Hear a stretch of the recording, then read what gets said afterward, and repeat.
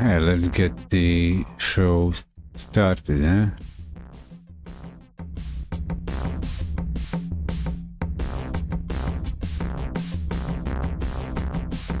Hi and welcome. Oliver Eddy here. Stream starting. Just to make sure everything is in order on all the platforms. Multi-streaming here. Multi-streaming. YouTube, Twitch, Kick, Trovo, DLive. I'll be with you in a few moments when I get all these things, dashboard chats set up here.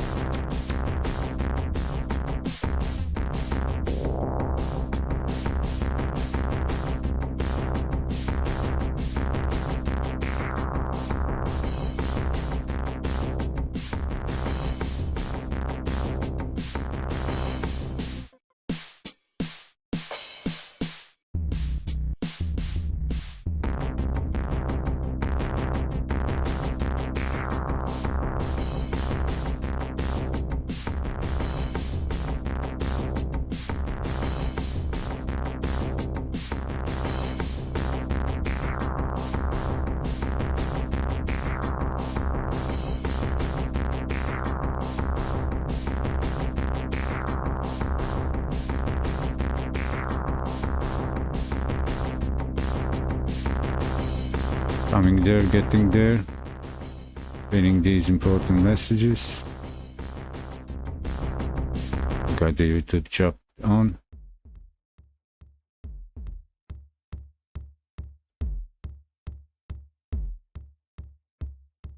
Going to overview. Hello.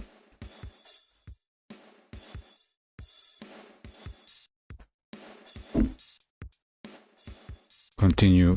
Part 2, Day 7, learning Godot. Second stream in a same day. All systems appear operational.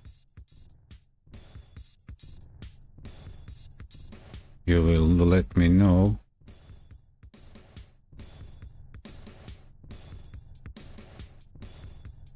I've hit the refresh on Kick to make sure.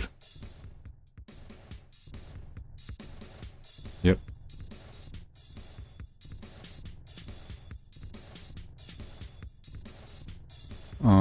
Test message in the Kick.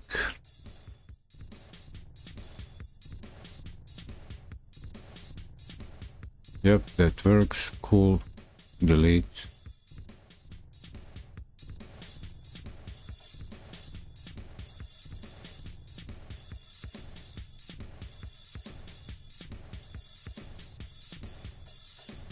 And can't grab that message. It's below the pinned message.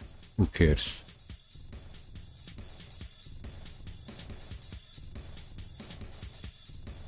And lastly, DLive.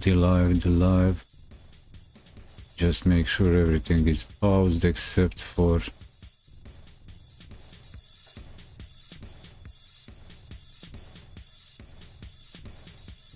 I've got this and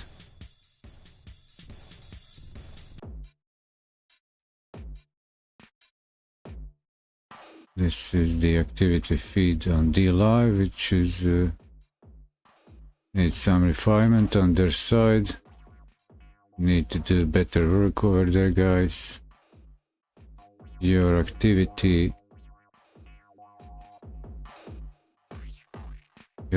here shows pop out the chat for activity, which is not the fact. It pops out the pops out the activity, actually. It doesn't pop out the chat.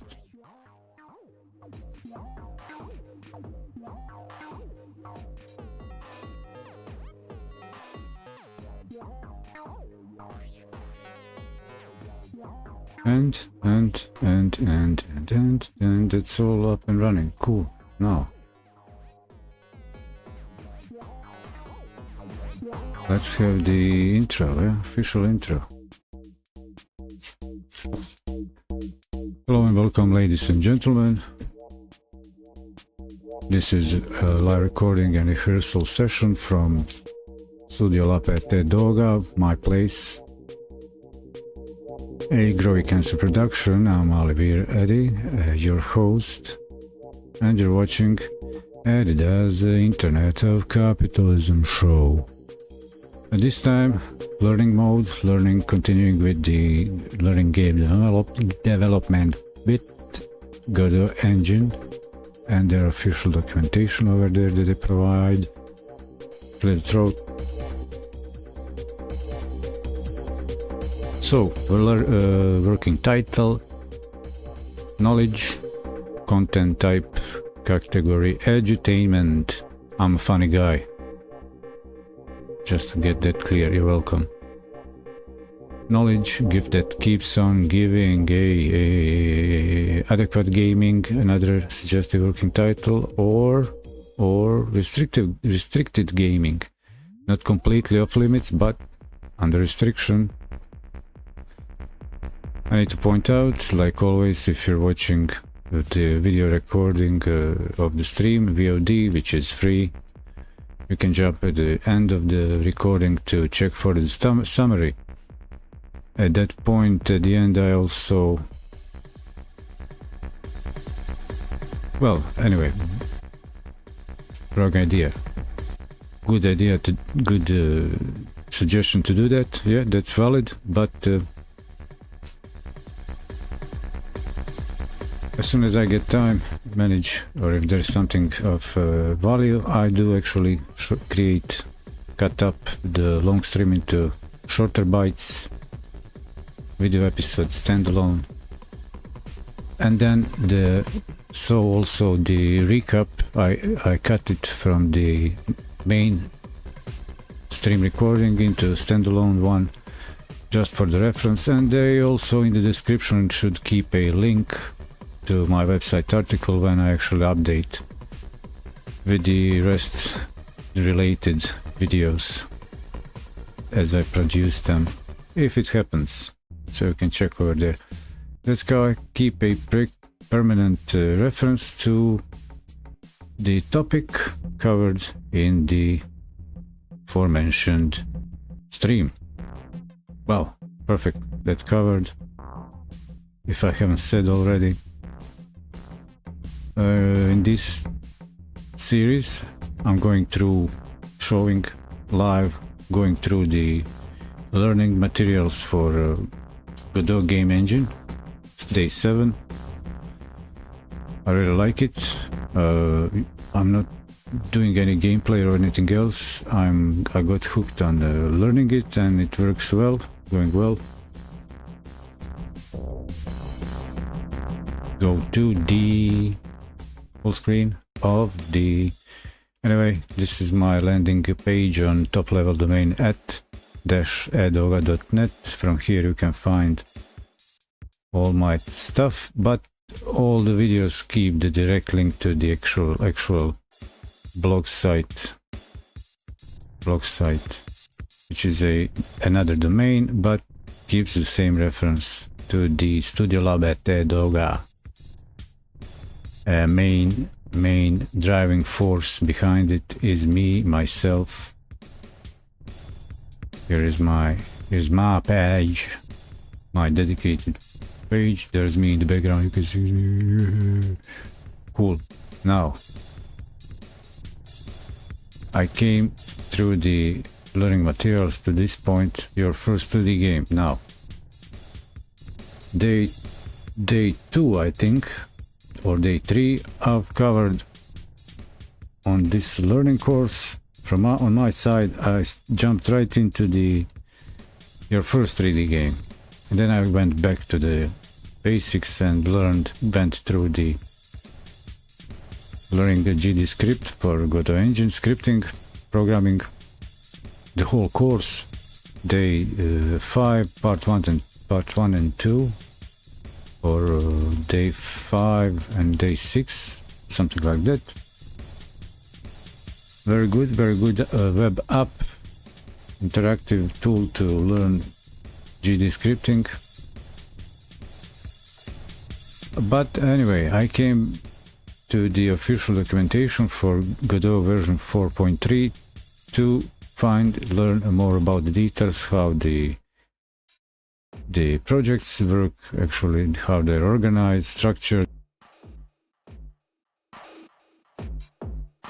how the references work from the user interface and game design in the engine editor, using engine editor,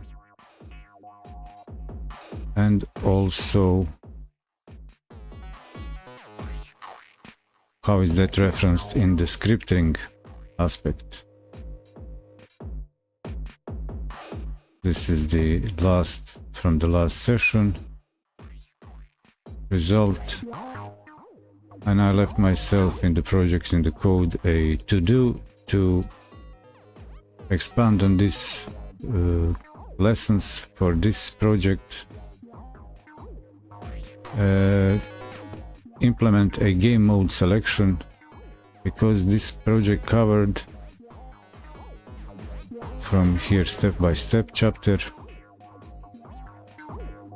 creating first script, listening to player input, and using signals. So in the last lesson, using signals, the implementation of player input was deprecated, but I left the code implementation for player input, so I got it in the code, and I will elaborate more on that to enable for the same project to put cherry on top of this course, these few lessons, that this course has also implementation of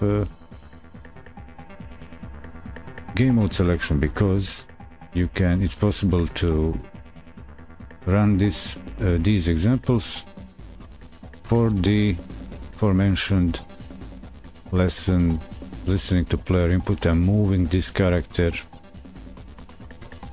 For that example, here in the script, I left in the comments the implementation of the function that allows player input, and towards the end of the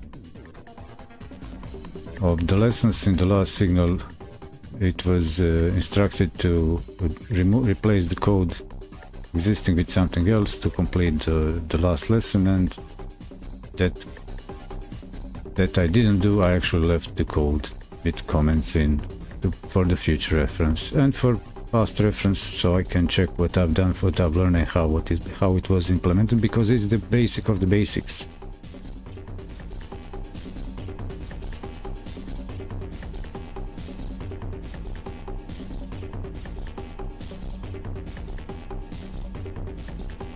Where to go to here, from here? I'm a little bit now, I'm itching to maybe jump over this thing, our first 2D game. And I said on the last stream at the end, I'll just go through this, but do it my way, maybe elaborate more.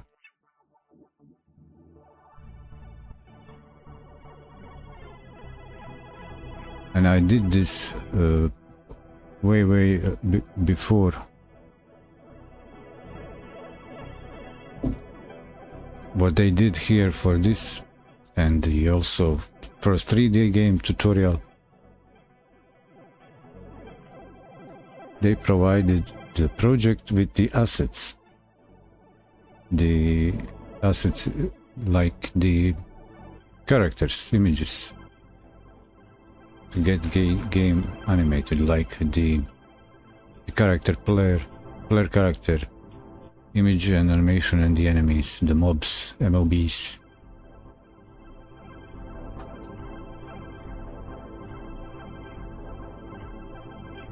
And now that's probably just to skip the part of the art design, art direction of the game development, to stick to the bare,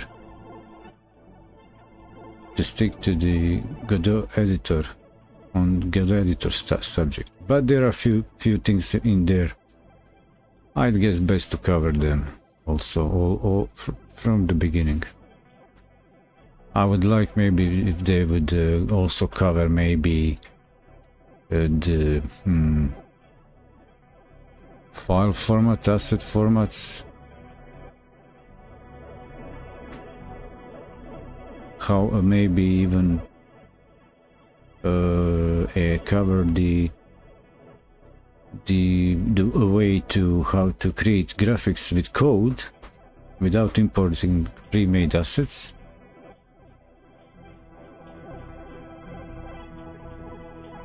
Because in the bare Godot, I would like to have also like a sprite editor or bitmap editor, something like that.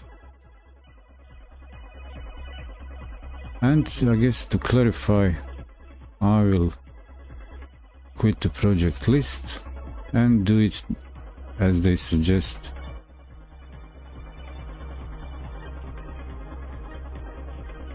Get the assets running, download the assets and go through the tutorial. Again, I'm using the Windows magnifier so you can see better in the video. Hopefully provide legibility, make text readable down all the way down to mobiles, but I don't bet on that.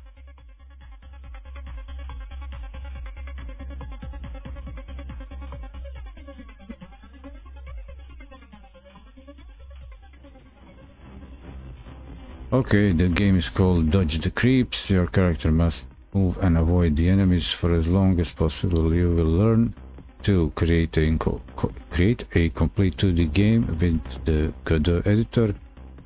Structure a simple game project. Move the player character and change its sprite. That's cool. Spawn random enemies. Count the score.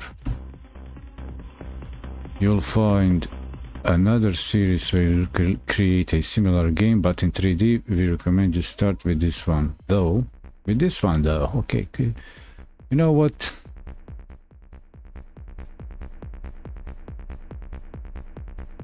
Why start with 2D? If you're new to the game development or unfamiliar with Godot, we recommend starting with 2D games. This will allow you to become comfortable with both before tackling 3D games, which tend to be more complicated. You can find a completed version of this project there. Prerequisites, step by step, intended for beginners. Getting started, done that.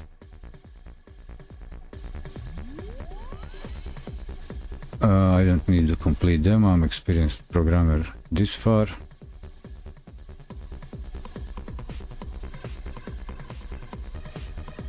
And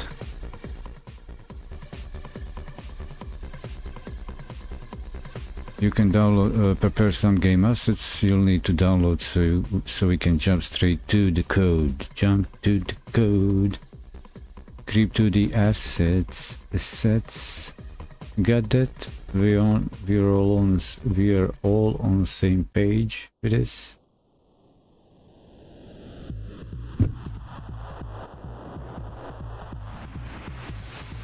Chat, what you say? Nothing. Setting up content, setting up project, creating the player scene, coding the players, creating the enemy, the main game scene, heads up display, finishing up, next, zoom out, Where is my downloads? Dodge the creeps, dodge the creeps. Where is it? Dodge the creeps.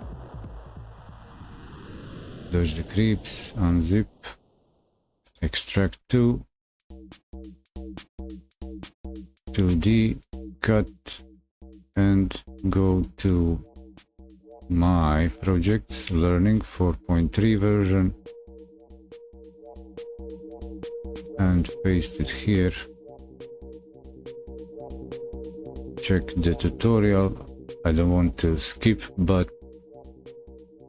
I just want to clear my head buffer from that procedure, the copy, extract, and park provided assets into the project directory right away. In this short first part, we'll set up and organize the project, launch Godot and create new project. When creating new project, you only need to choose a valid project path. You can leave the other default settings. Download assets. The archive contains the images, sounds you'll be using to make the game. Extract the archive and move the art and fonts directory into your projects directory. So this is, for example, good example. I will then rearrange this to become the next thing, which is the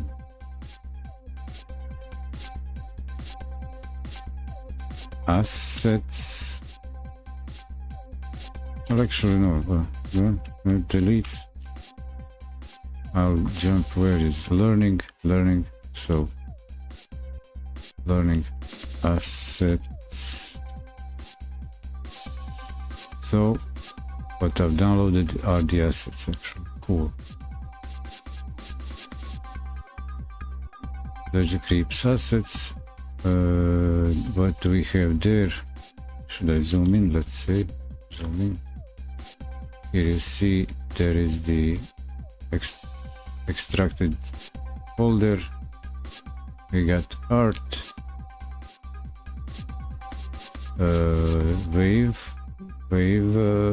file, game over, song track, enemy flying, sprites, player, and fonts. Solonium regular. Cool. And what it said was the getcha project ready.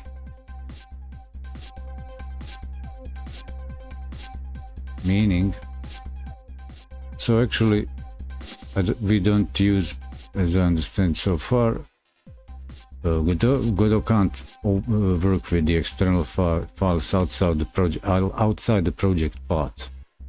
So I'll use File Explorer to add into the project directory assets and fonts, or assets and what it said. What's the add?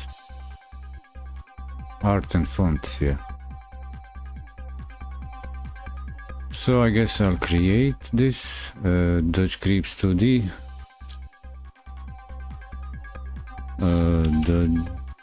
Dodge Creeps 2D tutorial. Create folder.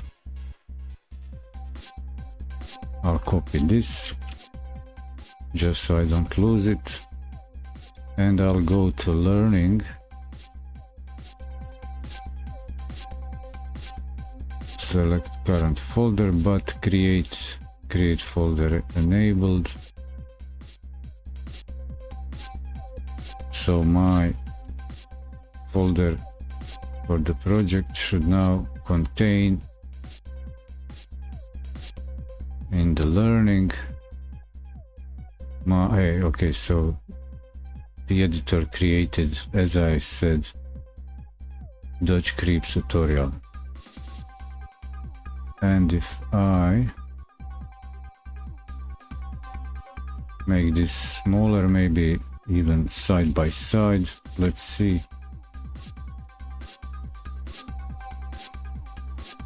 So now I will bring the assets from Dodge the Creeps zip,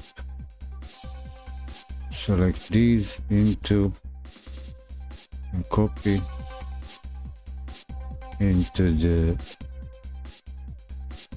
project directory, and left click in the blank and right click, bring me the right menu and paste. What is the okay? Editor did run import really quickly, just blinked over here. Means we're ready to roll. Keep rolling.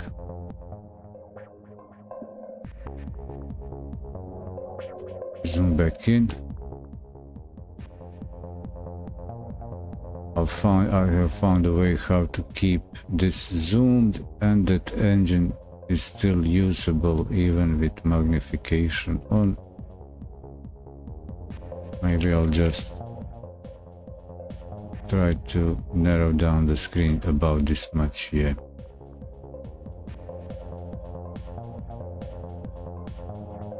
When creating a new project, you only need to choose a valid project path. You can leave the other default settings. Project folder should look like this.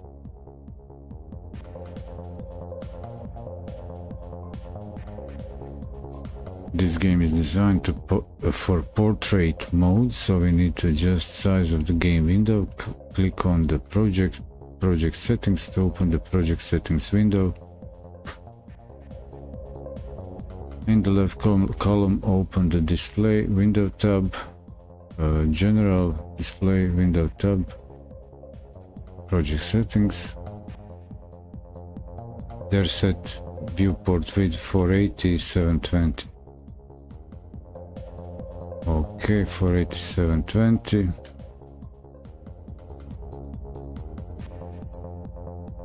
Project settings.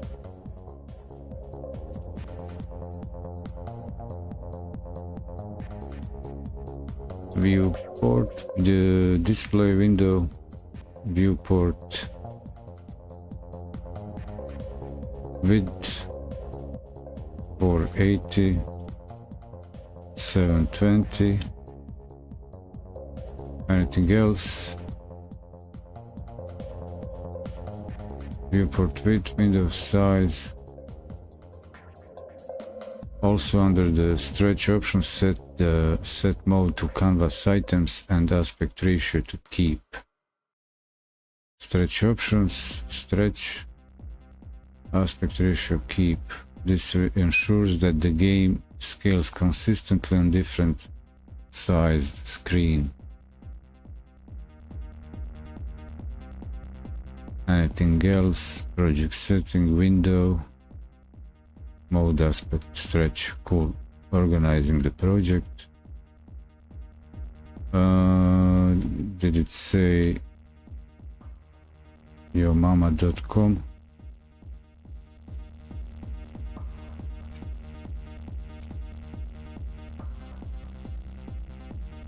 And no instruction to close organizing the project. So they kind of assume we close the project settings properties. Stretch mode, canvas items, aspect ratio keep, pull, close. What's going on? What is going on? Yeah, here. Organizing the project. In this project,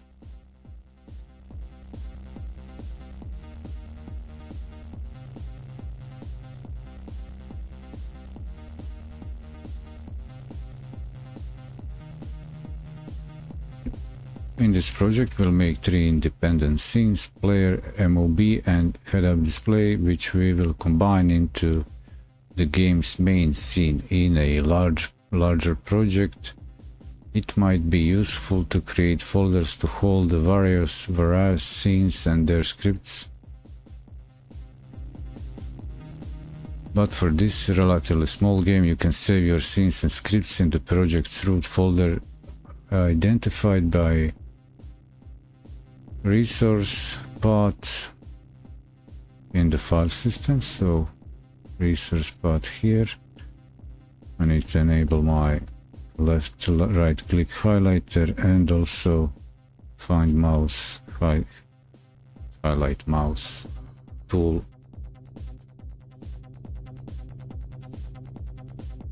Squeaky table.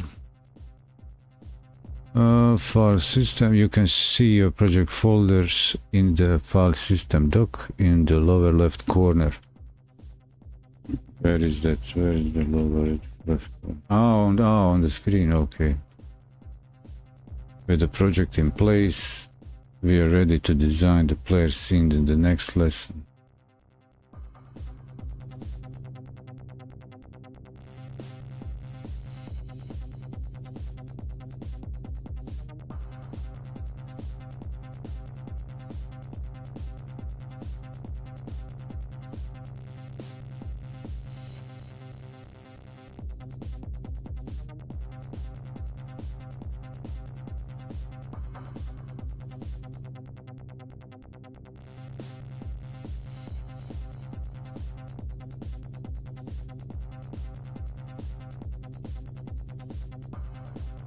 Okay, here I'm checking the comments on this lesson about static dynamic type code used in the documentation. Next. I think that my programming skill so far is up to that challenge, that I can figure it out, what's going on, and do the proper approach technique. Creating the,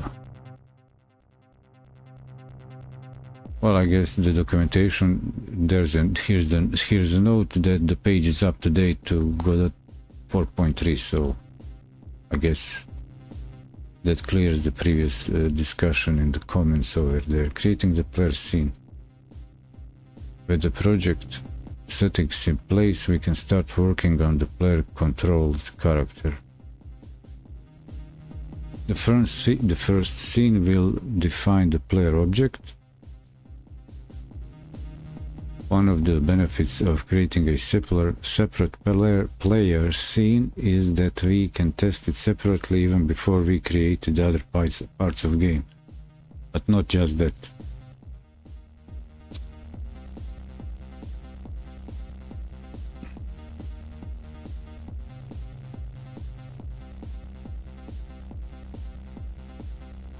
Splash of water to the throat. I'm required to talk a lot.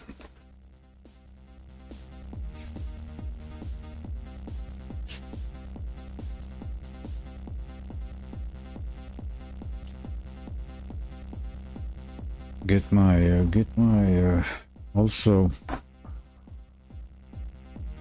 feed my habit over here while I'm rolling. My coffee goes better with tobacco.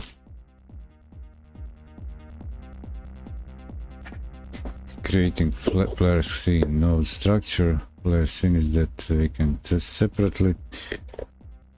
Well, the benefit of going even through this tutorial is exercise.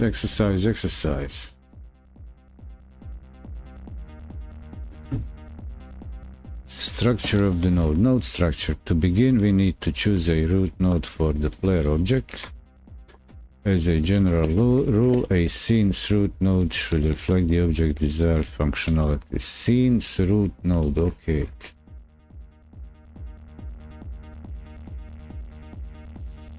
as a general rule, a scene's root node should reflect. Okay, so good.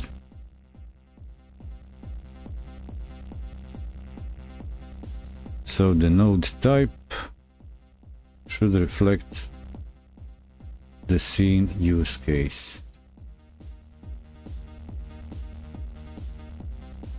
With the object, what the object is. Click the other node button and add an area 2D node to the scene. Area through the 2D node. Area 2D node.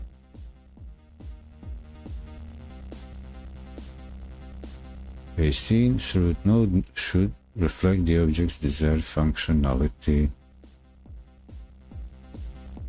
I'll be right back. I just take a glance at my cat, what she's doing.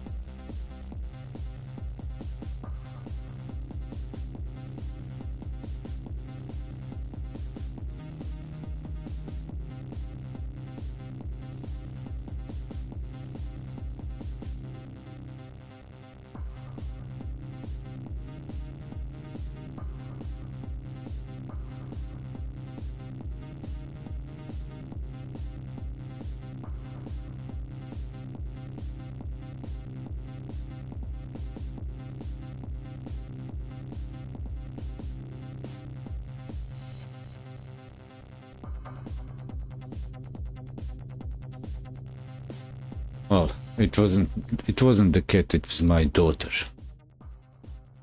I've got two ladies, girls, hanging around at home. So, node structure, just to get this sunk into the head. To begin, we need to choose a root node for the player object. As a general rule, a scene's root node should reflect the object's desired functionality. What the object is. Click the other node and add an area 2D node to the scene. Godot will display a warning icon next to the node in the scene tree. You can ignore it for now. We will address it later. With Area 2D, we can detect objects that overlap or run into the player. Change the node's name to player by double-clicking on it. Now that we've set the scene's root node, we can add additional nodes to give it more functionality. Cool.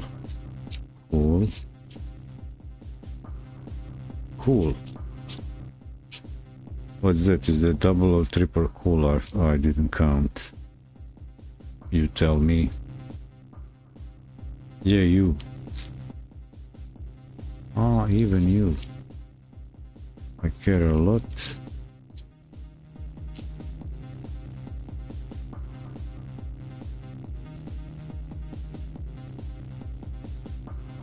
Yeah, I remember. I think I remember from in the previous stream. I remember that in the morning I had an idea what to add to my intro, so I'll say it out loud just so I don't forget it until I write it down right now. So it should say, I'm your host, Little Eddy, who loves you. Yes, even you. Something like that. That should be it. Let me write that down. Sounds good. Sounds cool. Little Eddy.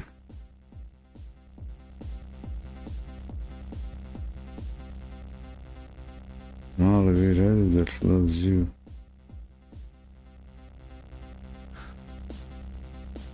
Lose you all. Yes, even you.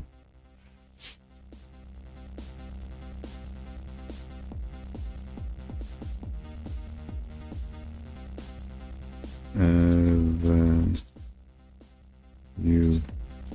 Okay, I guess. Lose you even you. Something like that. Something I picked up from a Shellac song. Miner. If I was a miner, I would save 1,000,000 souls, even you.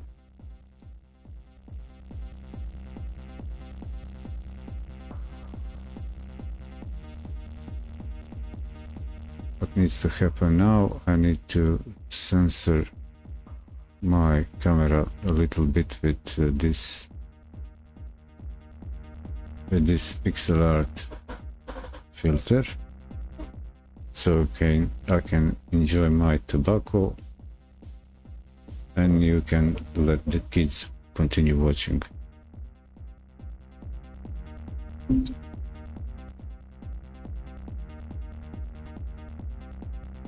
I don't have a pixel art filter for the audio, so you still hear what I say. And your kids too.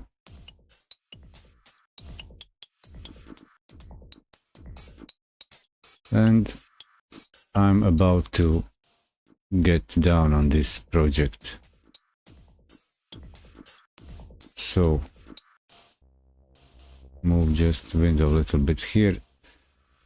And to point out something is the new project brings up the empty new undetermined state. It's showing unsaved new opened scene. So it's empty viewport. Scene here, node inspector shows a scene. But until I save it, it's almost nothing as it is opened and empty. But if I start adding something, I better save it and make it a thing by giving it a name as a save file. And it will be saved here in the file system as a file extension with file extension tscn.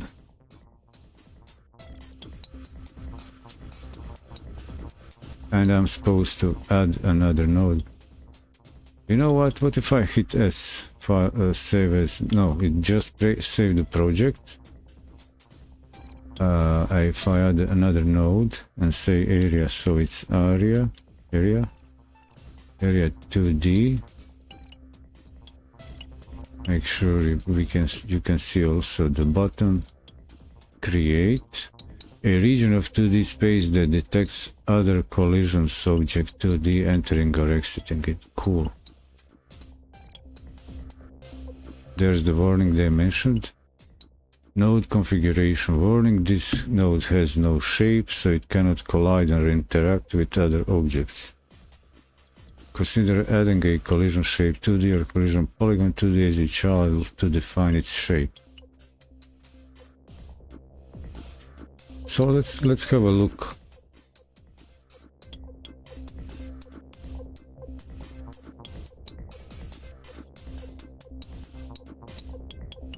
This scene or a node doesn't have any script.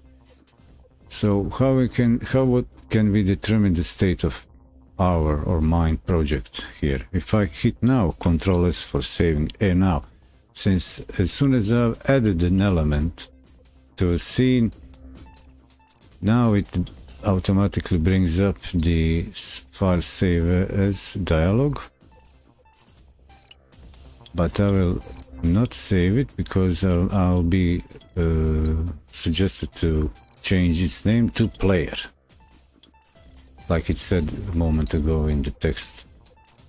Why am I saying that? Because the new project hitting save saves nothing, and the scene shown here is like a void scene, just a blank viewport, so that the engine is already showing something which is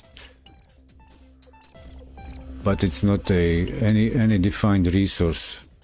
It doesn't have any reference to it in the project in general. As soon as I added a node in the scene, it becomes a unsaved file, unsaved scene, and then that the asterisk shows asterisk and the state is unsaved, just like usual.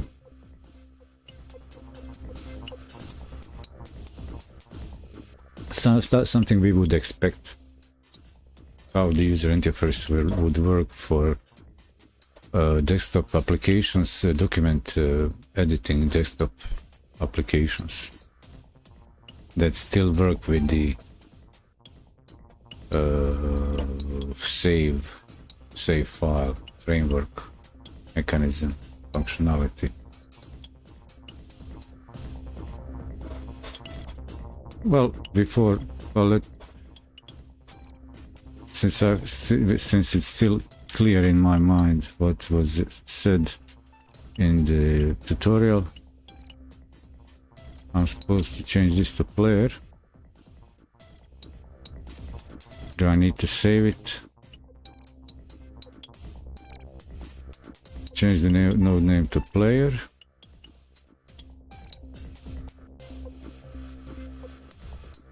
We want to make sure we don't actually, okay, before we add any children to player node, we want to make sure we don't accidentally move or resize them by clicking on them. Select the node and click the icon on the right of the lock. So here's the lock on the toolbar for the viewport, view mode, and this says its tooltip says groups the selected node with its children. This causes the parent to be selected when any children node is clicked. In 2D and 3D view. Okay, I understand.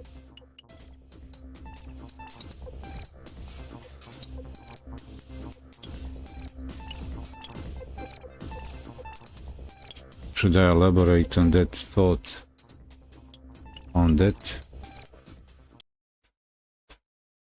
Come on, stay in place. Okay, save the scene, click scene save, save process. For this project we'll be following the Godot naming conventions. GD script classes nodes use Pascal case, variables and functions use snake case, and constants use all caps. Cool. Ignoring the C# section sprite animation. Click on the player node. Well, let's complete this. I named it player. Ctrl S to save. This file save dialog will automatically suggest the name a player like the root node, and here it is here.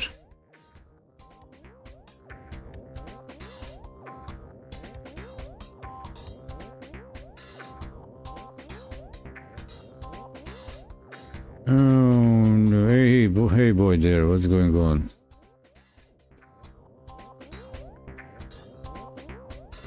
Make the player character body 2D. That's important. Well, I'll follow. I'll keep that in mind as soon as I get to that. The documentation says now that it's updated to 4.3, so I've done so far few lessons, courses, so I'll challenge myself to fix any issues that pop up. I got quite familiar with the editor user interface, so I can jump into the reference documentation to read out why something work or shouldn't work, or is expected to work or doesn't work in the considering major or minor version changes, and if some classes changed for whatever reason.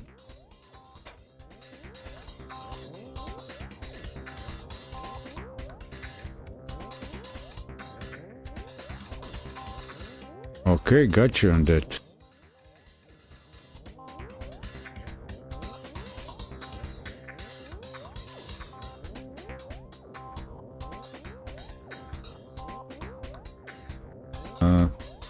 Well, let me see. This is learning. I'm cool with tips and advices. I guess you want to make my life easier, but the idea is not to achieve like, oh, I've got the tutorial working. No. I want to understand why it does or it doesn't work, and then even fix it myself. Without regret, oh, it took me some time to fix it. It's for any new project will require fixing. Development in general is fixing the pre-assumptions, the original ideas, modifying them to fit the framework. No idea in its origin doesn't fit any framework. It requires modification, adaptation. So we'll get to that. Thanks for the tip. Maybe I might expect that I had experience 2 years ago when dealing with minor version 3, working on the same tutorial. I had issues. Why doesn't that work? But that time I skipped straight into the tutorial. I had no clue. This time I came prepared. We are into this for, I don't know, around 15 hours. Went through the basic courses and so on. Found my way around quite well. But I'm not familiar with the native or many of the class properties and methods. So I'll keep that in mind, what you just mentioned. Sprite animation, click on player node and add. I guess that's important right away here. That might be right away here as saying character body 2D. And I've noticed that actually notice that when we were selecting, for example, if I say new scene and say other node, okay, so here is the character body 2D, right below area, and so on. So if I select that, what does it say? A 2D physics body specialized for characters moved by script. A 2D physics body. That's a good body. Physics body 2D, that will inherit all that. Can I read more about that in the docs, in the class reference? So if I add another node in this scene and get this thing here, and class reference, open this class reference character body 2D, and for the player class reference, let's check what would be the short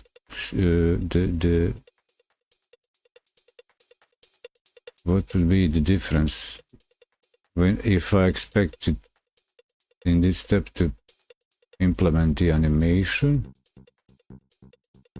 and player.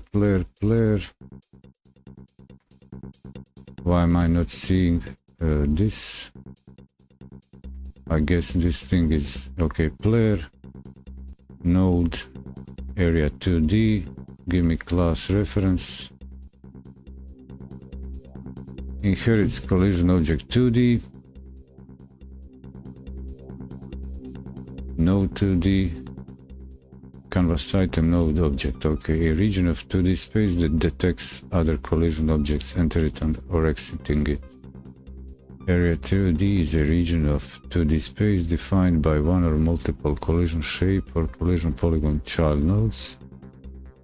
It detects when other collision objects 2Ds enter or exit it, and it also keeps track of which collision objects haven't exited yet, or which one. Example, overlapping this node can also locally alter or override physics parameters, give gravity damping, and route audio to custom audio buses. Note: areas and bodies created with physics server 2D might not interact as expected with area 2D and might not emit signals or track objects correctly.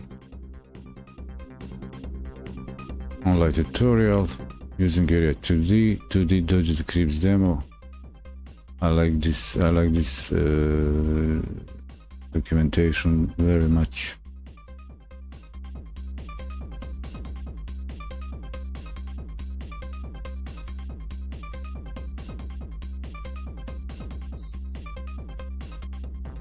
Let's check to integrate your suggestion, incorporate your suggestion over there. Let me check what issues arose here in the user comments.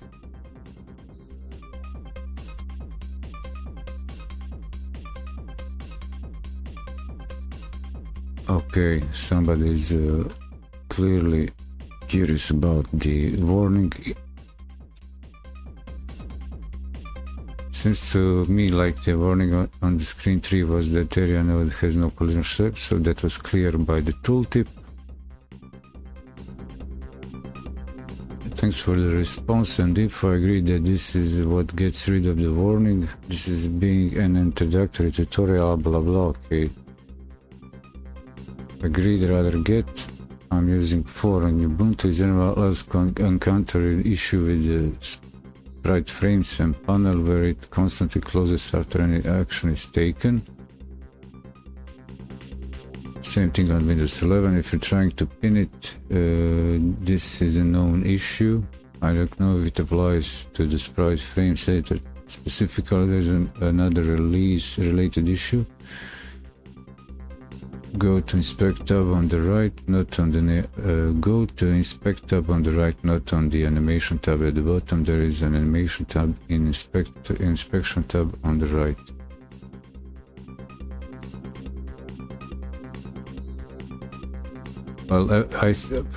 Well, since it is introduction tutorial altogether, this section of documentation getting started, so we're constantly encountering very without bad connotations, all newbie comments, where everyone expecting everything works right out of the box, as if they will not ever develop any projects where they'll constantly need to solve, which is actually developer problems. Project development projects is constantly solving problems. You don't get, oh, I want to develop a game, so where's my solution? Can I just copy paste that? No. I was about to just remove the pixel art from my camera. So I want to see if this issue will get raised here about the character body 2D, or is that further in the project? Direct to images each blah blah. Direct to image blah blah blah. I agree that doesn't clearly la la la. So how long is this? Okay, not too long. Okay, so probably that if there is a issue, that will probably occur somewhere later. So let's check back to the editor. Check the character body. So properties, methods, area 2D, get overlapping areas, has overlapping areas, bools, area array, I guess, constant, what? Area entered, exited, area shape entered, example, shape exited, body entered, body exited. These are the signals. Okay, Enumeration, space override disabled. This doesn't affect gravity damping. Cool. Okay, and for character body, a 2D physics body specialized for characters moved by script. Character body 2D is a special class for physics bodies that are meant to be user controlled. They are not affected by physics at all, but they affect other physics bodies in their path.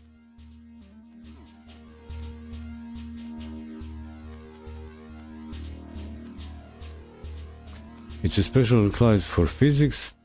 They're not affected by physics. Okay. I can see a merit in that. But they affect other physics bodies.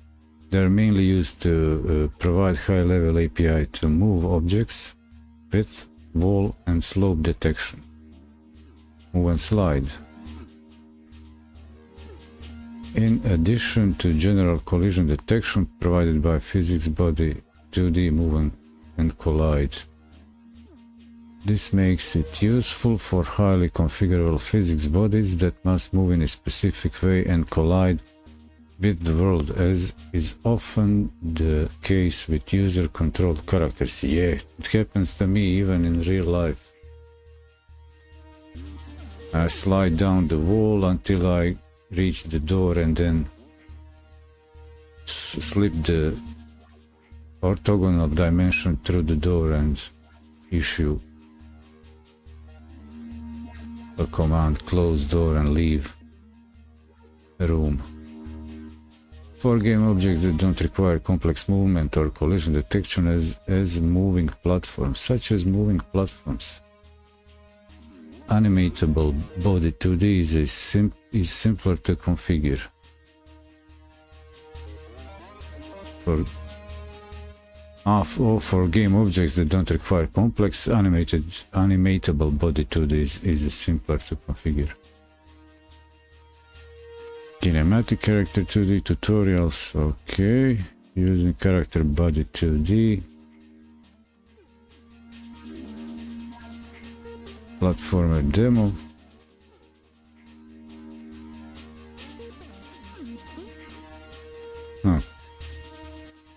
Here for character body, there's no reference for this demo. The Edge creeps. Bull. Well, anyway, so far what I've went through the whole learning materials, I've learned to read the coding convention, figured out the coding convention, so I can start reading properly what are methods, what are members, subclasses, sub-methods, sub-variables, and the types, and what's the syntax and hints, so I can read too and start learning from the docs and actually do these kind of post-mortems on the templates and demos. These are the methods. Get floor, angle, direction, that would be like to take into account sort type of a gravity effect, enumerations, property descriptions, floor block on wall, floor block on wall, set floor block on wall. If true, body will be able to move on the floor, only this option avoids to be able to walk on walls. It will, however, allow to slide down along them. Floor constant speed, set floor constant speed enabled. Cool. Set is get set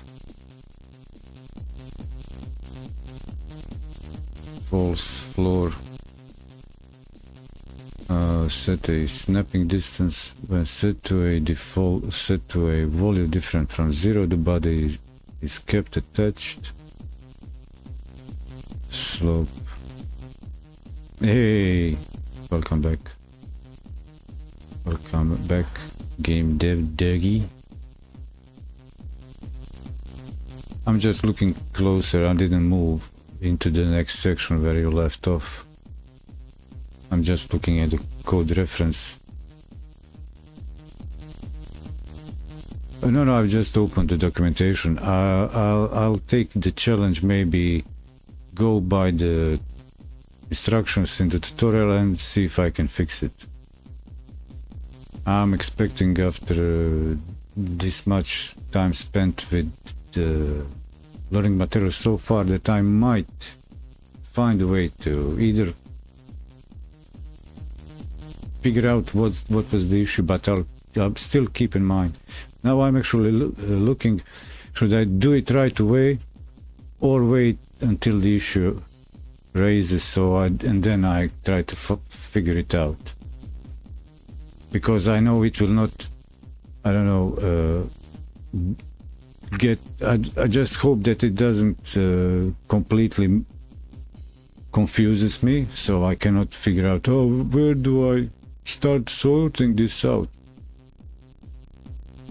So I'm looking around how long it will take, how far it will take me to tutorial until that issue is arises.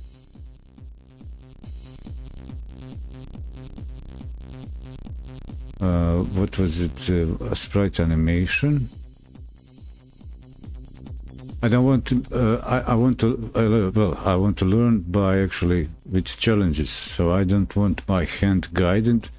But I really appreciate you pointing because I know that some tutorials are written by different authors and take many assumptions on the reader's acquired skills that far. So they just take it for granted. I will go with this idea and not update.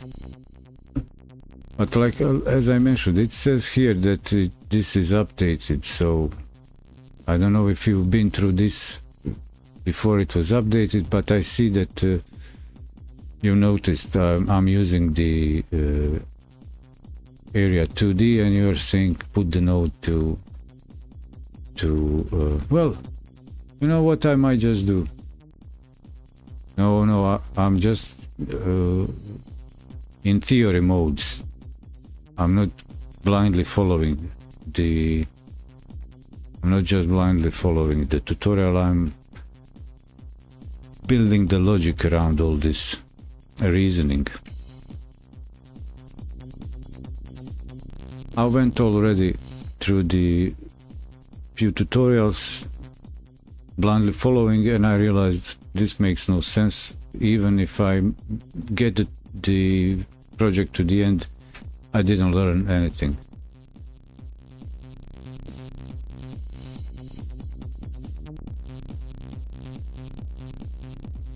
Where am I? Okay, I've finished. I've got out of this. So this is what I'll do. I will take your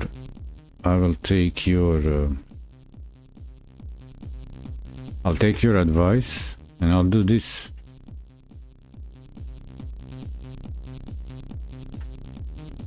This is what I'll do.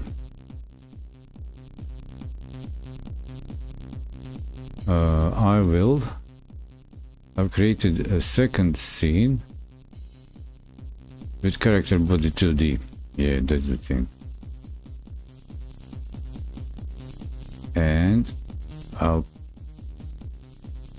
I'll change its name to this player. This is what's gonna be. And now here's the challenge to myself. So build the project this way.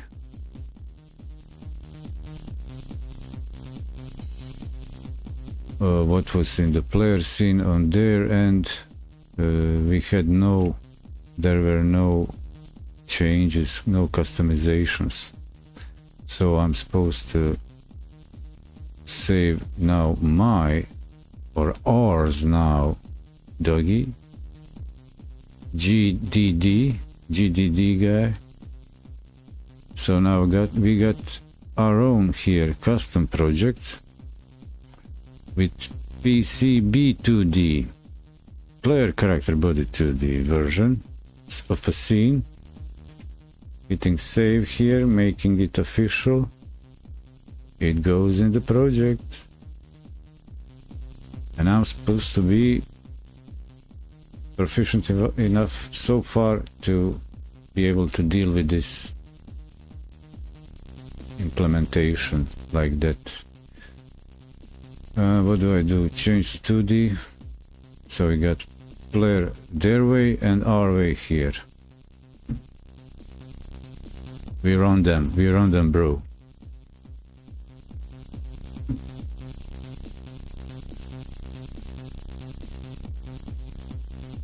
And this way I learn much more, because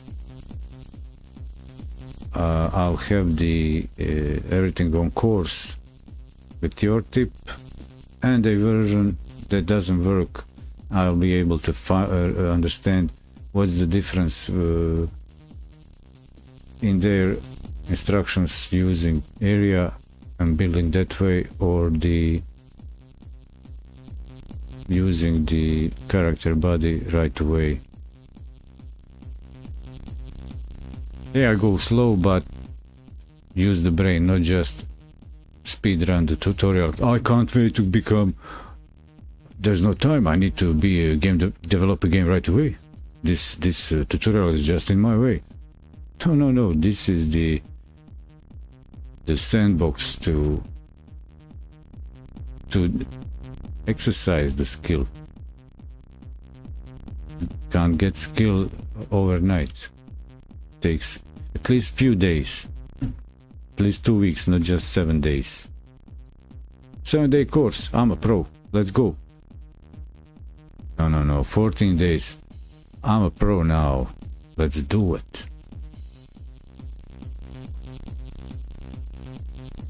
Before we add any children to node, make sure we don't... Okay, lock the snap lock child to parent. What's the term? Group selected node with its children. Cool. Let's do that in both cases.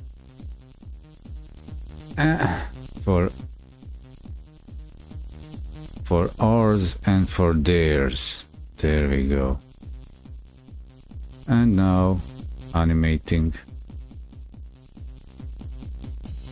Few years back I worked with the version 3. Doing this tutorial I had some issues, I don't remember what.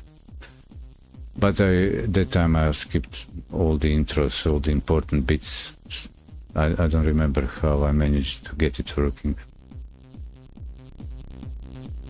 What's going on here? Save scene, click save, that is done, sprite animation. Click on the player node and add a child node animated sprite 2D. The animated sprite 2D will handle the appearance and animations for all player. Notice that there is a warning symbol next to the node. An animated sprite 2D requires a sprite frames resource, which is a list of the animations it can display. To create one, find the sprite frames property under the animation tab in the inspector and click empty new sprite frames. So add animated sprite 2D. There is a warning symbol next to the node. So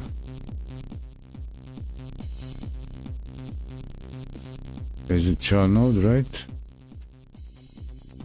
Child node animated 2D for their and then ours.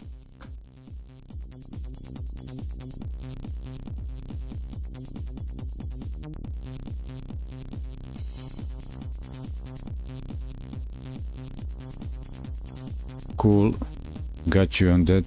GDD saying that I mean. I understand.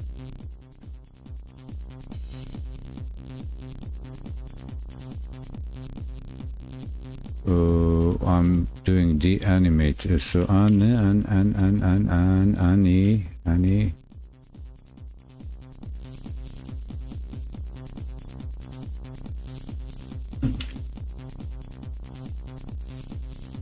What am I implementing? Adding child animated sprite 2D. Animated sprite 2D. Okay, there's this 3D. Where is 2D? God damn it. Animated sprite 2D there. And also for this guy. Same thing. 2D. And for both of them, animation. Was it animation? Empty frames. New sprite frame. New sprite frames. And for their player animation, sprite frames, empty new sprite frames.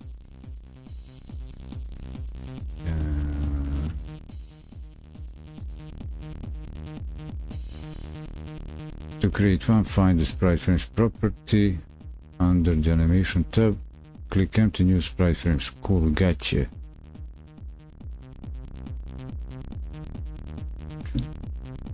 Hey, game dev, hey doggy. I come from the background of a game engine, game editor, shoot 'em up construction kit from Commodore 64. And that's like a true bare bone visual tool to create a scrolling game, vertical scrolling game. Either two modes of scrolling, walking or flying. Only thing that there was no custom logic over there, just damage, hit points, and animation frames, sprites. Couldn't implement there anything, nothing, no game logic. Couldn't expand the game logic or built up the character like RPG elements. No, just the shoot 'em up gallery choreography. But on the visual aspect, editor aspect over there, it was a pixel perfect pixel graphics editor for sprites and also for tiles. To create a world map and the individual tiles, and how to animate sprites either in a loop or directional, whether the sprite animation occurs on the movement direction movement, or in a loop. So that's my background. But for coding background, I've got some more contemporary skills from few years ago, working with TypeScript, Angular, and Ionic framework for mobile applications.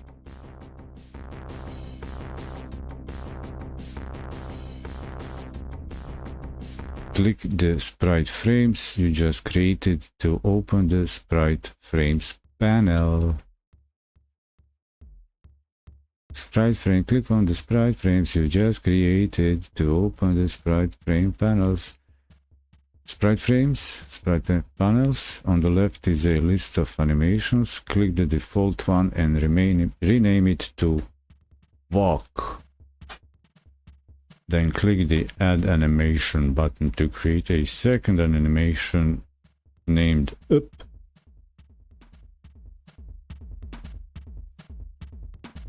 sprite frames. I guess click on the plus, and here they're build up in grow in this list. Let's check that sprite animation.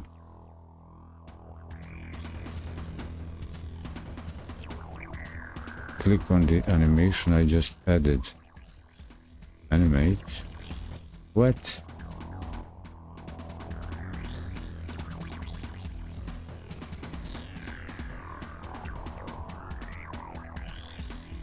Click on the sprite frames.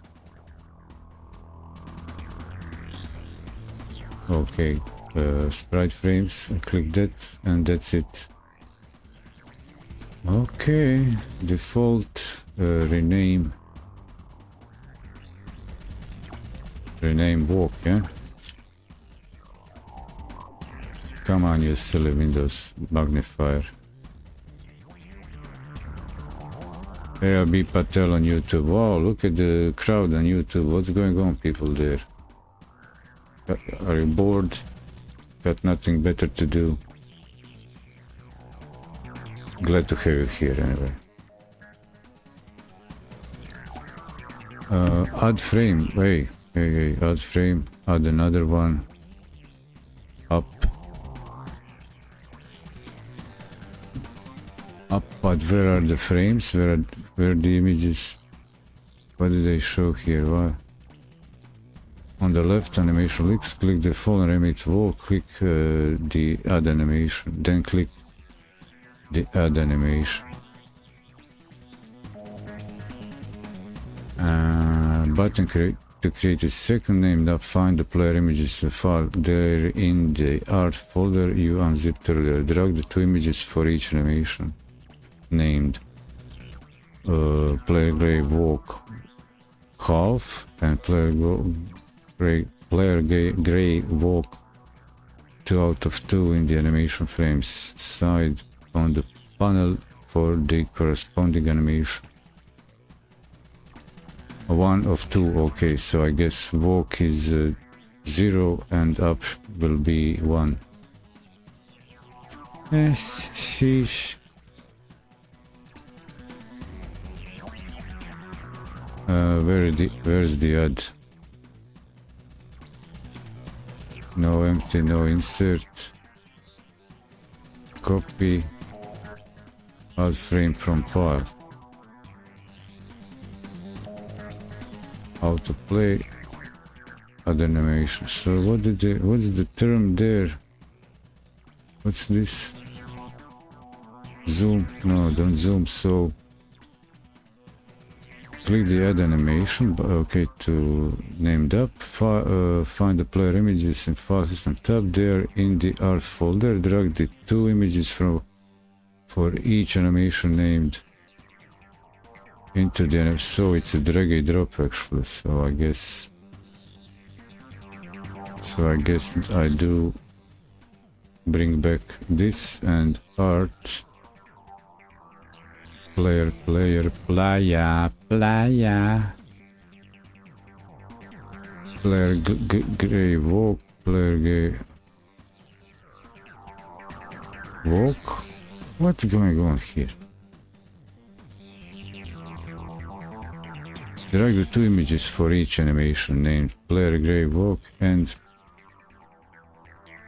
for the corresponding animation. The player images are a bit too large for the game window, so we need to scale them down. Click on the animated sprite 2D node and set for game window, okay, and set scale property of 5, okay. One thing at a time. So I guess for this walk, gray up, walk 1, hey, like this. These are the two frames. I don't like to complain, but I find this not so intuitive, but it makes sense. And up,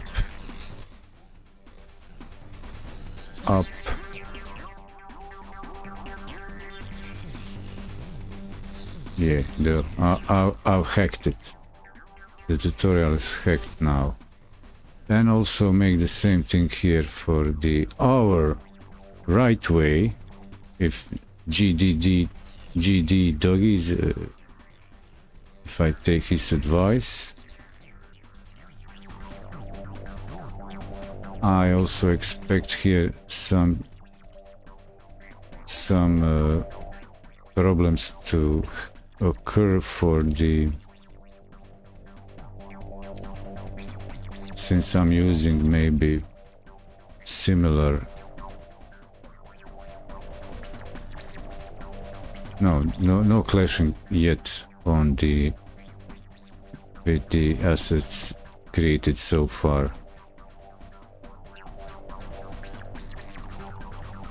I'll just pay closer attention when instancing in player in the game scene, in the world scene, to clear out any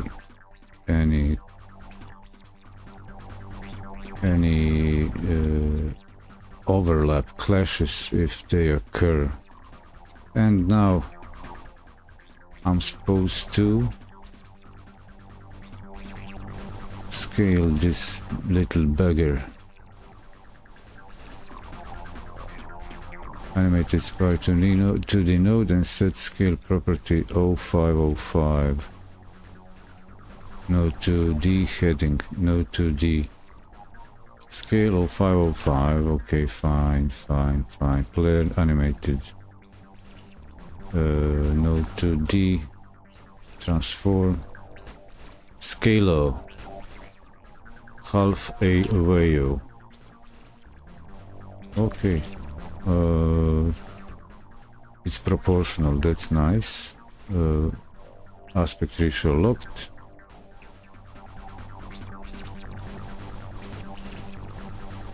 Unlock lock proportions, I guess. What's the term here? I don't know.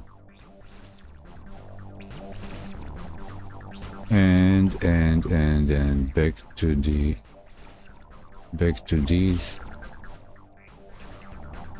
How long I'm in? 1 hour and a half into the stream. Cool. Now next thing, that's that. Okay, just before I take a short break, I'll end this section. Finally, add a collision shape 2D as a child of player. This will determine the player's hitbox or the bounds of its collision area. For this character, a capsule shape 2D node gives the best fit. So next to the shape in the inspector, click empty new capsule 2D. Using the two size handles, resize the shape to cover the sprite. When you finish, the player scene should look like this. Ta-da! Ta-da! Ta-da! So to root node, add a collision shape. I got it. Root node, collision shape on the root node, which is in one case area 2D, and in our case, me and my buddies, game dev Dougie, we got our own root node scene with the character body 2D. To hack their bug over there in the tutorial. We got them by their nuts.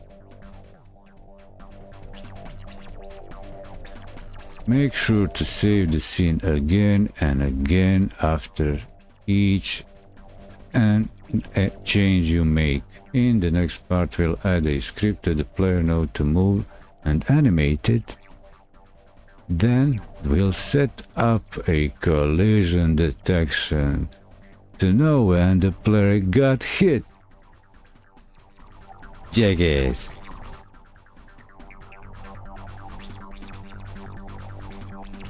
So I add the capsule shape for the capsule shape and size it manually. By hand, size it by hand. Feel it.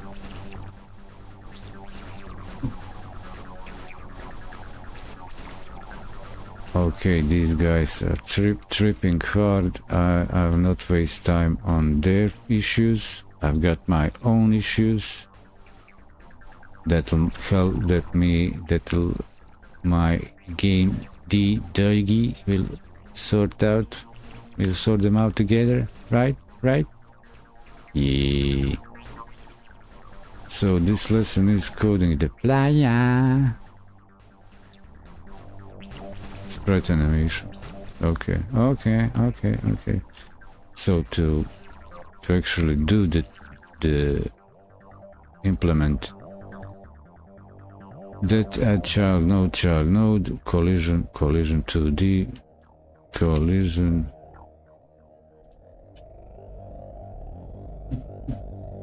Okay.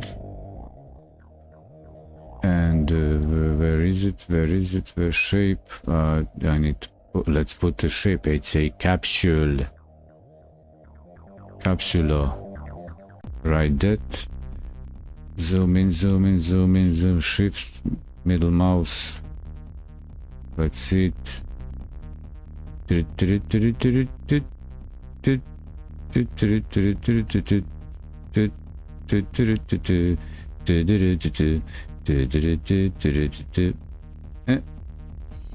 Cheat, no cheat.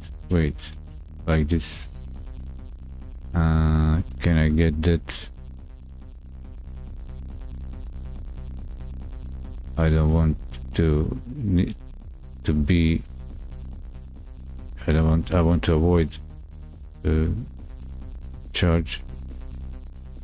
To issue back the money to the player, so I better do this quality assurance properly, so I don't get complaints from the customer service.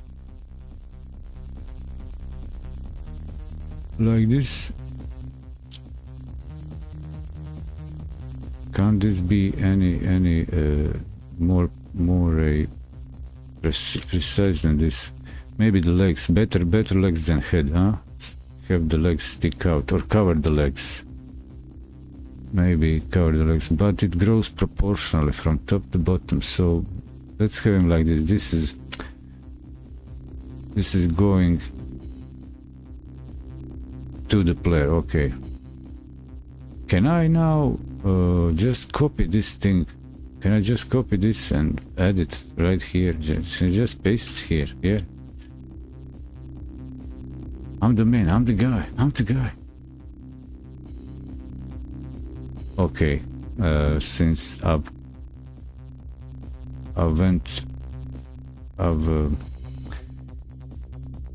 since we have completed that lesson, short break, since hour and a half in the stream, one host needs to stretch legs.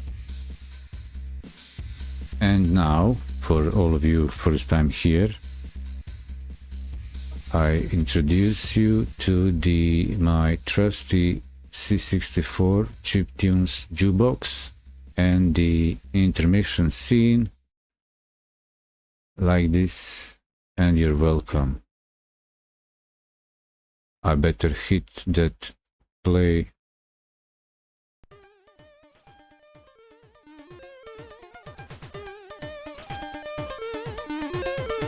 Be right back. Etcha.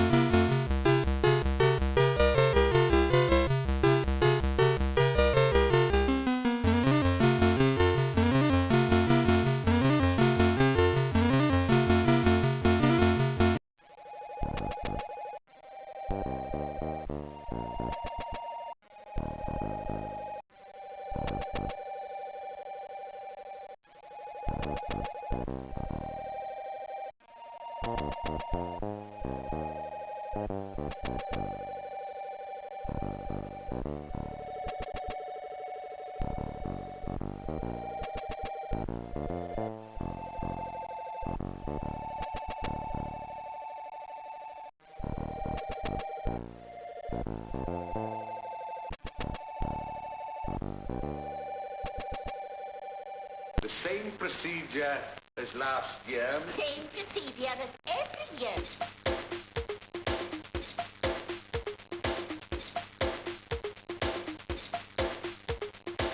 Is everybody here?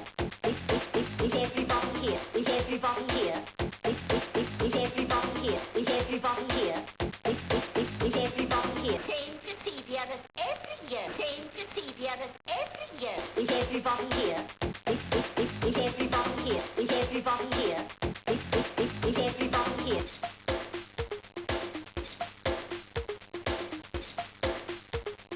The same procedure as last year. Is everybody here? Is everybody here? Is everybody here? Is everybody here? Is everybody here? Is everybody here?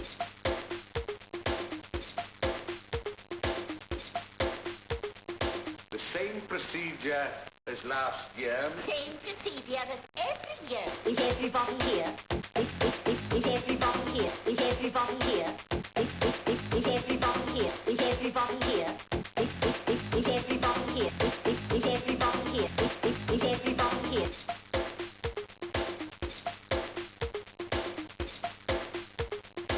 Same procedure as every year. Is everybody here?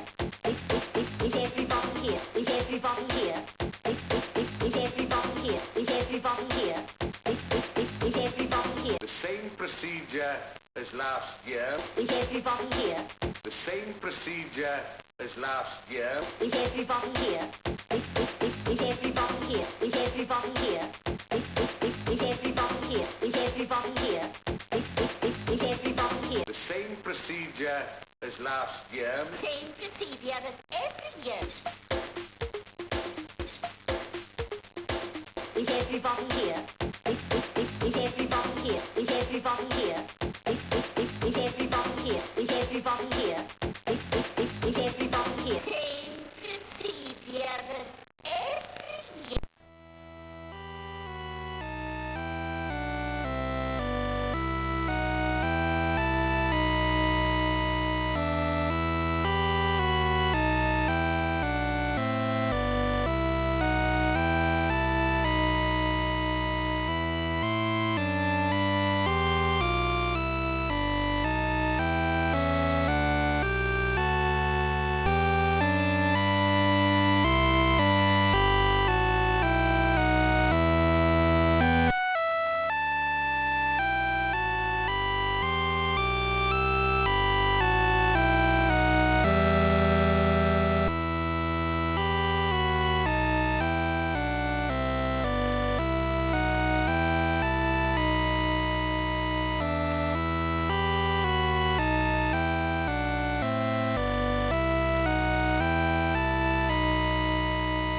Hey game dev doggy, I dropped you a question over there on YouTube chat. Can you let me know when you get back? I'm kind of curious.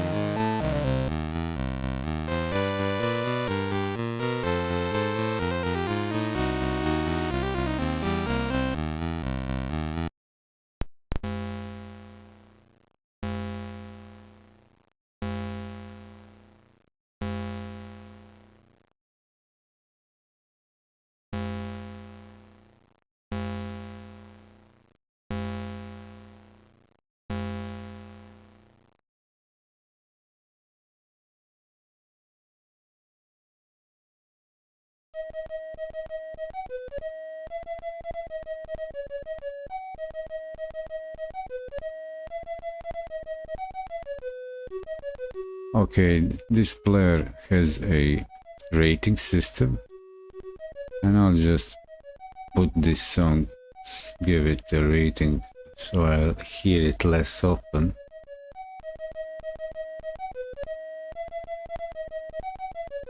'80, 1985, Jim Green, Ding Dong Bells. It doesn't match my style. Next.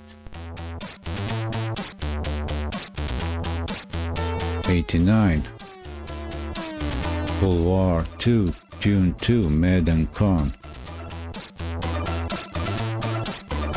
Well, the break is finished. Back to class.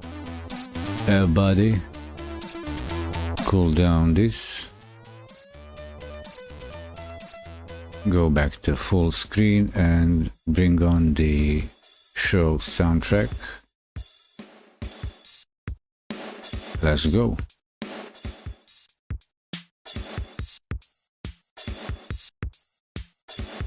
Now coding the player. Setting up project, create new player seed, player animation, coding player. Let me just see what's going on there. In this lesson, we'll add a player movement animation and set it up to detect collisions. To do so, we need to add some functionality that we can't get from a built-in node. So we'll add a script. Functionality can't get from with built-in node. Can't get with built-in node. We'll see about that.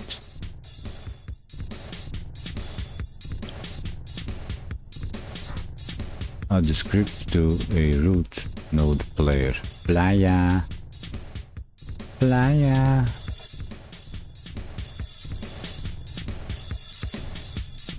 Anyway, shout out to Game Dev Doggy and Abhi Patel there on YouTube.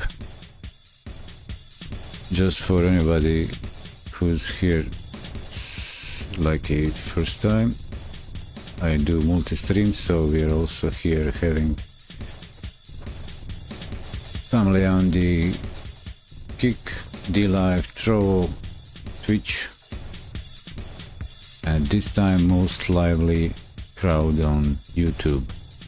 Didn't expect that. I'll add the script. I've got it. Script window, you can have a default settings alone, just click create, skip the C# stuff. Inherit area 2D. If this is your first time encountering GDScript, read that. I've done that, don't worry. Start by declaring the member variables these objects will need. Export speed 400. How fast the player will move pixels per second. Screen size of the game window.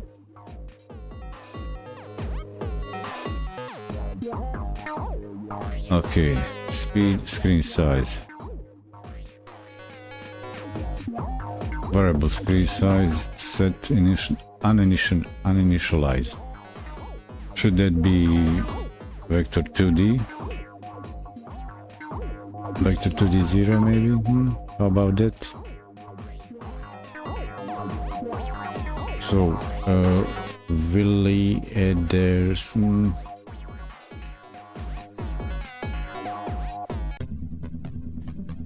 Thanks for the follow there on Kick.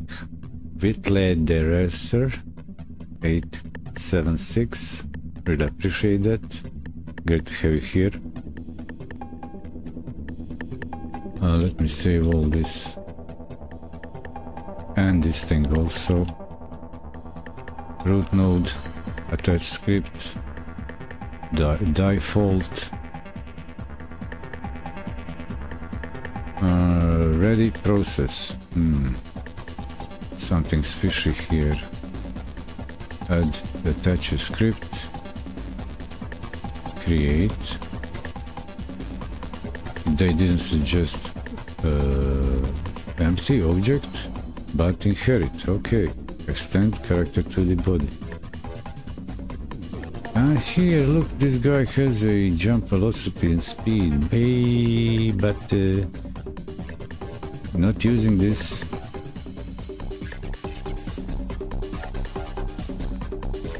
Not gonna use it. Defaults omitted, or whatever is the spelling of it. This, like this, I do it my way. Thank you for the tip. Physics process delta. Move and slide.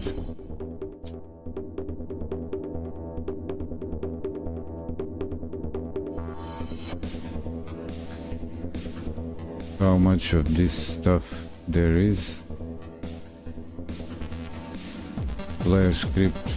I've got also quite a, no, this is the, hey, show me the, okay, player G, so almost blank. What I need is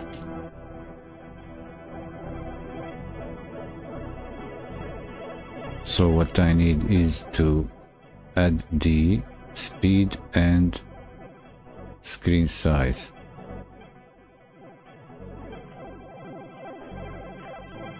And export member or expose speed and local variable screen size.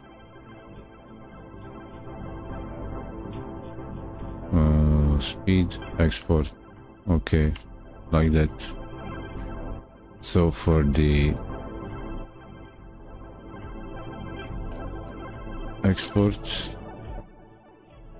for speed equal, what was the int 400, was it integer, come on, integer, full int, come on, don't like that, like this, yep, like this,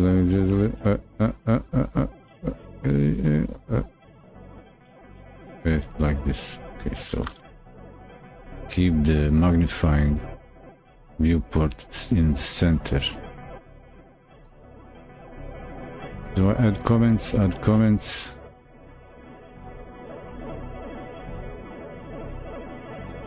Okay, so I'll add a comment so I know this is like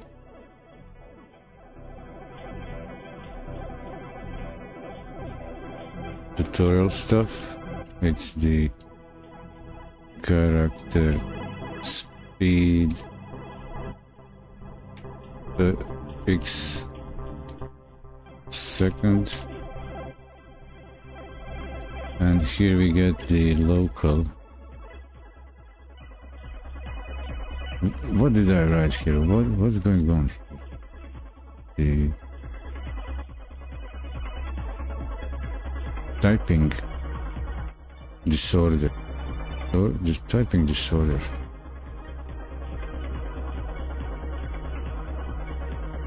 Dyslexia. Screen size, but no assignment.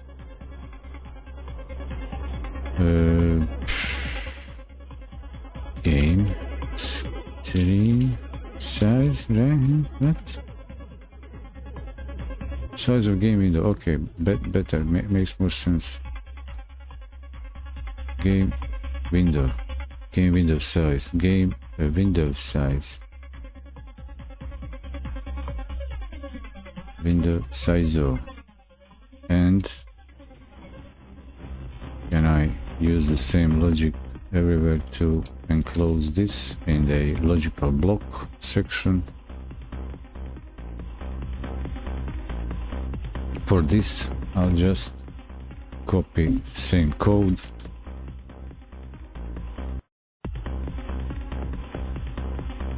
into R. Okay, this script here.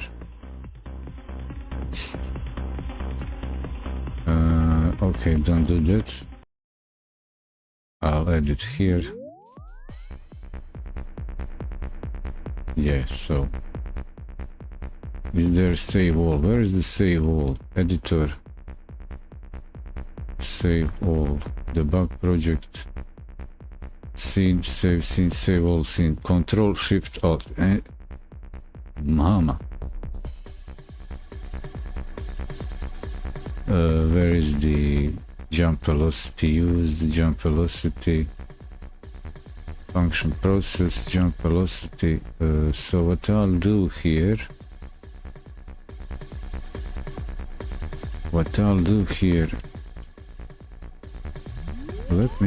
Can I just comment all this stuff? Even for this guy. So comment everything. Even having it like this all ready-made available. So I don't need to handle all the warnings. We all know now so far who's to blame for all these warnings. Here I fixed it. Move and slide. Forget about it. Yeah. Now, that's all sorted out. So, what was that? Save all scenes. Control Shift Alt S. Are you sure? Control Shift Alt S. Yeah, that's all that's saved.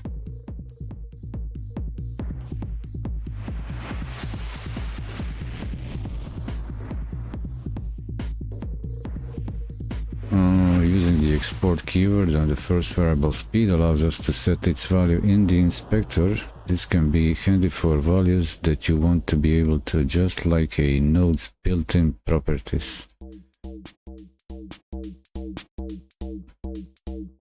This can be, I repeat, this can be handy for values that you want to be able to adjust, like a node's built-in properties.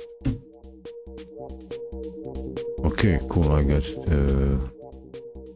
So it will reveal the, using the export allows us to set its value in the inspector, so that exposes it, like exporting it exposes it outside the script.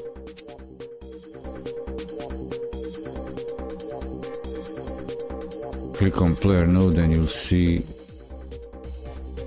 the property now appears in the inspector in a new section with the name of the script.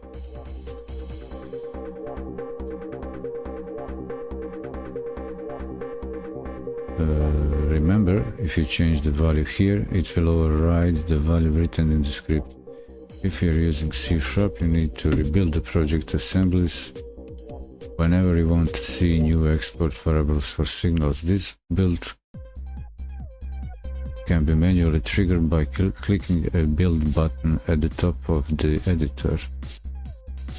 Hammer.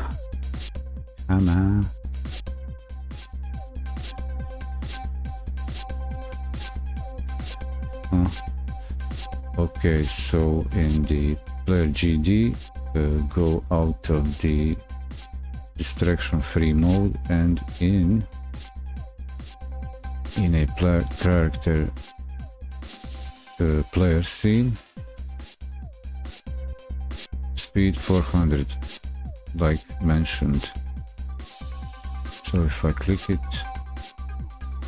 and this will override it. I don't want an override. What's the warning I'm getting? Where's the delta? Process. I've got still these functions. Okay, they have a pass, so I'll leave them as they are. I might also patch. I might also do the same trick and patch the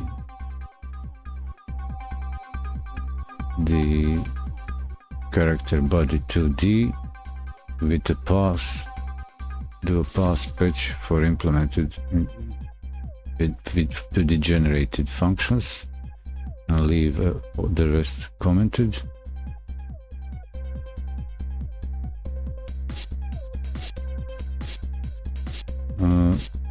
Function, so this is all in this function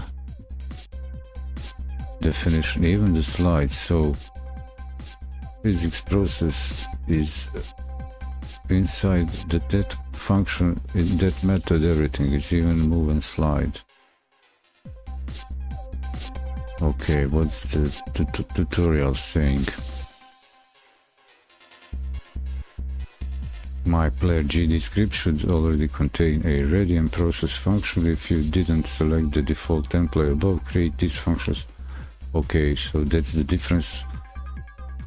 In the previous step, attaching the script, if one uses the default provided script template for the parent node, it will create a default and add a methods provided with a template for a given node. And if one uses the template object empty, they won't be included.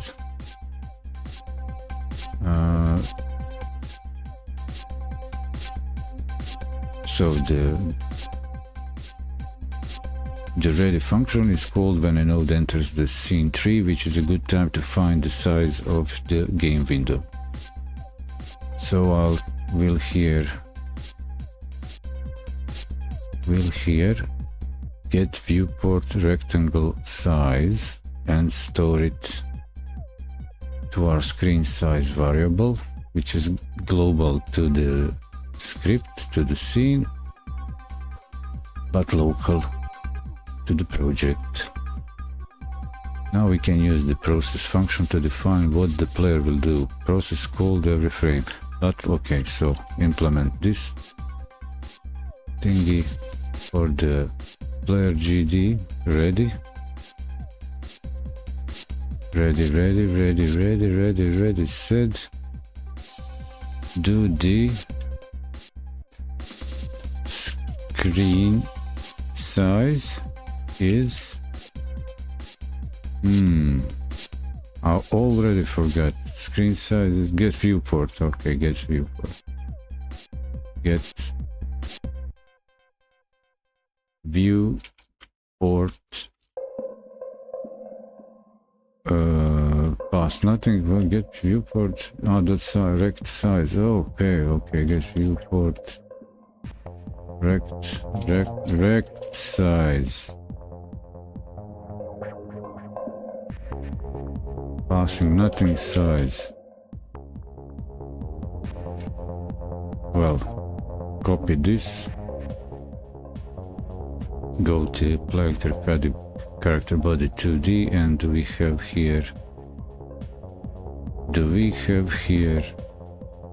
ready function?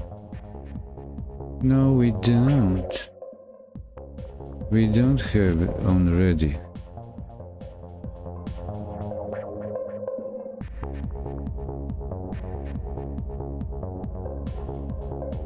I'm curious if this is extending character body 2D, what would be expected? So function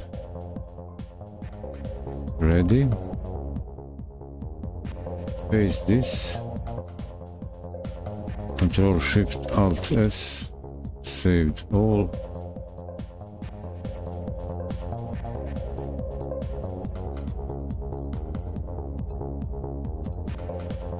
Ready screen size get. Okay, now we can use process function to define what the player will do. Process is called every frame, and I've dealt with that in previous stream, so we'll use it to update elements of our game which we expect to change often. For the player, we need to do the following: check for input, moving the given direction, play the appropriate animation. First, we need to check for input though. Here I am. For this game, We have 4 direction inputs to check.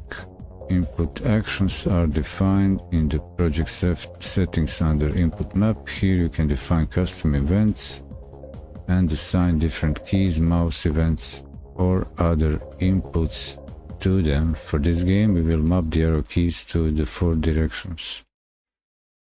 Click on project settings to open the project settings window and click on the input map tab at the top. Type move right. Yep. Click add. We need to assign a key to this action. Click plus to open the event manager. The listening for input field should automatically be selected. Press the right key on the keyboard and menu should look like this now. Right, and move right. So okay, right keys now move right, move left, move. So it's move, left, right, up, down. Got it. I've dealt with that before. Input map, add new action, move up, enter, move down, enter, move your body left, move your character body right, up, plus, up, down, cursor keys, right? Well, no enter, no, up, down. I was hoping to confirm here selection with enter, but it is detecting it like adding it to the mapping. So better not do that. Close, double check the tutorial. It should look like I did. Close button. We only mapped one key to each input action, but you can map multiple keys, joystick buttons or mouse button to the same input action. We can detect whether a key is pressed using input is action pressed, which returns true if it's pressed, or false. Well, guess what if it isn't? G descript. We start by setting velocity to O, O. By default, the player should not be moving. Then we check each input, so that's the vector 0. Is that vector 0? Start by setting the vector to 0. 0. So what I'm doing here is velocity x1, velocity -1 left, plus minus, y plus minus, up down. Okay. Y is plus minus, up is minus, down is plus, x is plus, left is minus. So going to the left, okay, to the everything going to the top left corner is minus direction, going down and right is plus, and is action pressed. Okay, and initialize to vector 2 0. Process delta. Okay, in the process delta. Now let's code this. Coding. When you do it by hand, you're doing it right. So first, the maybe a bit more challenging bit is this now hacky solution by me and my buddy here, GD Doggy. Function process delta. Yep. What you're seeing here is variable.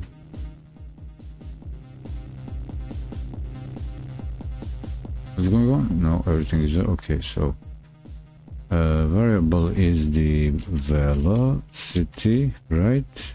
Equal vector 2d dot 0. And now we do all the checks, but let me double check implementing the velocity. The player movements vector velocity, so that's direction and speed. Okay, why would the speed be changed? Because it's customizable in the engine settings. Is that the thing? Should I expose that in the implemented game settings options for in the user interface?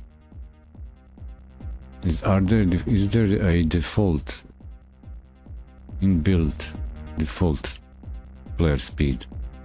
Yeah, there is character body. It has a inbuilt 300 speed 300.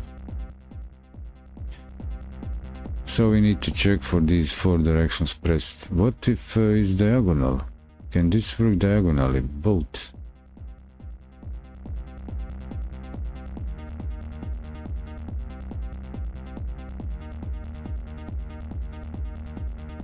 Will this... Well, I guess it will...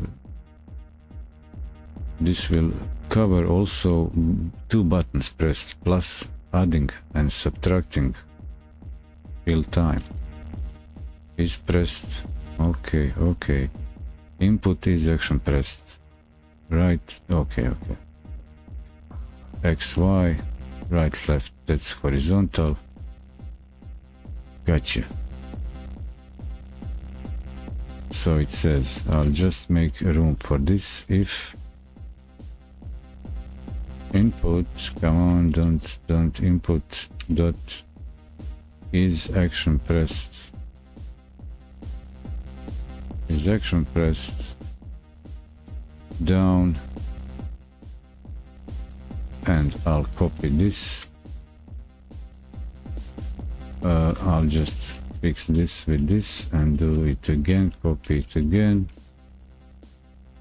1, 2, 3 and a 4, because what I'm saying is up down. Don't correct me, just left, left, right. Stop it. I don't need suggestions right now. We are saying here that the velocity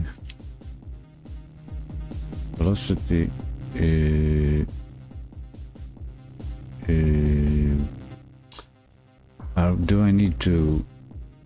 No, I'm not growing it. I'm just... Do we grow the velocity? No, we don't. We say it is a... wait. Yes, it does. Okay, XY plus equal 1. Okay, gotcha. So we do, so okay, move down, that's Y. That is Y-axis, moving up and down, dot Y.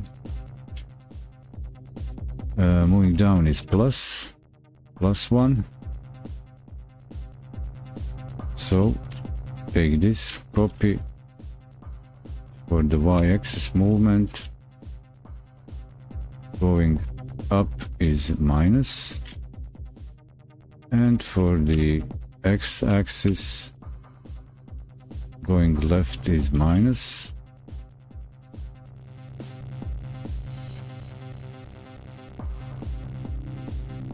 While for going right is a plus. And I just copy all. So this is for our hacky version. Copy this, save this, and now in the player for the tutorial version script, in the process, we don't need the pass, hack, patch, shin. Indentation doesn't match what process? It matches perfectly, come on. What doesn't match what? Input. You don't know what you're talking. Save. Let me double check if okay, so here also somehow, somewhere, sometime, some point somebody deleted an n in input. And so and what's at the bottom, move up velocity, if velocity length, a length of what? If velocity length, okay, less than 0, less, greater than what? Greater than 0. If it's greater than 0, velocity equals velocity normalized times speed animate sprite place. So let's see. Is there explanation? Starting by velocity, moving when check each input, add, subtract from velocity, obtain a total direction. For example, if you hold right and down at the same time, the resulting velocity vector will be 1.1. In this case, since we're adding a horizontal and vertical movement, the player would move faster diagonally than if it just moved horizontally. We can prevent that if we normalize the velocity, which means we set its length to 1, then multiply by the desired speed. Velocity, okay, we can prevent that if we normalize the velocity, means set length to 1, then multiply by the desired speed. This means no more fast diagonal movement. Tip: if you've never used vector math before, or you need a refresher, you can see an explanation of vector usage in the Godot's vector math. It's good to know, but won't be necessary for the rest of this tutorial. Vector math, that's good to know. Can I have that open in the new tab? Let's quickly double check that. New tab, vector math, where is that? Manual, best practices, troubleshooting, editor introduction, migration, 2D, 3D.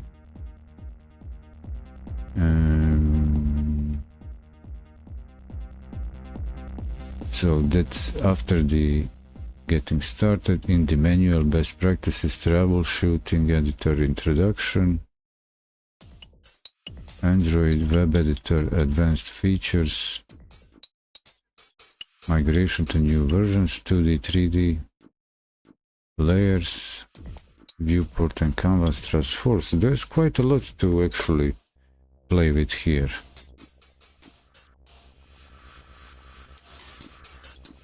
And where is vector math, vector math. Cool, good to know. Back to the magnified presentation, and so that's why we have this length greater than 0. As long as it's moving, normalize speed, else if it's not moving, velocity 0, stop animation. Okay, clear, nice to know. So velocity length, since it is a vector, it has a dimension of length, property of length.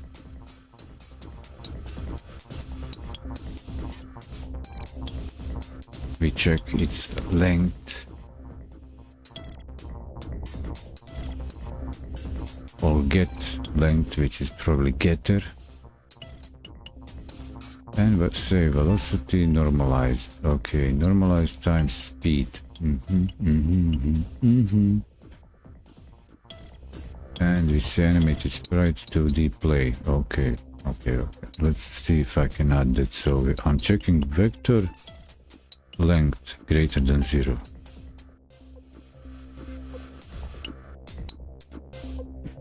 So we told this.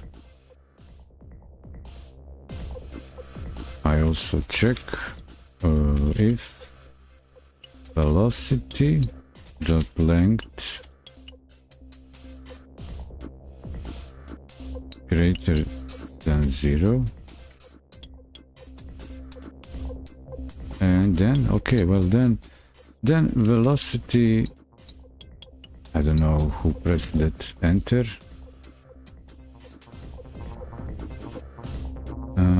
Velocity dot normalized by speed. Yep, speed. And say anima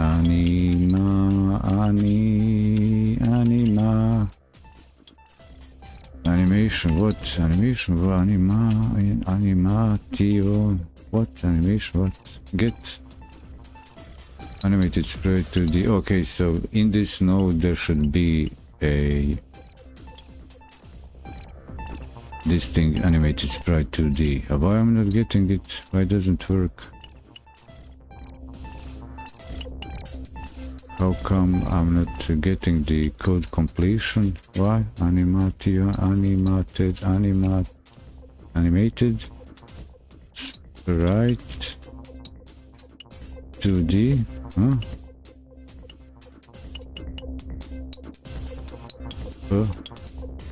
Play. What? Animated sprite 2D play. Okay.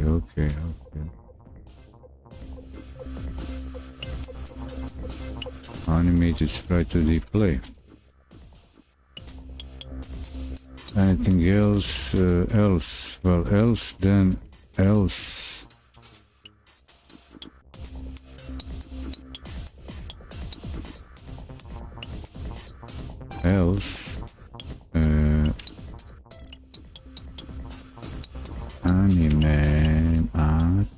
Animated separate to d dot play. What is it? Stop? Is it like this? No, it's just stop. Oh. Okay, and then it's just cut stop, and I can take all this, well actually just this thing here, copy it and add it. Okay, this is in this version. Okay, gotcha, and add it to this version. No, so do it like this. Do behave. Control Shift Alt S. Save all this. Is it possible to run any of these scenes now? Also, we check normalization. We can prevent that if we normalize the velocity, which means we set its length to 1, then multiply by speed, that no more fast diagonal movement. The challenge in 2D games, or actual all diagonal movement. 2D, 3D. We also check whether the player is moving, so we can call player stop on the animated sprite. String $sign is shorthand for get node. Okay, so get node. So in the code above, animated sprite 2D dot play is the same as get node animated. See, okay. Okay, I'll just reuse, slap this on so I know. Same as in GDScript, $sign returns the code, the node at relative path from the current node, or returns null if the node is not found. Since animated sprite 2D is a child of the current node, we can use an animated sprite 2D. I might just copy all this stuff. I'll put this all in my code in the comment. Now that we have movement direction, we can update the player's position. We can also use clump to prevent it from leaving the screen. Clumping a value means restricting it to a given range. Add the following to the bottom of the process function. Make sure it's not indented under the else. Well, let me play first. First, let's do this. And don't do that like this. So hash sign, and where do I go? Here, home, hash symbol, and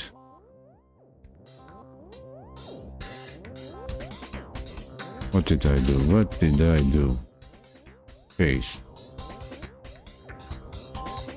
Go there like this, and go home. So go here, and next line, go, same as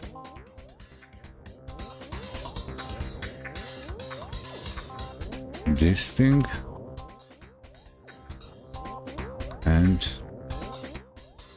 in GDScript return, do this,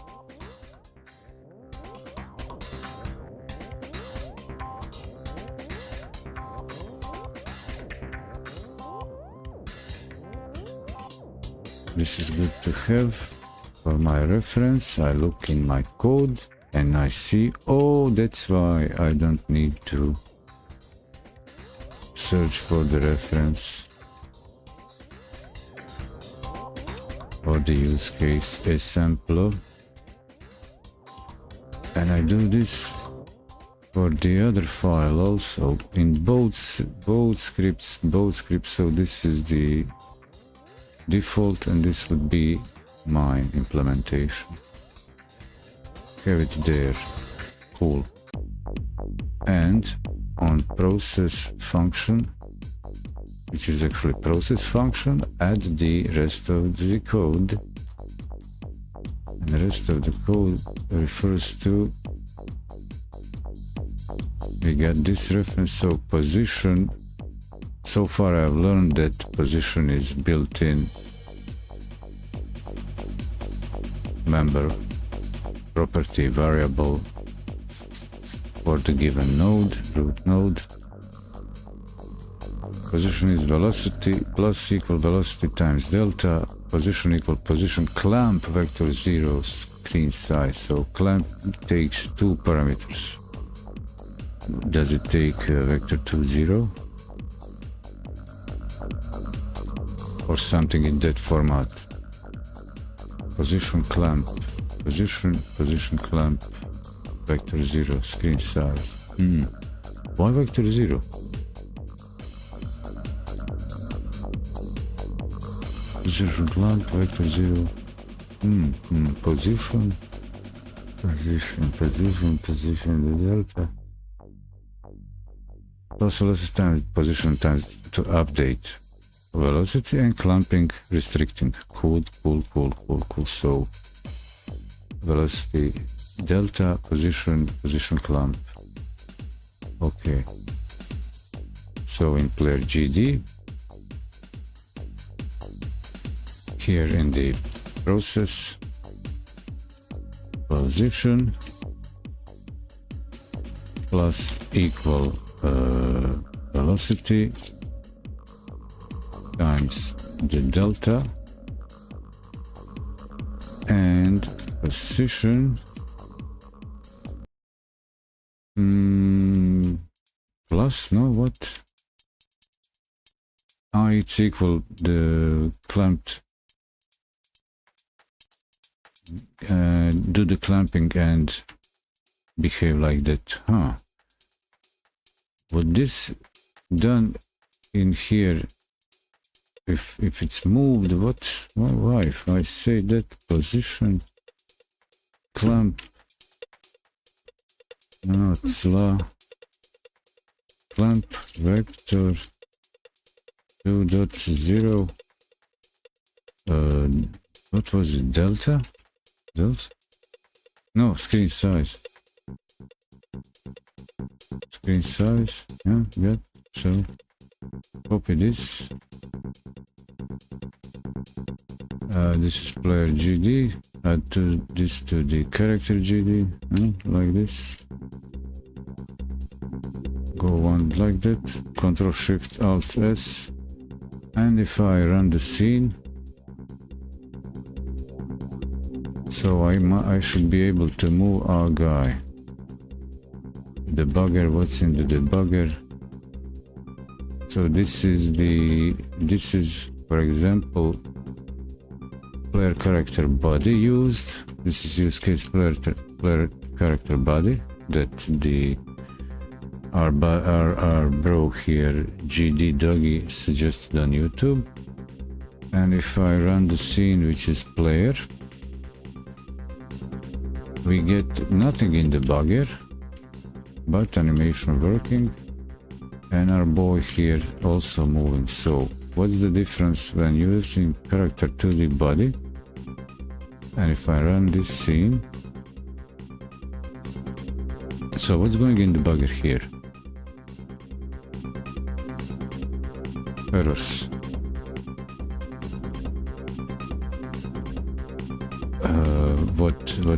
Which one? Where shadow variable class, a local shadowing already declared property at the base class character body. Where is it? Where is it? At the base class character body. Where is line? Show me. Hide this. Close that. 17. Where is that thing? Speed, screen size. Where is the velocity? I guess it's built in the class. Is that it? It's shadowing. Wow. Treat it like override. Shadow variable base class. Error. And this is actually an error. Why would that be an error? So, warning, the local shadowing and already declared property of the base class character body 2D shadow variable base class. I didn't delete the code. I just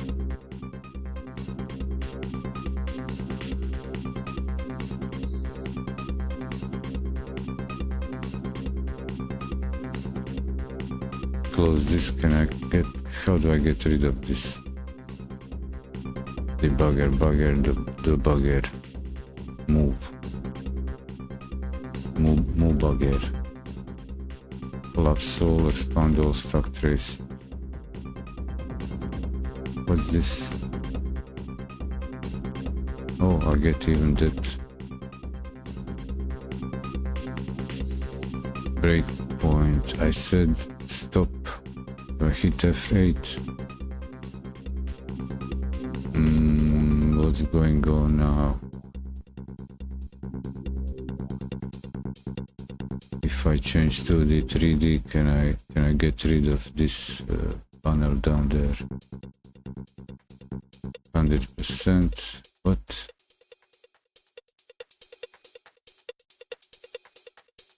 Is there an issue with the editor using it this way? remove this, kill the zoom, full screen, collapse this, stop trace. How do I now get rid of the debug tools?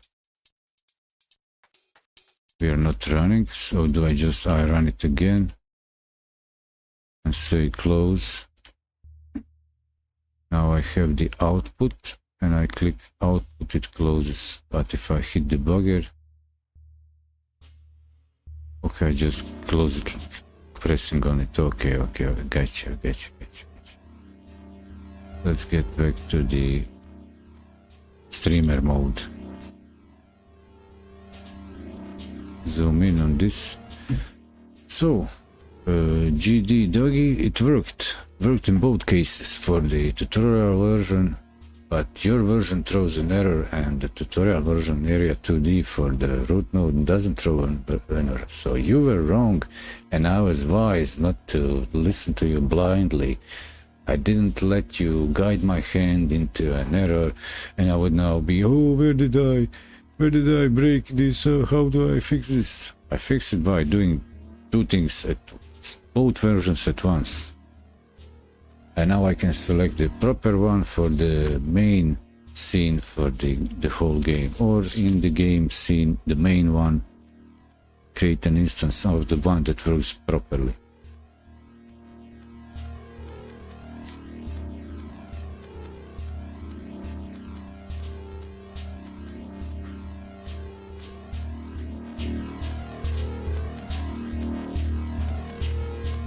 So just to get everybody up to date, what happened actually here. So I got a suggestion in the chat on let's say another platform that you don't see in your chat. At the beginning of the tutorial, instead of using area 2D node for scenes root node, I was given a suggestion, use character body 2D node. And I said, okay, I know that sometimes tutorials are not properly updated for a given editor version. I'll take your advice. But since I'm doing this now for more than a few days in a row, I've figured out many features of the editor. And I've managed to adapt a workflow where I can, and I got familiar enough with the editor that I can fix issues that occur if there's a difference in the instructions given in the lessons, and so I say, okay, I'll take your advice, but I'll not implement it directly. I will actually create a version of a scene with your suggestion and keep following, create a scene with a version as the tutorial is suggesting. And it turned out that if I was to listen to the suggestion in the chat, do it that way, I would get with an error that I wouldn't know how to solve, because error says that I'm shadowing in my implementation a base class property variable with my implementation, while the tutorial version says, okay, all fine, all green, no errors. And it works. And what's even interesting, the suggested implementation of the player character with character to the body didn't break. It ran nicely and performed as expected movement of the player character.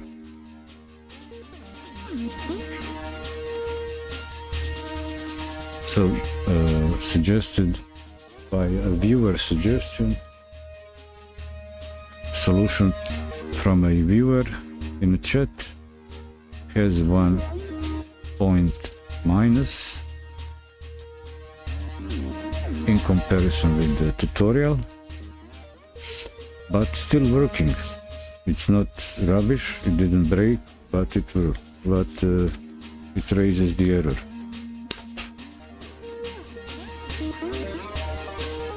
It would be perfectly fine to work with the suggested viewer suggested character body 2D class if I would know all right away how to use it, because it does bring in many methods predefined and initializes character body 2D to variables almost the same way like tutorial is implemented them from the base, from like a blank slate,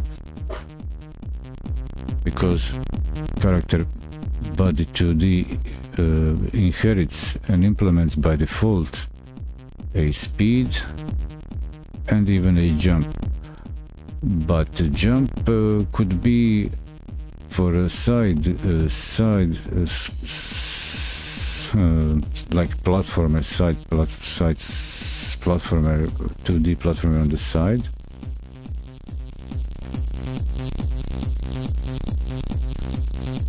While the version of tutorial top down doesn't require jumping. So that's the thing.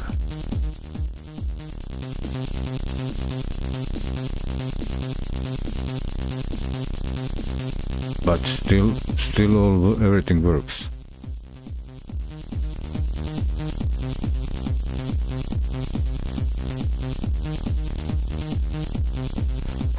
So I would suggest everybody to do yourself a favor if you're starting with something like Godot. Do go through the given learning for GDescript from zero, the online web app, interactive web app to learn the GDescript, and go through the getting started step by step, so we can actually solve many issues that might raise or get in your way going through the maybe parts of tutorials or manual that is not updated to the current version you're using. Or even better, here what I have done, I've got enough comfortable with the editor that I in the same project implemented two versions of a same solution, and I can during development implement in parallel same methods in different scenes and test them to see until one or the other breaks, if it will break.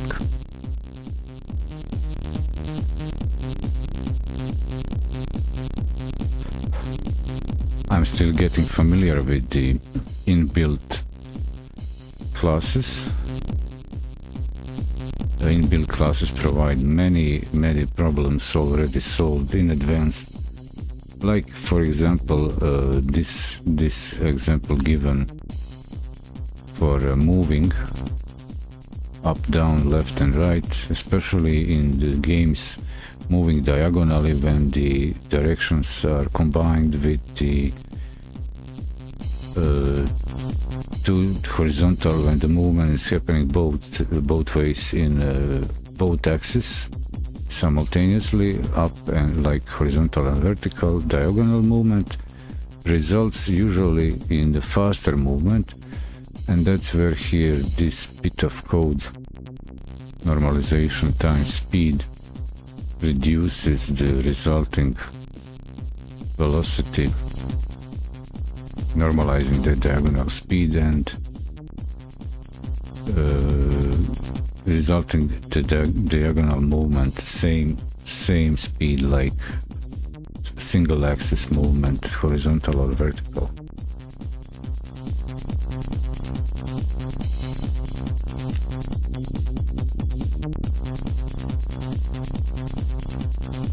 For example, what would that mean?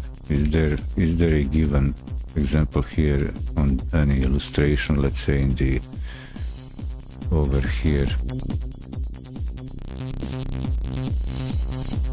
for more bare bone game development, everybody should come into that, get into that situation when they have to normalize speed, especially diagonal movement, both axes simultaneously.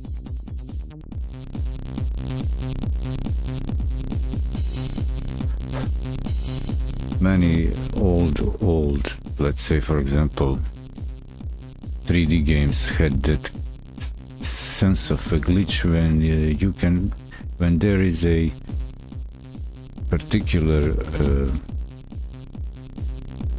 when some kind of combo, like in Warframe, results in hyperspeed, like jump forward. The community voted for that bug, flying forward, to not get fixed, patched. So we get that feature in Warframe, that flying jumps forward.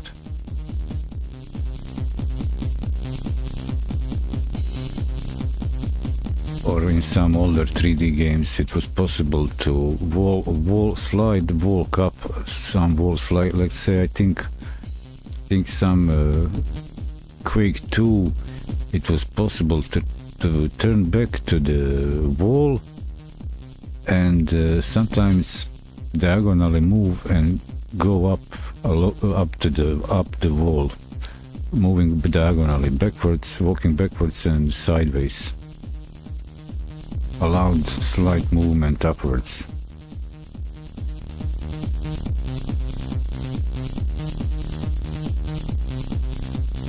So going further,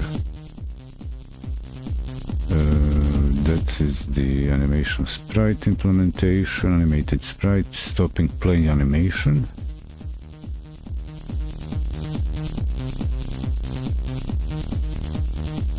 Clamping. Okay, let me check this clamping in the runtime. So we used clamping. I'll use the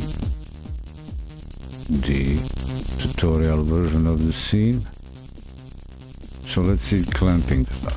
I can't go outside the game area, but I do touch it up to a center point of the player character.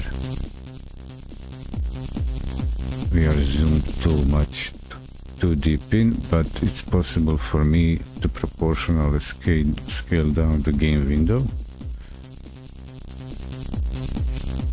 And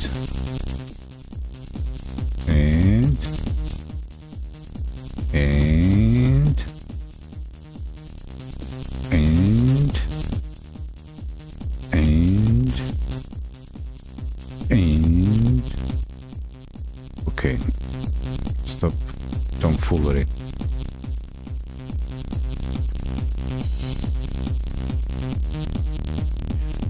Next step. And I thought, oh, I'll skip this 2D, but it turned out to be fun.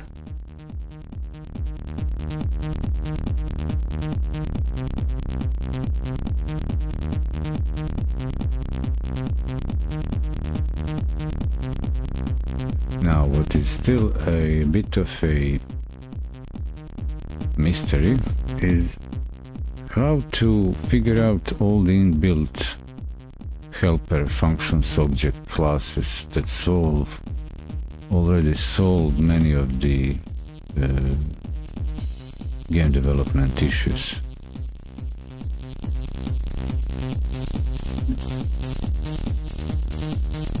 Delta parameter in the process. Where did I stop? Let me repeat. This is the tip. Delta parameter in process refers to the frame length, the amount of time that previous frame took to complete. Using this value ensures that your movement will remain consistent even if the frame rate changes. Cool.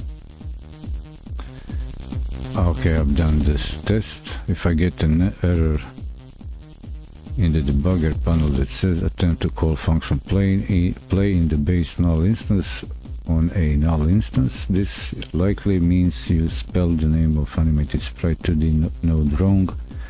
node names are case sensitive and node names must match the name you see in the scene tree. Okay. Should I put also this note or a warning? Must match name. How does this look in the editor? So animated sprite 2D sprite. Well, it's name is matching. So do I maybe? So if I say, let's say, rename, say my, and in the script. So should I say my, or actually I'll leave it unchanged and press 6.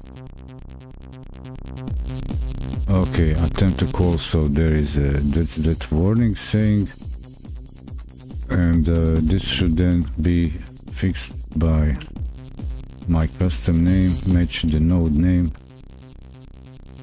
here and here. My, how do I rebuild? Pause, play. No, I'm not doing that. Debug session closed. Stack trace, where is that button? Okay, now if I run it, now it works. So my name, custom name, matching the reference to the node in the code. Cool. F8, close that, output debugger. Cool, close the output. Very nice, very nice.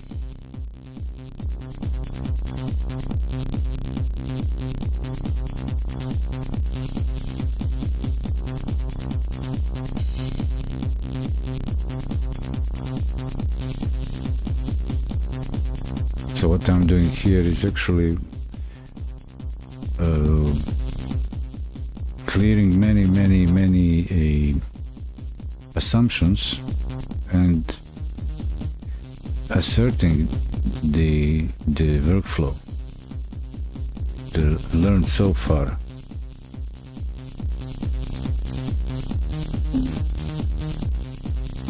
Like I was really twisting my tongue to verbalize the aspects of learning this, to make sure how the editor is objects, classes, nodes are referenced in the code. How does it reflect one to another? How the code members, variables and properties are exposed in the editor. Then we can build. Choosing animations. Now that the player can move, we need to change which animation the animated sprite 2D is playing based on its direction. We have the walk, which shows the player walking to the right. This animation should be flipped horizontally using the flip H property for left movement. We also have the up animation, which should be flipped vertically with flip vertical or downward movement.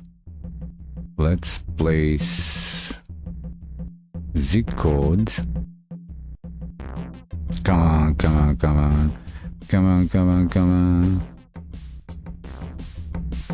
Let's place the code at the end of the process function. So velocity x not 0, walk.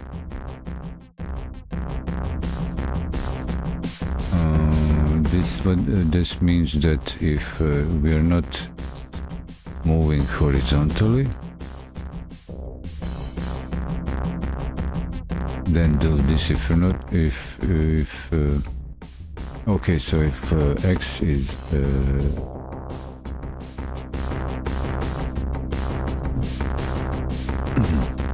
let me verbalize this expression. Human readable, human understandable.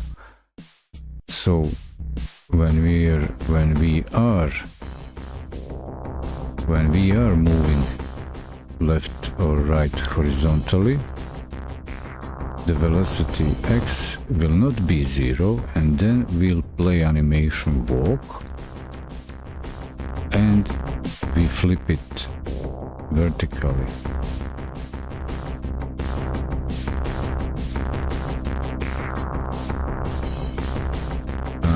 So it's all. So what does this mean? That so the below note Boolean assignment in code above are common shortcut for programming, since we are doing a comparison test Boolean and also assigning a Boolean value. We can do both at the same time. Consider this code versus the one-line Boolean assignment above.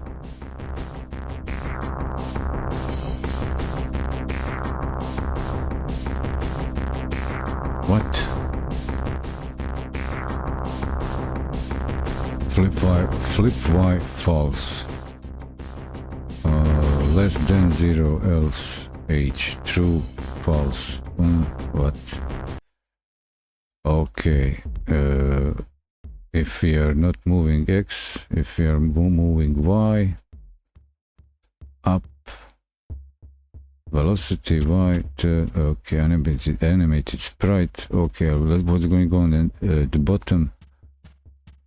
And the first statement, if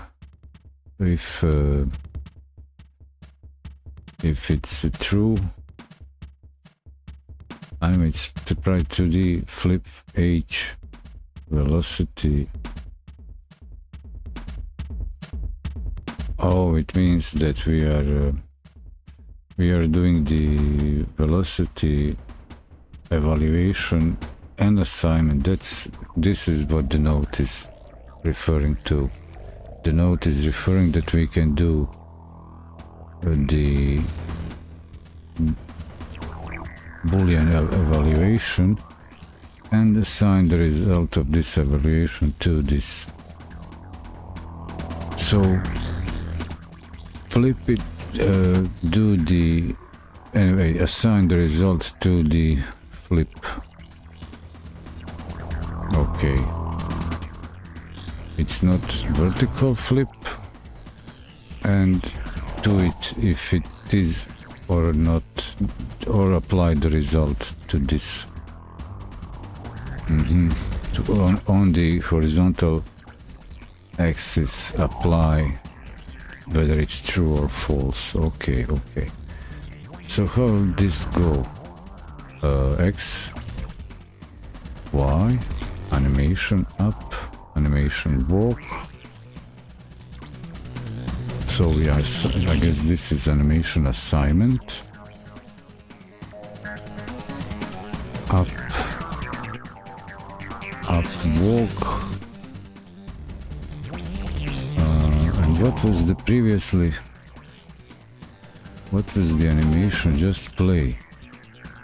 And we just have play animation. What was the default? What's the default animation? Play.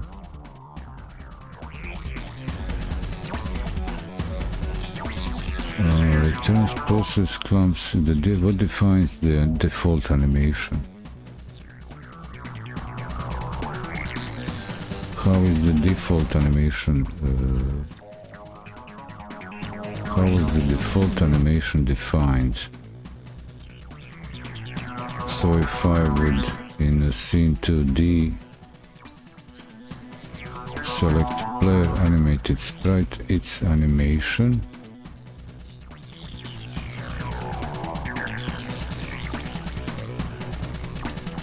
My animated sprite, animation sprite. Can I move this down? Can I change this order? Oh, the eye. Okay, we have the eye. Let's check this. Let me check this. If I hit F6. Okay, default is walk. Walk is a default one. How is that determined? How is that determined? sprite. Sprite, give it to me. Resource 1 part. Animation.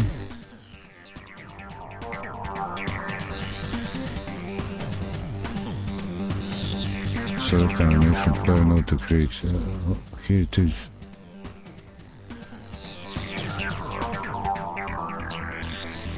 Okay, here it is, walk. Okay, walk up. So if I run it now, F6, now it be looking up. Okay. Except the eye, there are no distinguishable. So the default one is set to walk. And how do I get it? Now it shows, okay. Okay, so in the script, I would say in the script, animation. How do I collapse this?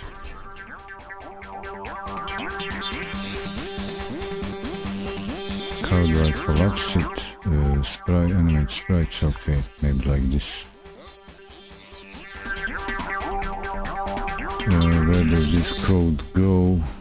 Clump vector animate.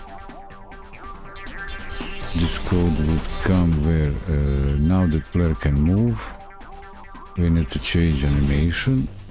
Let's place this code at the end of the process function. Okay, at the end. So the velocity is a give off for the direction, and it will have a either plus or minus vector direction, let's say, prefix.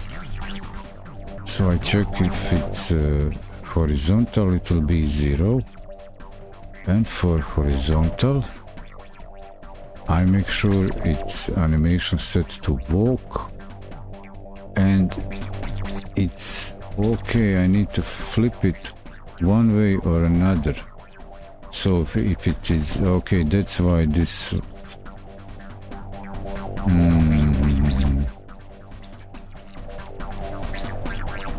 so what will be the resulting animation sequence?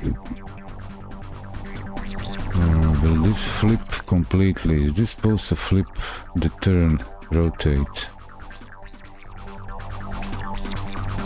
Flipped vertically, so it needs to head point left or right by also that will be determined by whether it's greater or so flipping it horizontally. But by default it's vertical. How do I determine how much flipped? What's the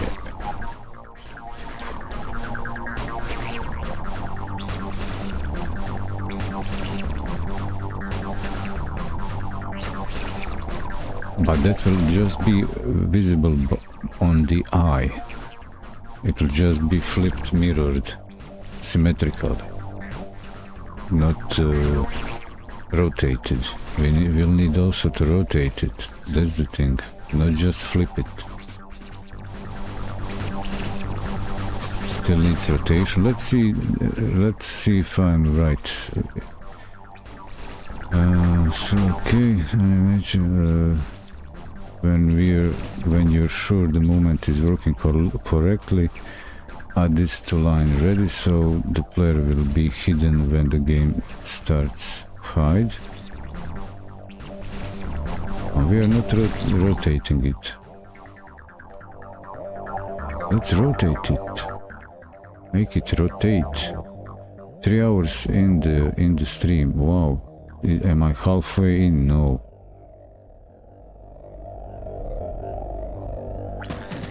How, 1, 2, 3, 1, 2, 3, 4. Less than halfway in. I'm not stopping till before I'm done. Not stopping until I'm done. No. Common mistake here is to type the names of the animations wrong. The animation names in the sprite frames panel must match what you type in the code. If you name the animation capital walk, you must also use capital. Okay, so let me see if I can code this manually. So we are doing flipping, assigning animation, and disabling flip on vertical, and make sure that it's flipped on a horizontal axis as modified by the vector plus minus greater or less than 0. And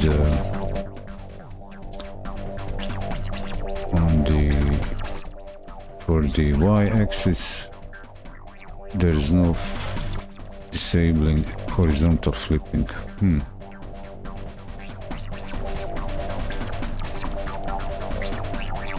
Sprite animation walk, flip y, false. Velocity, flip y, flip. Flip horizontal, flip vertical. Greater, this here is greater, there is less than.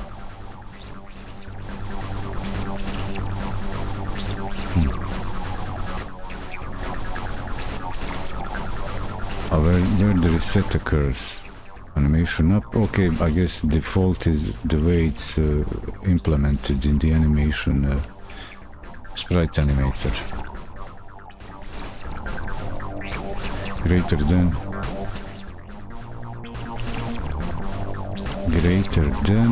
and less than 0, greater than 0. For horizontal flip it is less than 0. Alright, I already forgot what I'm doing.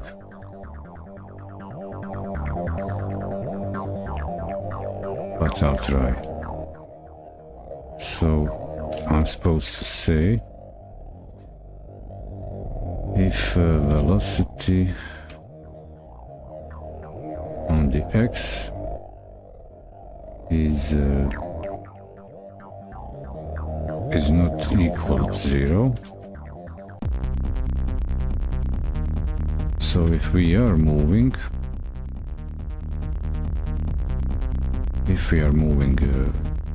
on the x-axis,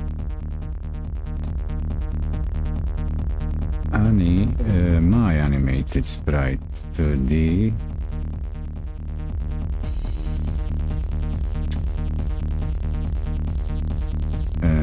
animation equal walk. Is that it? And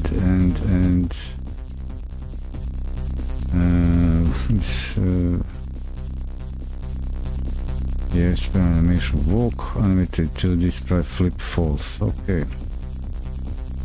So I guess don't flip it. My animate sprite dot flip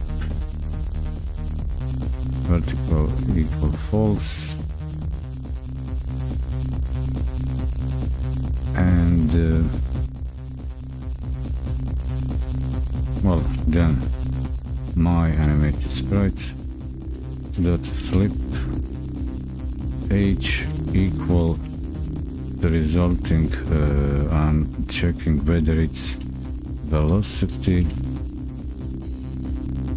on the x is less than 0, and I can copy all this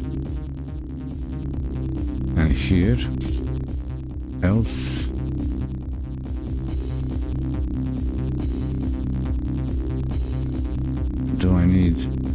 everything here.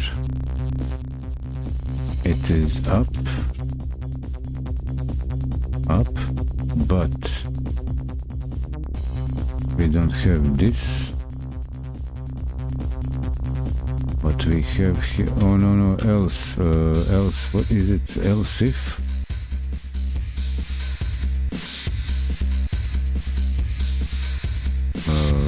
Y velocity y greater than 0, because going down, default is pointing up. We want to flip it down, and that means that if it's pressed down, velocity will result the positive value, and that will be evaluation against greater than 0.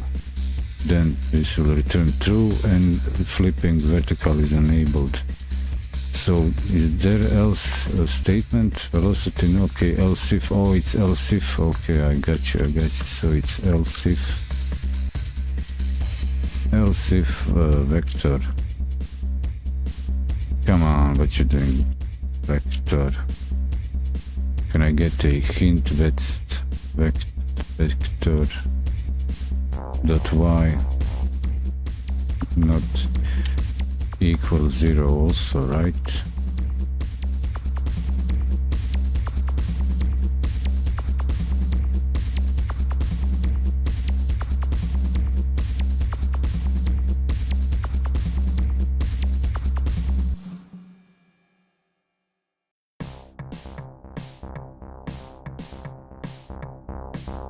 What did you expect? Else if? What? Elif. Oh, Elif. Identifier vector. Velocity. Not vector, velocity. Velocity. And everything is out of the red. And I copy all this in this implementation, but not this way, rather this way. No, I'm still having the wrong script showing. Where are scripts? Show me scripts. Okay, here in this script. Full screen. Okay, this is the here's the pointer for this. So this is our ready function. Paste this and you're welcome. Control Shift Alt S.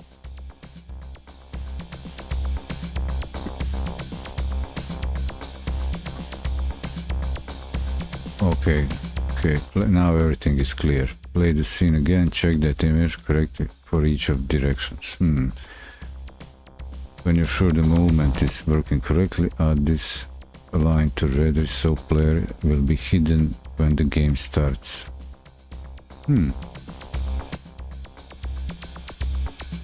Oh, what will reveal the player? What will reveal the player? How do we reveal the player?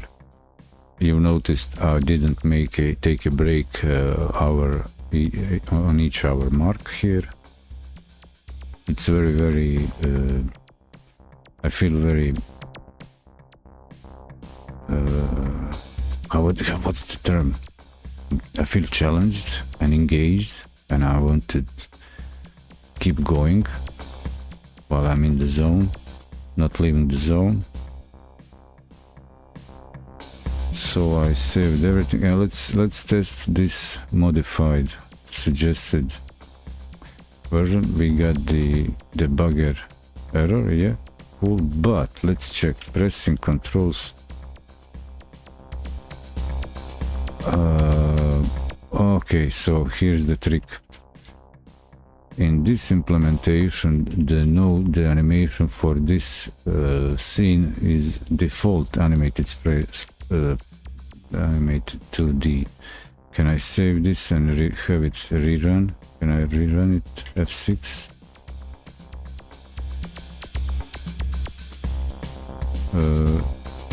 Is there only one of these? Yeah.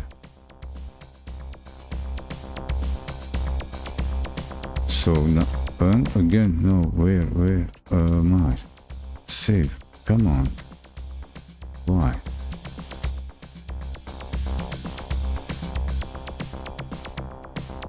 Oh, I didn't change it on every line, on each line. Okay, animated. Animated. Oh, is it the same for all? And now it works. So going down, flipped down, going up, flipped up, and looking there, left and right, looking right and left, but not flipped. So left and right we are kind of walking, and going up and out it's flipped. I guess that's what the poet want to say, as we say it. I will now take a short break, but just make sure that I've got in this. Okay, here the reference is my animation, the custom one. So here was the good example when I customized the implementation, then the given guiding hand version over there. Short break, I'll be back with you in a moment. I'll leave you with our trusty SID boombox, C64 boombox right over here.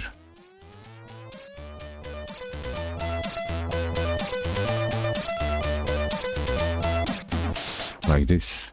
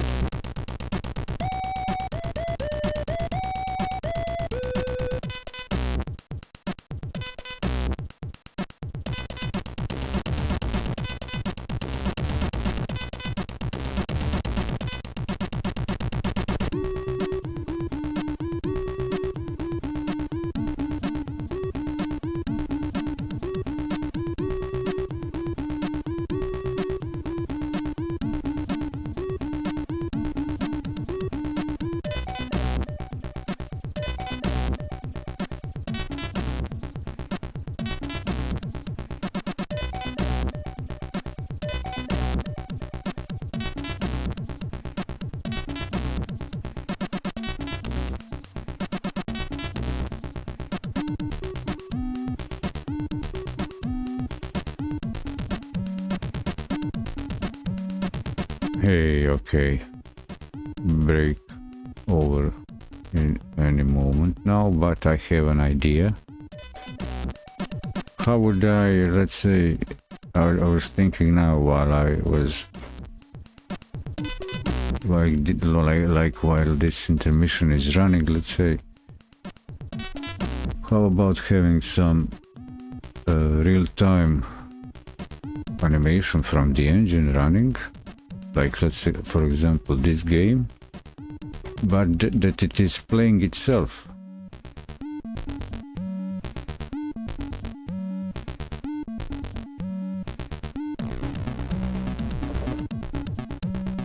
How would I implement?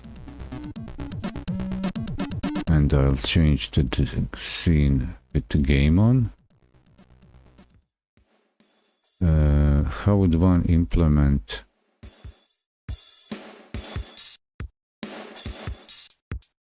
a simulation, let's say, version of this game?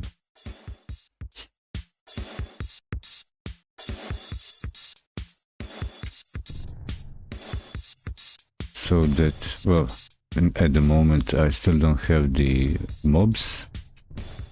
When the mobs appear, how would one implement that our protagonist character is dodging the mobs on its own?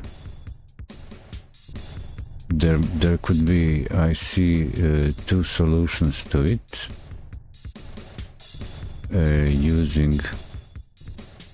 Using a collision detection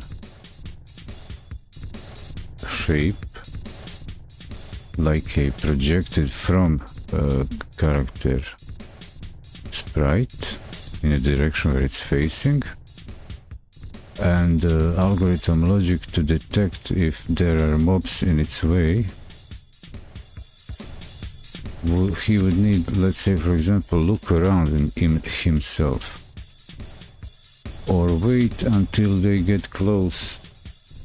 In another implementation, our character waits until the algorithm calculates that the mobs is on his collision course, and then he dodges them. That would be more closer to the simulation of the player interaction.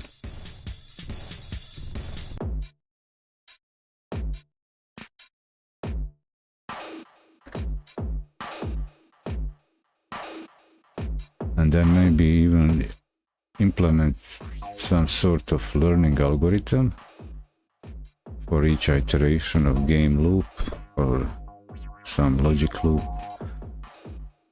when in the event when our character can even recognize the repeating patterns of mob enemy characters moving towards him, what combo movement he could perform.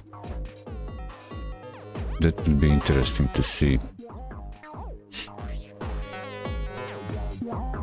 Maybe that would be the proper method. Just implement the dodging and develop dodging algorithm rather than looking around, projecting a collision shape from try to implement vision of our character protagonist. A running simulation that way. That means that he will need to look around himself. But I could also implement him a player perspective vision where where the whole game area is revealed to him and he just needs to dodge. And then simulate the player interaction by visual perception of the mob trajectories against the player character position.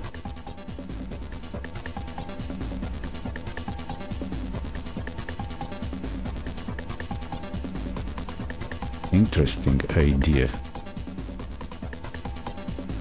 So this works, both implementations work. The original tutorial so far and the given suggestion, but with my modification to clear out the bugs. Or in the example here of the character to the body to the... I've got them both running. So an eye is giveaway up, down. How diagonally? What's going on diagonally? It works even diagonally, going down, going up. But we are not flipping. Okay, so we are walking down. We are not flipping. When walking and doing diagonal, if I press down, okay, it flips up. But kind of walking down.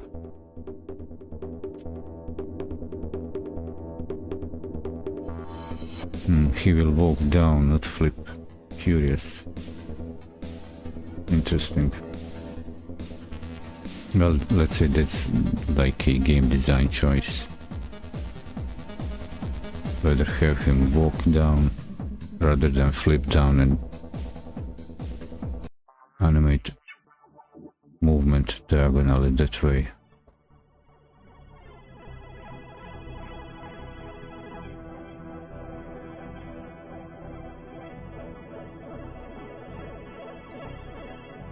Next.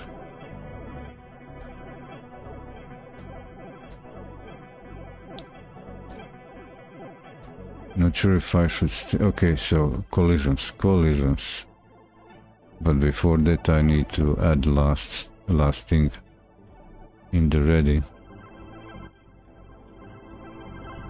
Hide. When the game starts, we are hidden. Okay, where is this? For this one, close this. Ready,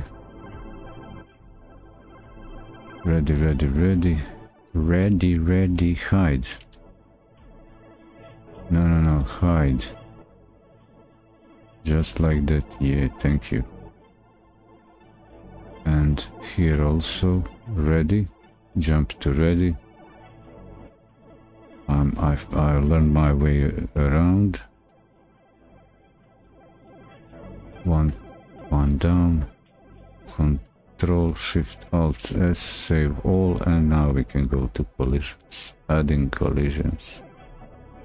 But to who? Against who? Colliding against who? Where the mobs? Preparing for collisions, we want player to detect when it's hit by an enemy, but we haven't made any enemies yet. That's okay, because we are going to use Godot's signal function to make it work. Add the following at the top of the script if you're using GD script, add it after extends area 2D if you're using C#, public partial class player area 2D, signal hit. Right after extends. Signal hit top area. Signal. No, side. Signal. Hit. That's player GD, player character 2. Hide, character hit. Body 2D. Signal. Hit. Control Shift Alt S. Back to this thing.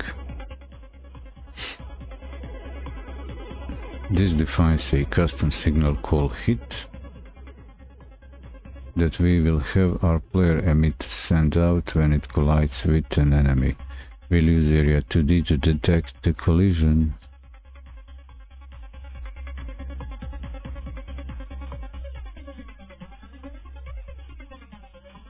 Select player node and click the node tab next to the inspector tab to see the list of signals the player can emit. There will be our hit from the code. Notice our custom hit signal is there as well, since our enemies are going to be rigid body 2D node. We want the body entered body node 2D signal. This signal will be emitted when a body contacts the player. Click connect and connects a signal window appears. Okay. Player GD, area 2D. Will that work on the character body 2D? Just like that.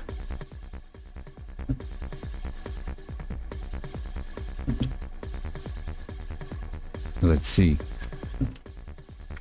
Notice our custom hit tool is there as well. Since our enemies are going to be rigid body 2D nodes, we want the body entered body node 2D, area 2D.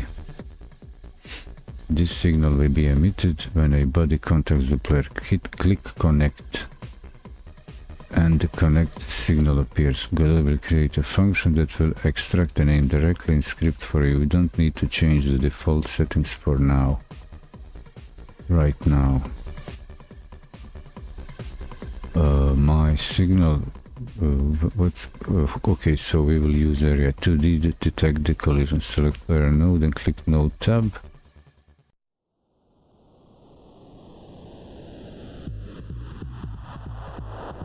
It collides with enemy. We use area to detect the collision. Okay, select player node and click node tab. Okay, so for the node, for the player, for the root node, do it. Notice our custom signal hit. Since our enemies are going to be rigid body 2D nodes, we want the body entered body node 2D signal. This signal will be emitted when a body contacts the player. Click connect and to connect a signal window appears. Godot will create a function with that exact name directly in script for you. So if I understand this properly, if I go, for example, this here, the tutorial implementation, area 2D, and on the node signals, here is this thing showing here player GD signal, but also entered body entered. Close all these things, and I need from this body entered body node, body entered node 2D. Is it body entered body node 2D? Is that the fuck? What's the debugger saying here? Okay, that's, can I just clear and go away?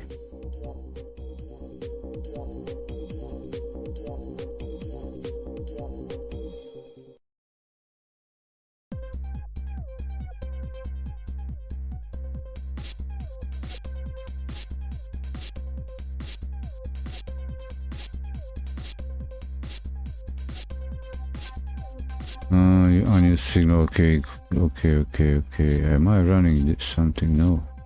We're stopped, so shut it.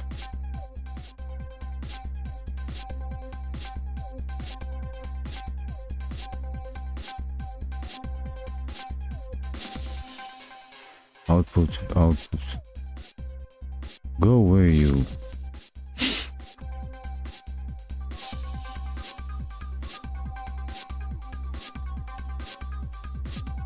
Well, okay. Anyway, body entered. Body node 2D. Okay, cool. Double click. And I just say connect, right? On body entered. And connect signal with a Godot will create. Don't need to change any settings right now. If you're using an external text editor, for example, a bug currently prevents Godot from doing so, you'll be sent, but new function will be, in this case, you need to run function yourself in the player script. Note that the green icon indicated that a signal is connected to this function. This doesn't mean the function exists, only that the signal will attempt to connect to a function with that name. So double check the spelling of the function matches exactly. Next, add this code to function. Okay. So let's go. I'm connecting that. On body entered. And the same thing for this scene version implementation. Player character body, signal hit, and here we don't have area 2D, we have collision object 2D. Mouse shape exited, entered node, child exit, rand 3 exit. You see? No? Input and mouse input event, mouse shape entered, mouse shape exited.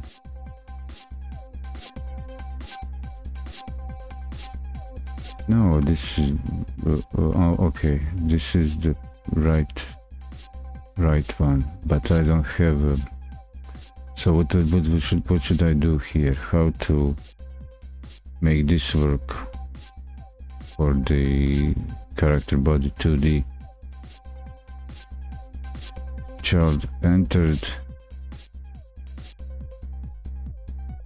So I can't solve this signals animation, canvas item, node, entered, exited, ready, object.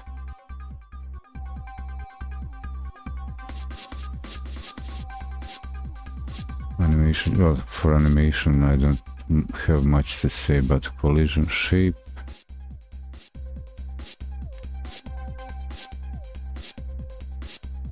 Collision shape, how would I implement here? Play character body.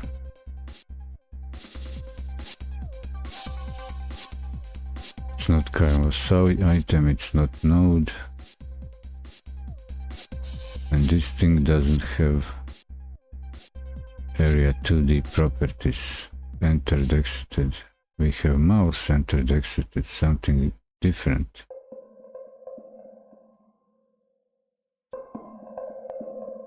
Okay, so I can't, this way so far I can't work out, implement this in this scene. I can continue in my scene, in this script. So I'll add a code. What code I do? I'm supposed to hide. Player disappears after being hit. Hit emit.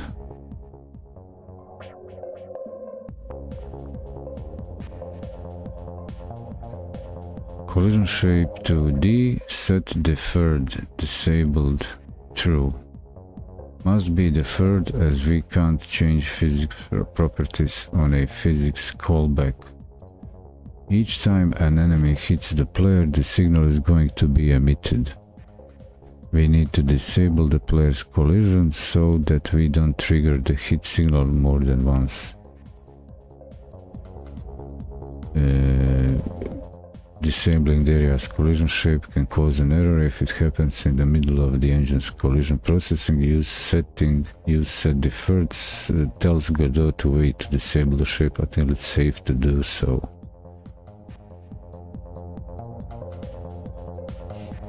Set deferred collision shape 2D. Okay.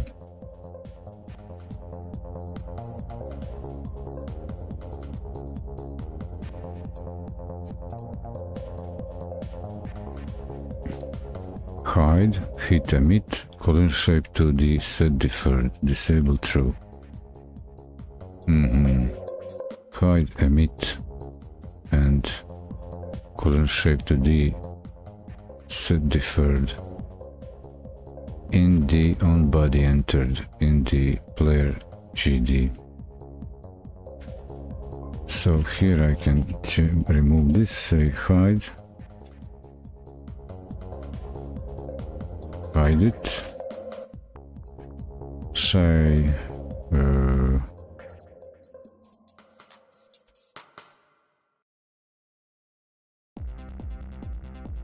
hide, yeah, and yeah, hit emit, hit dot emit, yeah, and for the child node collision shape 2D dot defer set deferred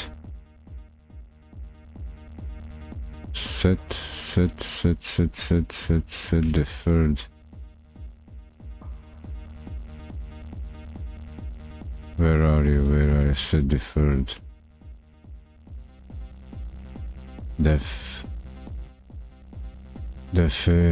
Red.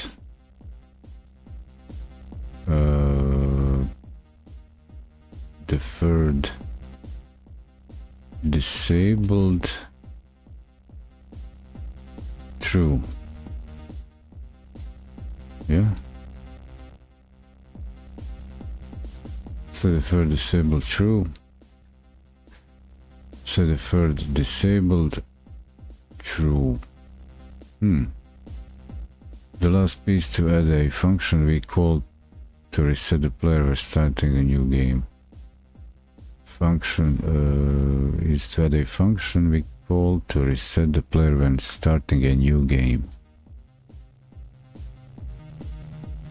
Function start position equal position show collision shape to the disabled false.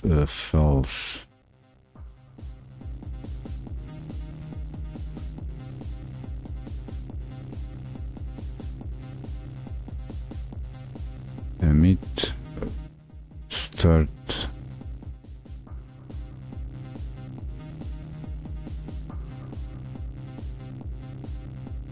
okay, function start position equal position. Where is the position? I guess this is declared in the. Is this inbuilt function start? No, it's not. Is this override? Or it's a custom one? Function start. We'll call it. We'll build it and call it show collision shape to the disable equal false. So position pos start.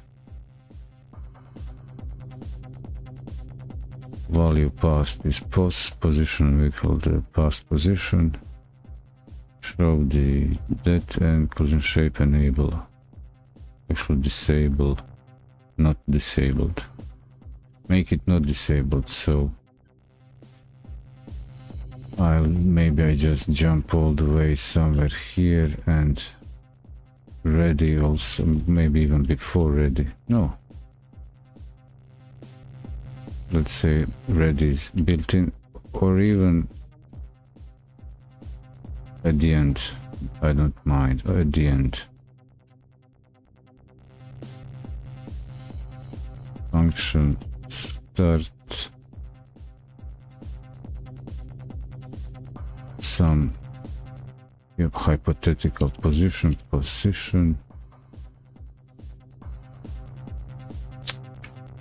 Come on. Position equal pos. Show and collision shape 2D dot disabled is not like that. Control Shift Alt S. If I do this, okay, nobody's calling. There's no call to start, and it's hidden by default. Okay, I can't expect. But I might say on ready. Let's say I can trick this. If I say on ready, in ready I say position. Let's say can I implement like put it in the center. Let's say I say I calculate or just I call start and say half of the say vector 2 and give it, I remember it is 480, which is 240. Is it 720? That's 360. What if I do that? Can I have that? Yeah, it's I got it centered, right? So this is what I've learned from previous, from learning from zero. How to use this vector thing.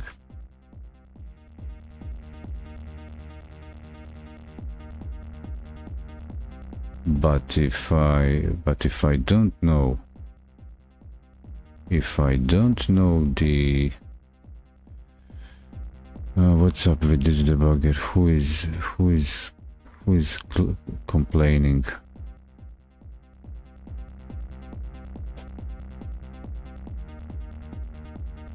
Where is this?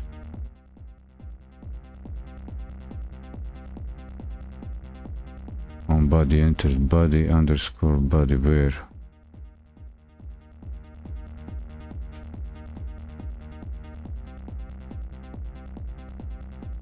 Okay, body is not used.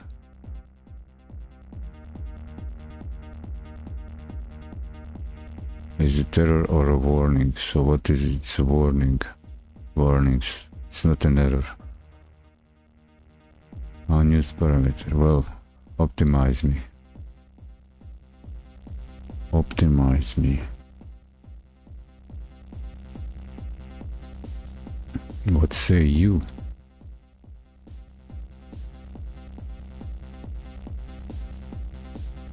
Can I play with this more? Let's say I could even try and calculate here. I could try to calculate something like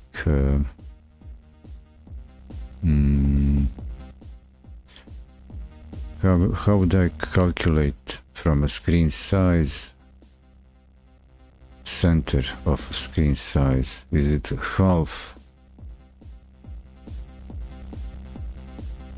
screen size? What is this? If I click here, screen size is, what's this? Size returns a viewport's boundaries as a rect. Okay, rectangle. What is it? Constant get world 2D returns the world 3 where it is a void hide. Can't do vector operations. Okay, cannot Vector, okay, make canvas position local, screen point vector, assign screen pointer as nodes new local.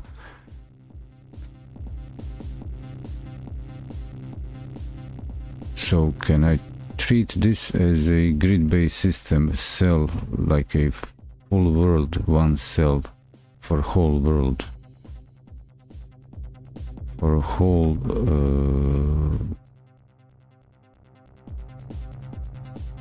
rect. So what members does it have? What members we have here? Close the debugger. What is it? What is it? Where is the beginning of this? Hey, where is get?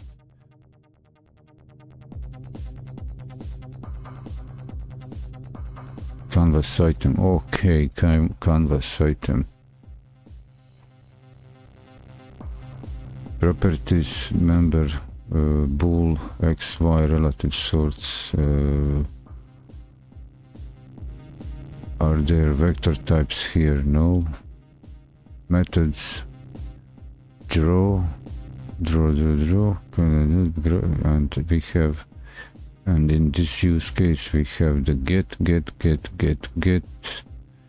Is it canvas? Was it canvas? Canvas, get viewport rect, okay. Rect 2, view, what is rect? To the axis align bounding box using floating point coordinates. Oh, great. Unlighted for a math documentation. Index vector math. So there are 3 vectors included: size, end, and position. So it has it's placed somewhere, it ends somewhere, and it has a position. Constructor. What was the method used? Can I go back? No, what's in the script? What is in the script? Player GD get viewport rect, and that returns screen size. Okay, has a property of size. I need not position. I would need size and divide by 2, and that's a vector, right?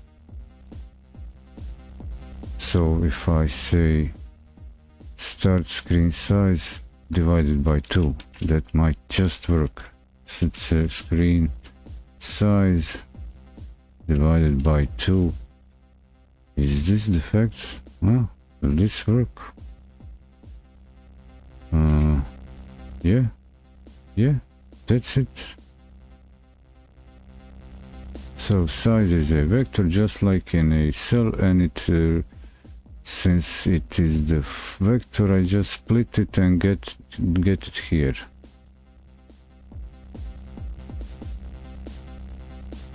Because it's a full world vector, I don't need to position it somewhere like in a grid system inside. I get the center of this at the middle of this whole rect object. I love it.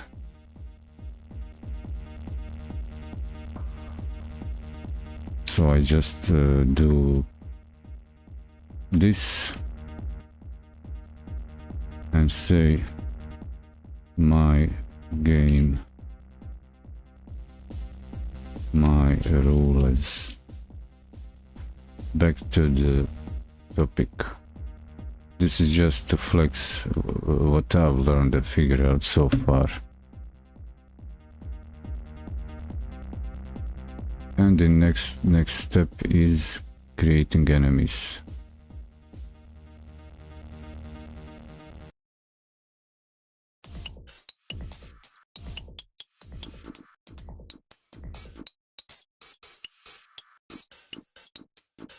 Okay, here is the example what this guy did. Flip Y,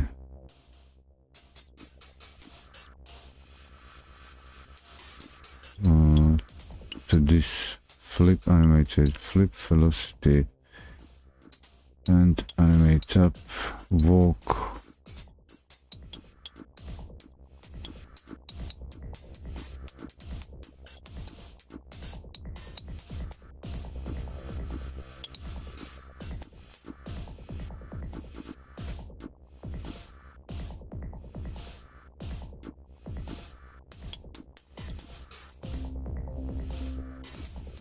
Okay, here are a few things over here. This would be a new variable to ready, player cycle in shape, get rect size, and replacing width. Okay, here are some suggestions to tune the collision with the game window to keep the player character full inside, not touching, not going outside with the up to the center point of the character shape, and also tuning, tweaking the animation, whether it flips when going down on wall. Is it flipping down or walking down?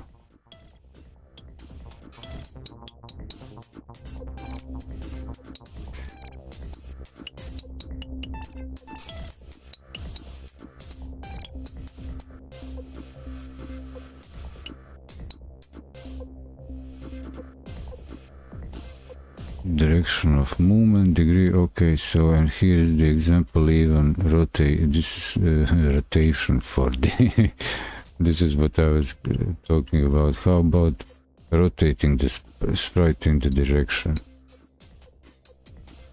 Something learned in previous section in getting started, moving character with player input. Added some lines to yours. Now the sprite also rotates diagonally.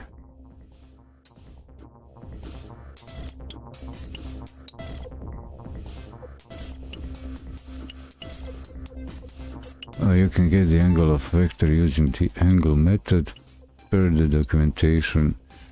So you can plop this after normalizing the speed and it will be rotation. So here's the...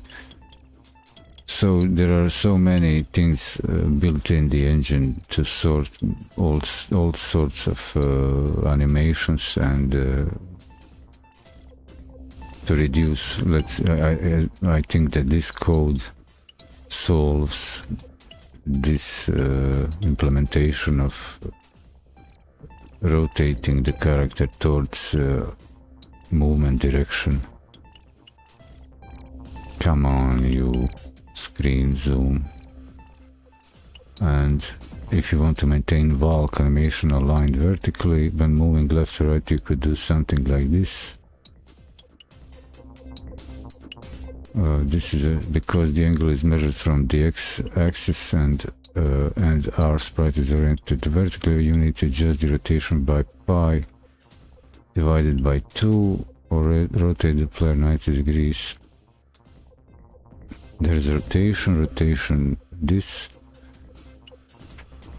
I thought for me I made this change so that the up animation is always on, and added the validation so that the player orientation is in the last position. Oh yeah, that's... I don't think anyone can short. Global variable orientation. var0 at the top of the class, orientation equal vector, then in process you can set it equal to velocity and use it to calculate the angle.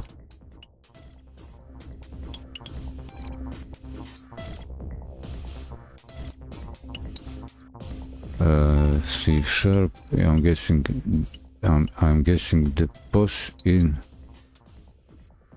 should be the vector of the player position, but it's at 0 int for me. It should be position of the marker to the default start position you added in the main game screen. Make sure that D in animated sprite is capital or it won't work. I'm also glad. Okay, so the most interesting thing was that thing at the beginning rotation, refining the movement animation. Look at all the look at all the ideas they have. Beautiful, beautiful, beautiful. And like I say, well, I'll add my code to do, and that is implement simulation that the character game mode demo, like demo mode where the character is playing game itself. Let me add that in the code for to do.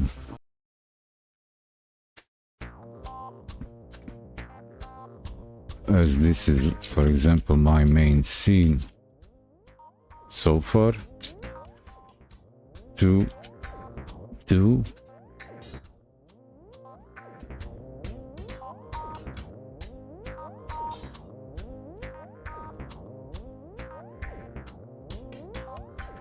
well, this doesn't need to be this well, extend this to have a demo mode, to have an AI in demo mode.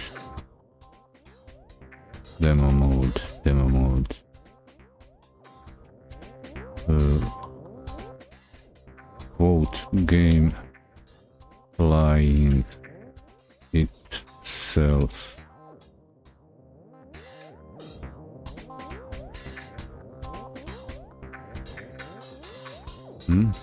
That's a good one. That's a good one. So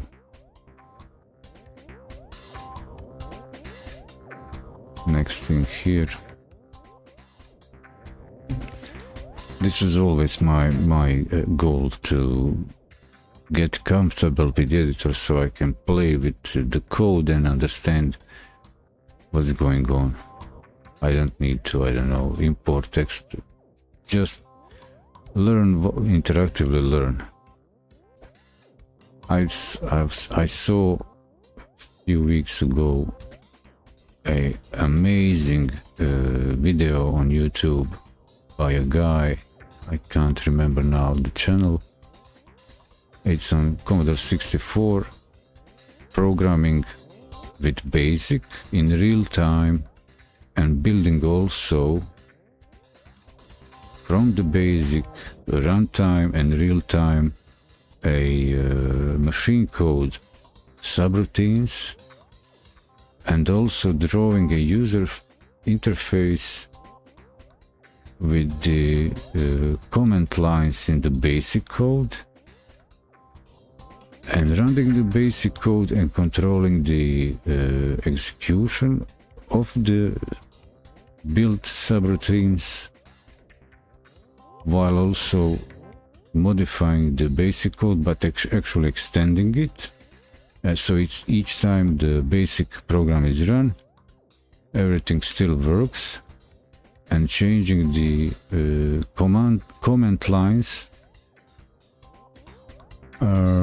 He's actually in real time programming a subroutine for music for Commodore 64. And the point is to demonstrate, using the knowledge of the architecture of C64's implementations of the sound registers and basic kernel and screen registers, to actually real-time program and play. So he didn't need to, I don't know, load, reload, reset the computer. Just keep developing the same basic program, adding a machine code in the data lines, and that way modifying and building the machine code subroutines.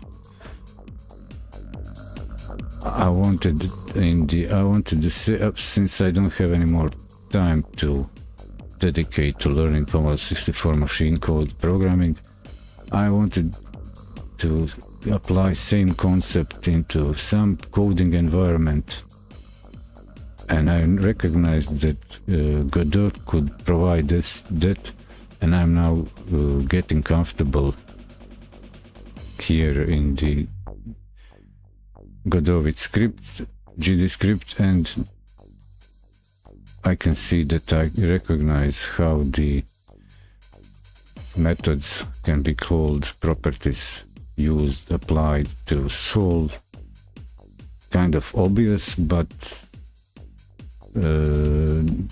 simple problems. Like, for example, I just did with the figuring out the center of the game window, how to position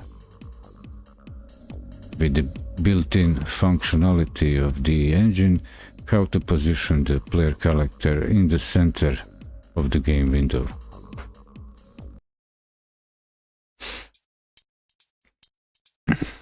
Just actually dividing by 2 a vector variable that holds the screen size.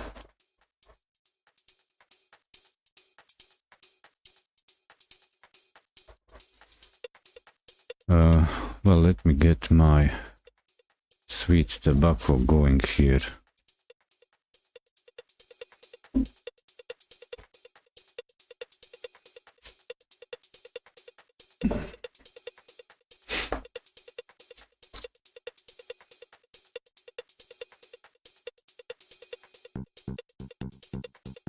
I know that this somewhat seems boring.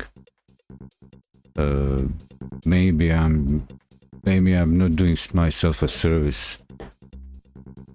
I did try, for example, Unity, and I did try start with the Unreal Engine, but the entry point and getting to this situation when I can interactively work,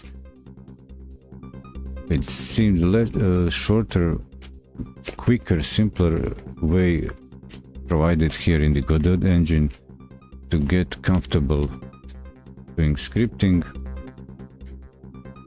than what I've seen in Unity or Unreal Engine, where everything seems more oriented in the 3D and the architecture, building, game logic with a lot of predefined stuff like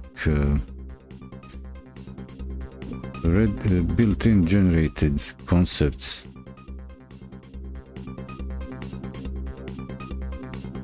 Even the average gamer understands intuitively most of the games, and in a sense can also get a notion how some things might be implemented.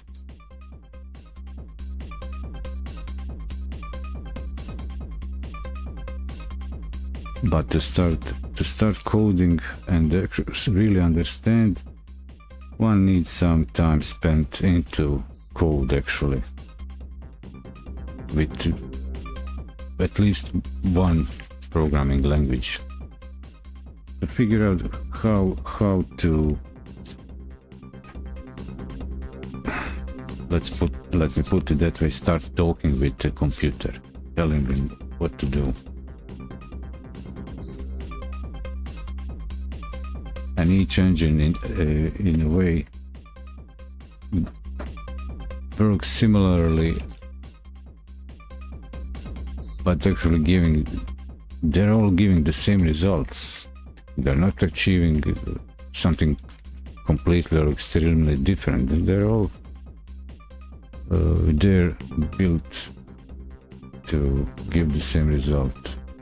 We are not building games for dolphins, we are building games for humans, and Humans expect games to perform more or less the same.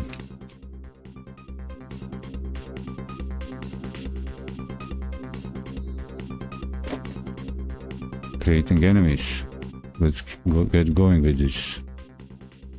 Now it's time to make the enemies our player will have to dodge. Their behavior will not be very complex. Those MOBs will spawn randomly at the edges of the screen. Choose a random direction and move in a straight line. We'll create a MOB scene which we can then instance to create any number of independent mobs in the game. Node setup. Click Scene, New Scene from the top menu and add the following nodes. Rigid Body 2D named MOB. Animated Sprite, Collision Shape 2D.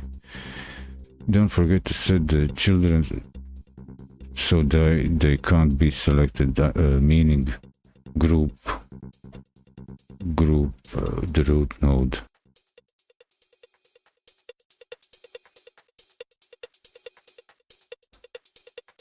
It seems they're speedrunning this bit to create the mobs, but hey, we are not new here. New scene, rigid body 2D.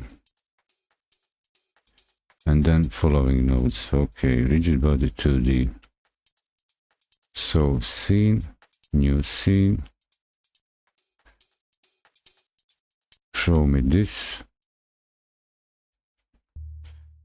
Do I need to do other node? Rigid body 2D. Rigid body 2D and then add child node.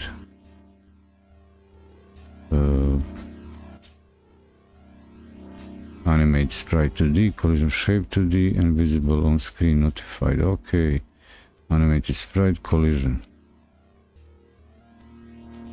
Animatable okay, animated sprite 2D. Collision body, collision 2D. So let's see. Collision shape 2D. And visible on screen notifier 2D. Yeah, visible on screen notifier 2D. Visible on screen notifier 2D. Okay. Mob. Okay, I will do this. I will say here mob and leave this. I will leave this so I can know, but actually the inspector will reveal actually the origin, so I can remove these things, so it's I need less modifications in the code, so I can, well,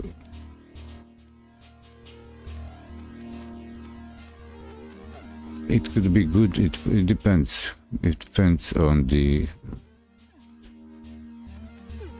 of one's workflow.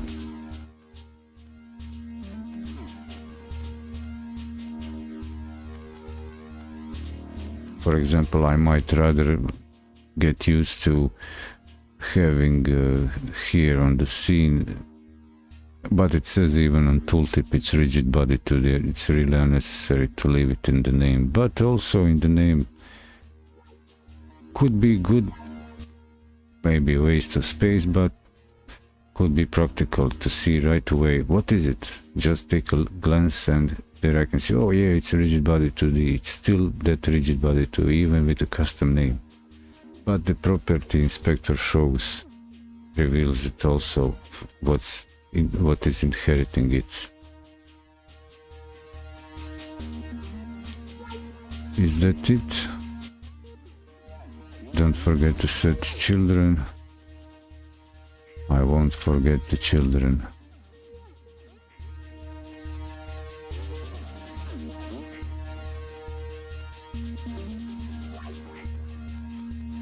Gravity scale. Select the MOB node and set its gravity scale property in the rigid body of inspector to 0.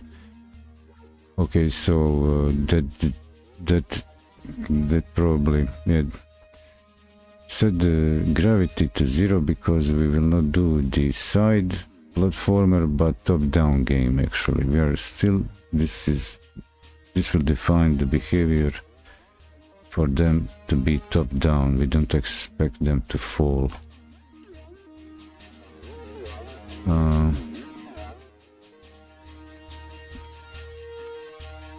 Gravity scale 0, and this in the C group like this.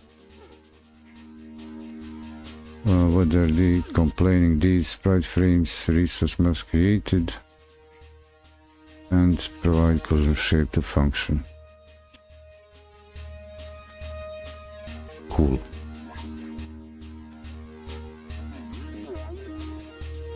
So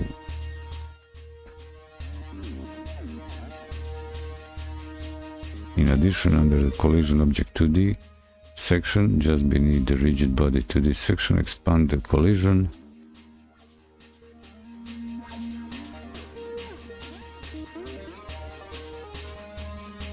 Expand the collision and uncheck the one inside the mask property. This will ensure the mobs do not collide with each other. Okay. Okay, this masking is a bit and layers.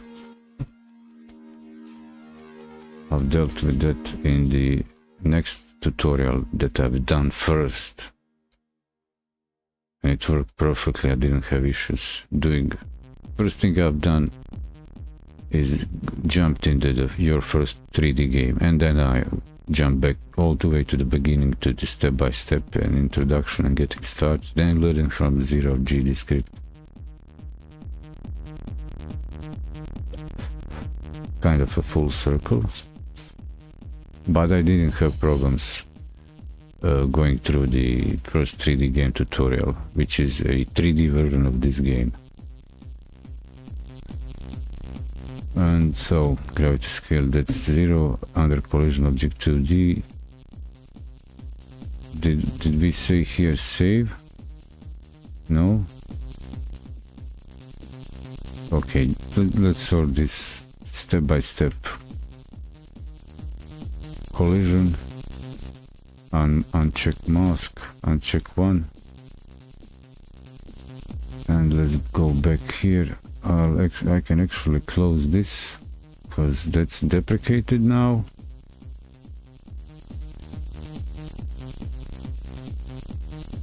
And keep this in the screen for all of us to see. That's the collision. Set up animated sprite like you did for the player. This time we have 3 animations: fly, swim and walk. Whoa, fly, swim and walk.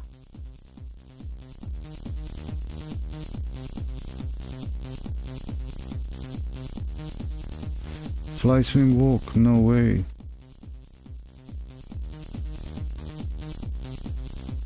It's more elaborate than the player character.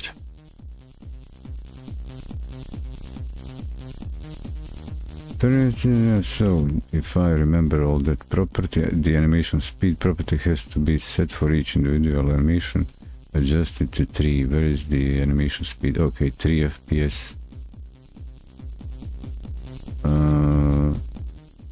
This time we have 3 animation: fly, swim and walk. There are 2 images. Animation speed,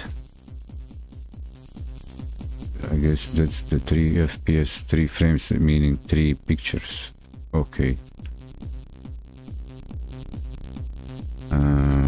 3, you can use the play button on the right of the input field to preview. Okay, so let's see if I remember everything.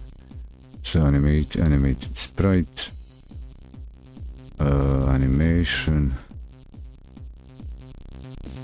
empty, new sprite frames, and click on the sprite to open this, and we have fly, swim, walk, fly,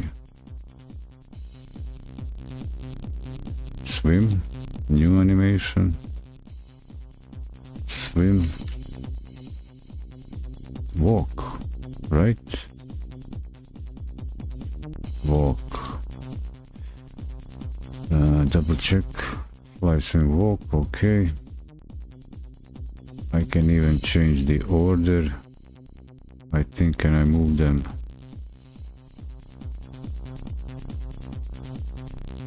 Can I move it? Is there up, move up, down, fly?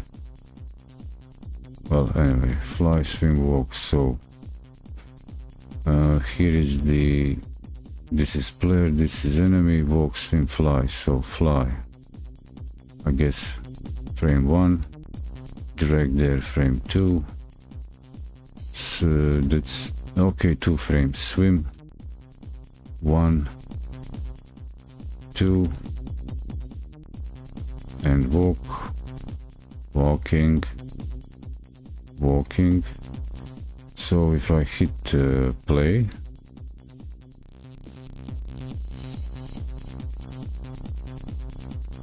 we get this, but 3 FPS, like this. Swim, 1, 2, 3, 1, 2, 3, and what else? 1, 0, 1, 0, 1, 0. Wow. 1, okay, just 2, 0 and 1. Okay, so they're enumerated from 0. Okay, okay. Did I forget something? 2 images for each, 3 animations, speed to 3. I can use play animation. Okay, let's go further. We'll select one of these animations randomly so that the mobs will have some variety. Like the player images, these mobs image need to be scaled down. Set the animation sprite to this scale: 0.75, 0.75, 0.75. As in the player scene, add a capsule shape 2D for the collision to align the shape with the image. You'll need to set the rotation property to 90 under transform in the inspector. Cool. Are we all in the same page? So scale it and rotate the capsule. Okay, the collision shape. So mob. What do I scale? Scale animated sprite. Okay, scale animated sprite. Transform, scale. It's locked to proportional of 75. And collision shape set to new capsule 2D, and rotate it. Transform, rotate 90. Why? Well, okay, well, I guess it's how it is for now. Hey, animation, stop.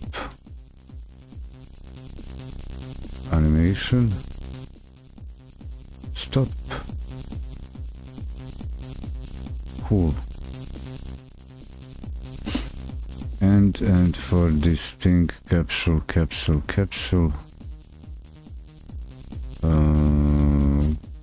make it so. Why is it? It's a capsule. Okay, so I can also make it a circle, but do I want to do it like that?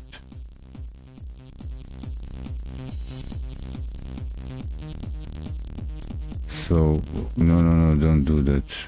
Undo moving. I want to move just this, the viewport, collision shape, and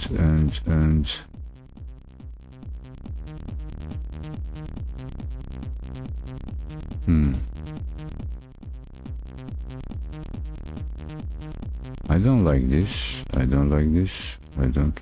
Can I do this and squish it? How? Is there a representation here? Do they suggest shape? No. As in the player circuit collision, align, you'll need to rotate and transform. Enemy script.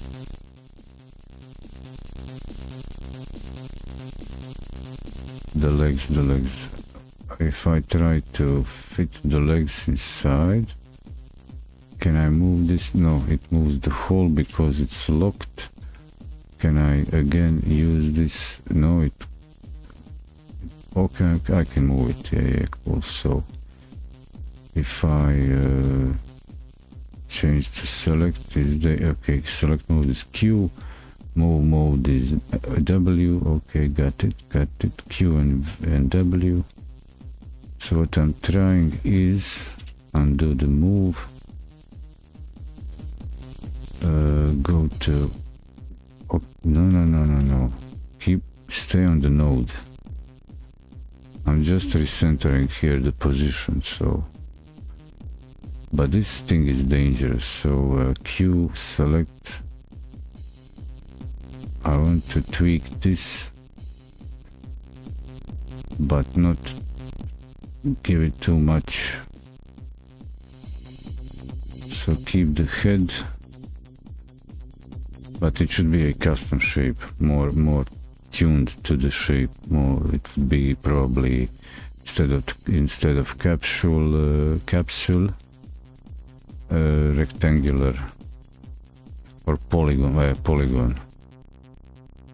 Concave polygon, segment separation, ray shape, world boundary shape, 3D, new circle, rectangle, capsule, convex, concave, some combination of that. Okay, let's say that this is tuned. And the next thing is enemy script. Add a mob script. Now let's look at the rest of the script. In ready, we play the animation and randomly choose one from the 3 animation types. Var mob types. Animate sprite frames, get animation names. Mob types run. Okay, so we create a variable which will be a what list array. Okay, so it's array. That will be array, and we randomly select for each as it is instanced on ready. Let's say rigid body. First add the script. Attach script. Mob, create, love it. Rigid body. I need to save all this. The scene and the script, come on, respect my authority, like that. Rigid body, and here we do the thing.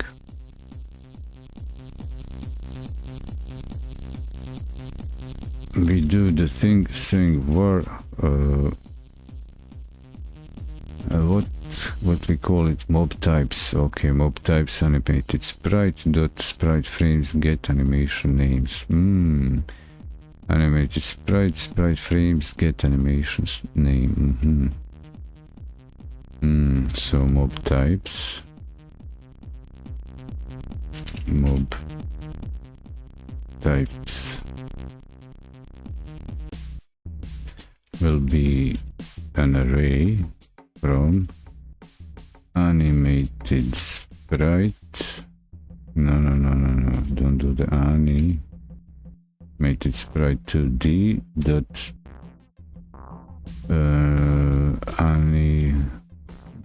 animation frames animation animation no, I did something wrong. Sprite frames, sprite frames, get, okay, sprite frames, animation set, right, frames, get,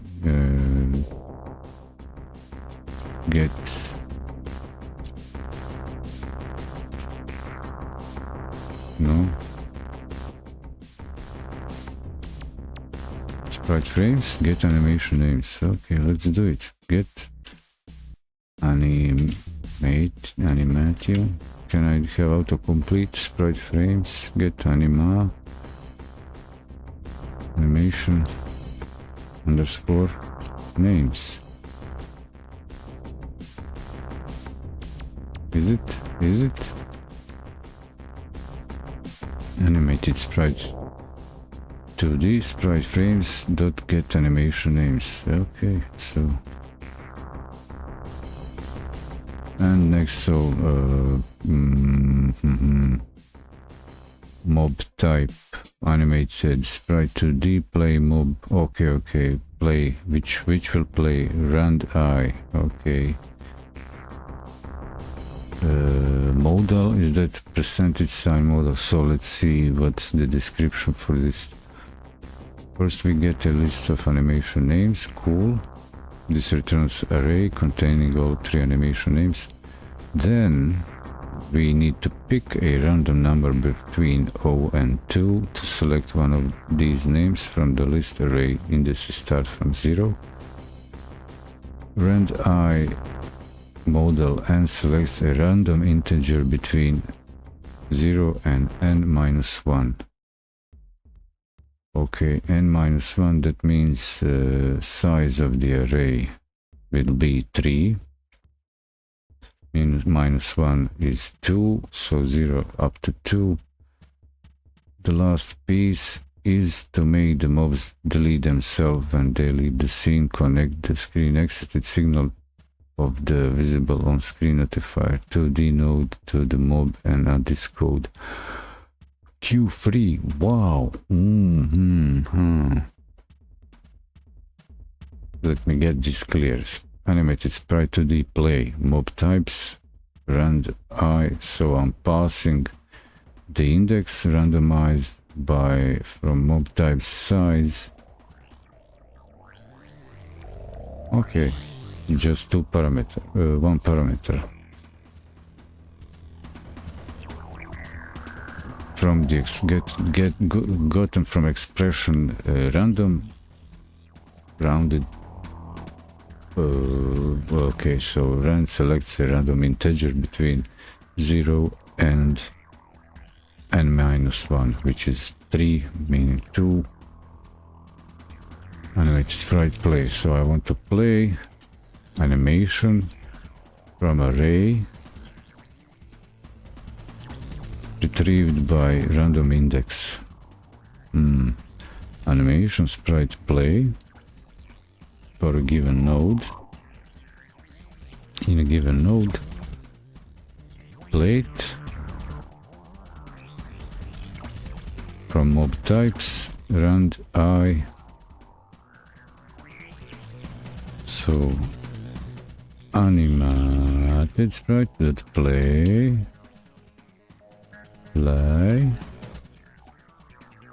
I pass it the mob types index rand I like that, and it is mob types, size, no, just direct size. Is this its size? I don't do that. I don't need to reference this variable like a array, just call it directly, give it a name and call its member function get size, getter size. Okay, that's cool. And okay, so I need to get the signal for the visible on screen notifier. Screen exited signal to the mob, and add this code. So the last piece is to make the mobs the leader. Okay, connect the screen exited signal node to the mob. Okay, let's see how that looks like, what it looks like. How does that look? What does that look like?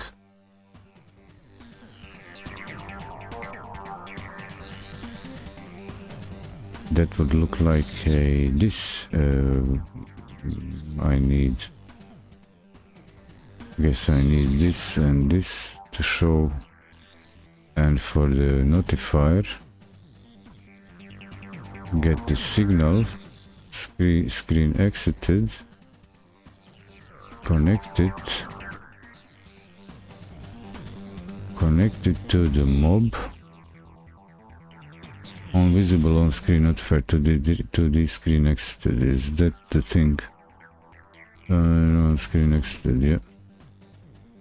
Q3. Okay, so where is that?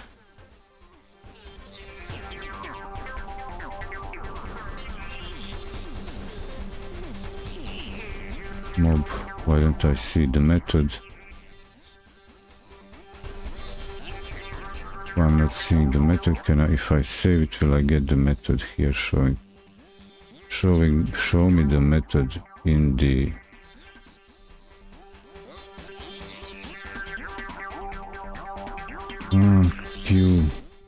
Q3.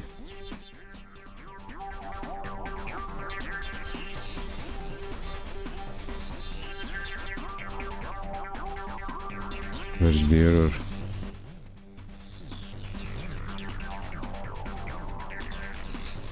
Where is this? Closing what?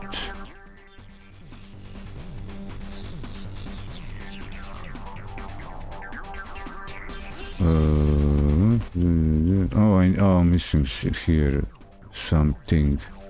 I need this square bracket, and then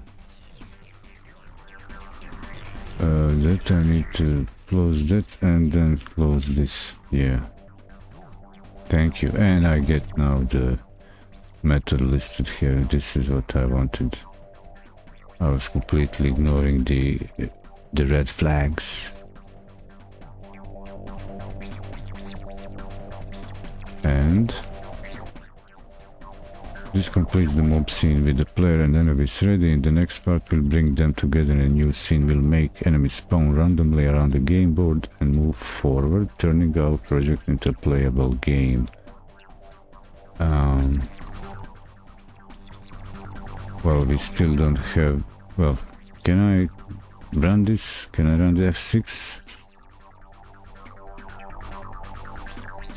Okay, they're not moving, they're doing nothing, they're just animated.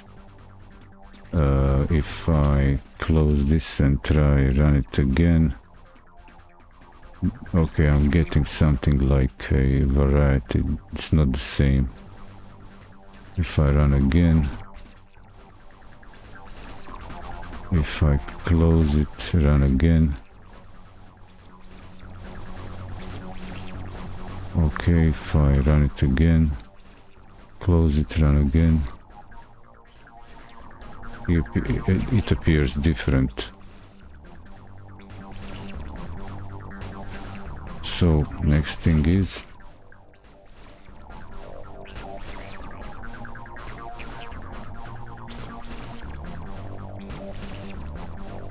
I won't waste time at this point here. It's mostly stuff we've dealt previously. This is interesting to read, but not mandatory. I don't commit to going through these. The main game scene. Now it's time to break everything we did together in a playable game scene. Create a new scene and add a node named main. Create a new scene and add a node named main. The reason we are using node instead of node 2D is because this node will be a container for handling game logic. It doesn't require 2D functionality itself. Click the instance button represented by a chain link and select your saved player. So click the instance button.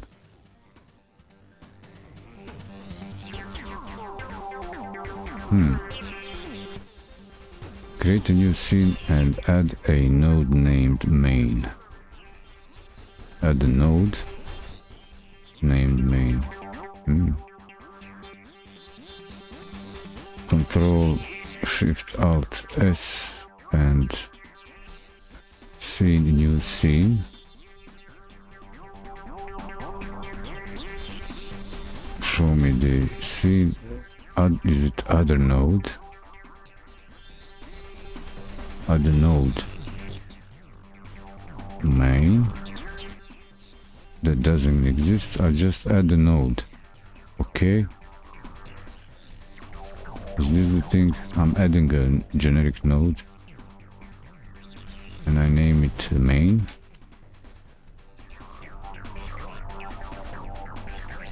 Are we talking about this? Is that what we're saying? A main game scene. Main.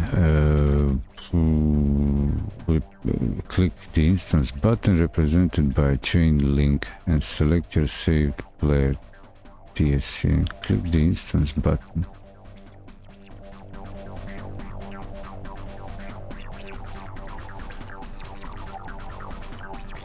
And what does this do? Instantiate child scene. Instantiate scene file as a node creates an inherited scene if no root node exists. Well, I've got that like this, and further down. Now add the following nodes as children of main and name them as shown.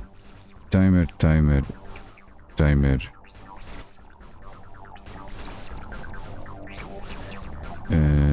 Score timer, mob timer, start position. Three timers, score, start, mob. Marker 2D. Timer and marker 2D. Children nodes of main. Okay. 3 timers and marker 2D. Main. Child node. Timer.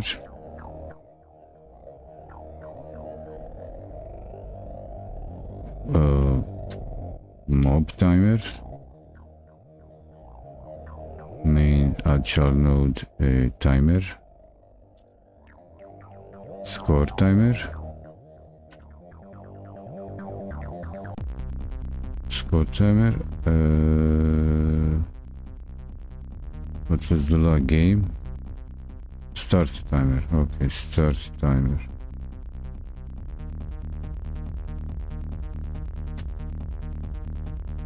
F2. Start timer and marker Marker 2D. Nice. Any customization in specialized name for the start.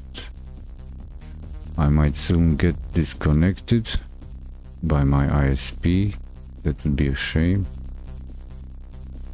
Add following children of main name is how.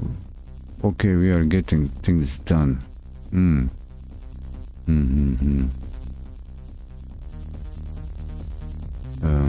Timer marker. Start position. Okay, I gave it a name. Set the wait time property of each of timer nodes as follows. Mob 05, score 1, start 2. First start position. So this marker is start velocity on position and mob timer 05. Wait time. Is it wait time?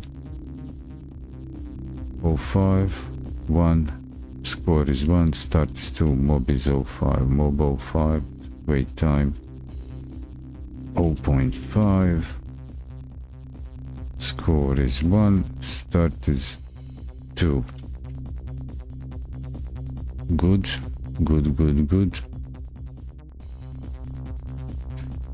And in addition, set the one-shot property of start timer to on and set position of start position node to 240, 450. In addition, set the one-shot property of start timer to on. Start one-shot on. Start position and set position of start position node to 240, 450, 240, 250, 240, 250, start position, where is it?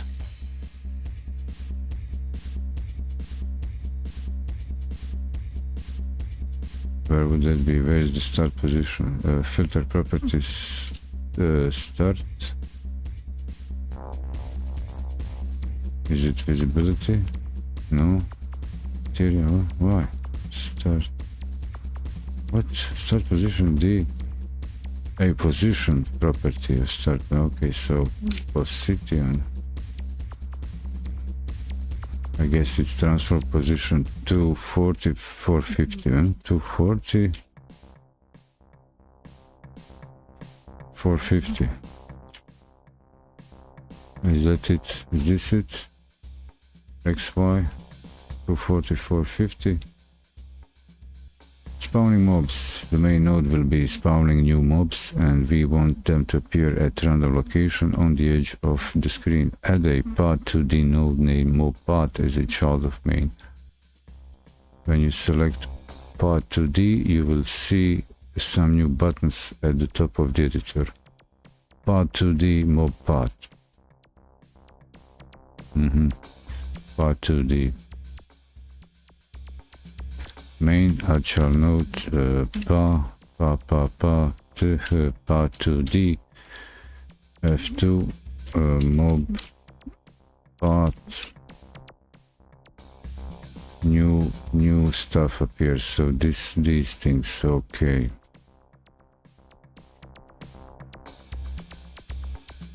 I'm zooming out so that the game screen is inside here. And what do we do then?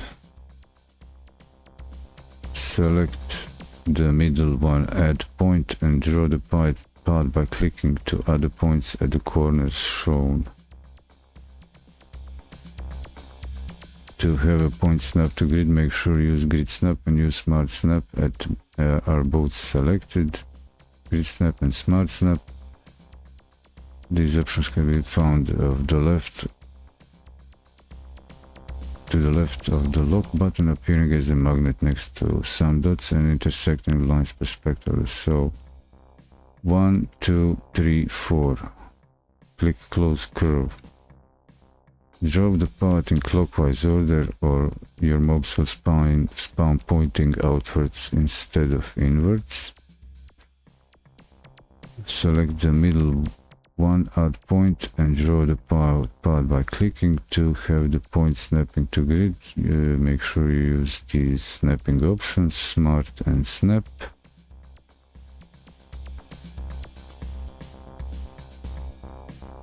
Okay, 1, 2, 3, 4. Click the close curve and your curve will be complete. Where is the close curve? Close, okay, I'll find it. So, add, select, add point,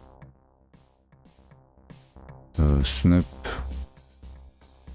smart, grid snap. Do I need to see that grid? And now I'll do something you will not like. I will go full screen and I need to zoom out. No, I don't need to zoom out. I need to do this, but make this larger, but I still don't see anything. But I'm adding a point, so do I have this thing select? Adding the add point. Path 2D. Add a point.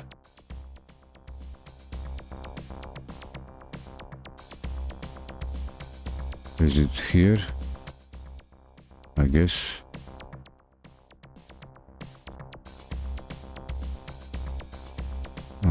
Where are you? Okay, I guess this is the... Is this this is the top right? That way. And here. This one. Shift mouse, middle mouse button to make sure when I add 4, 1, 2, 3, 4, where is the close curve? Yeah, cool. Shift mouse button to move like this in the view. And what do I do next? Now that the path is defined, add a path follow 2D node as a child of mod path. Name it mob spawn location. Path follow. Mob spawn location, cool. Mob spawn location. Mob spawn location. Mob path. Add child node.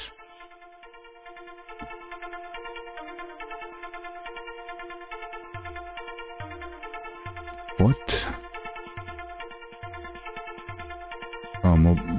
Path follow 2D. Okay, path follow 2D. That's the next one. Like, and name it mob spawn location. Like that. This node will automatically rotate and follow the path as it moves. This node will automatically rotate and follow the path as it moves, so we can use it to select random position and direction along the path.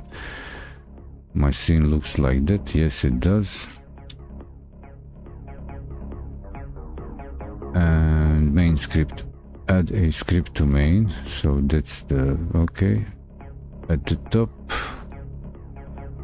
of the script, use export var mob scene packed scene to allow us to choose the mob scene we want to instance. Export variable mob scene packed scene score. Click the main node. Export var mob packed scene mob scene packed scene.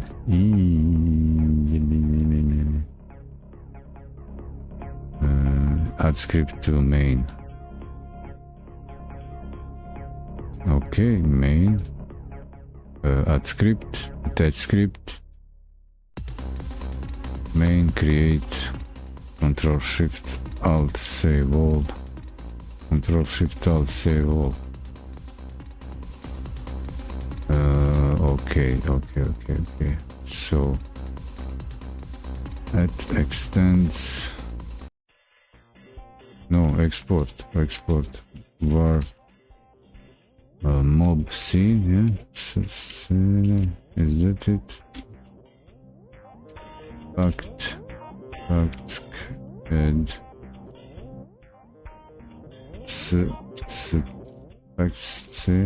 fact C. Okay, yeah, cool.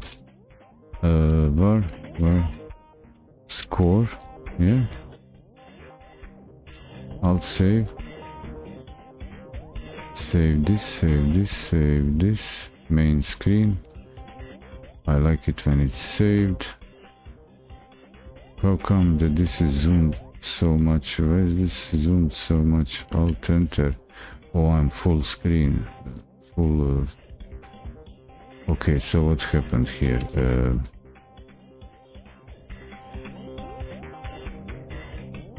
Var score, click main node and you will see the mob scene property in the inspector under main GD.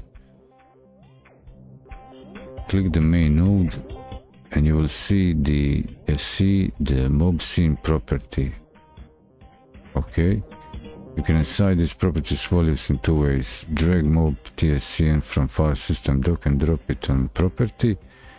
Click the arrow next to empty and choose load select mob. Okay, I'll do it that way. So we'll actually collect. This is not a connected property. Main inspector.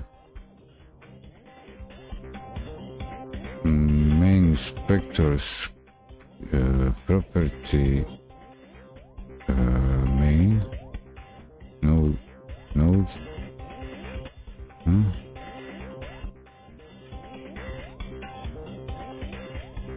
Inspector main, what?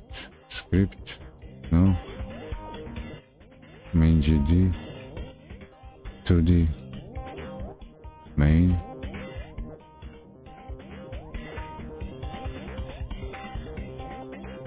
Select main node, inspector.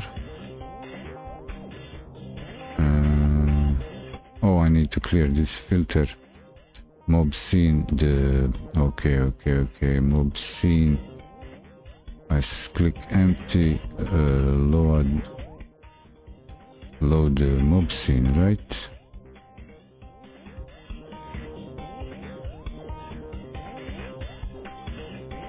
So if I double check, we've connected the mob scene variable type of packed scene to the mob scene. Next, select the instance of player scene under main node in the scene doc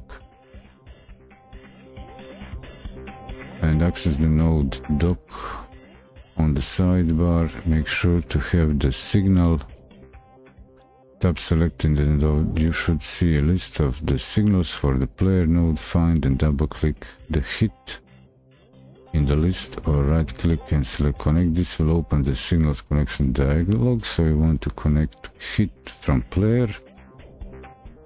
New function name game over, which will handle what needs to happen when the game ends. Type game over in the receiver method box at the bottom of signal connecting dialog and click connect. You are aiming to have the hit signal emitted for player and handled in the main script. Add the following code to the new function as well as a new game function. Add the following code to the new function as well as a new game function. So two functions. Game over, receiver. Type game over in the receiver method. So select player, node, signal, hit, connect,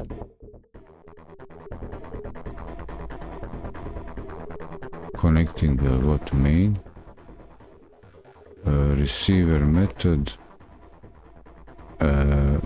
game over.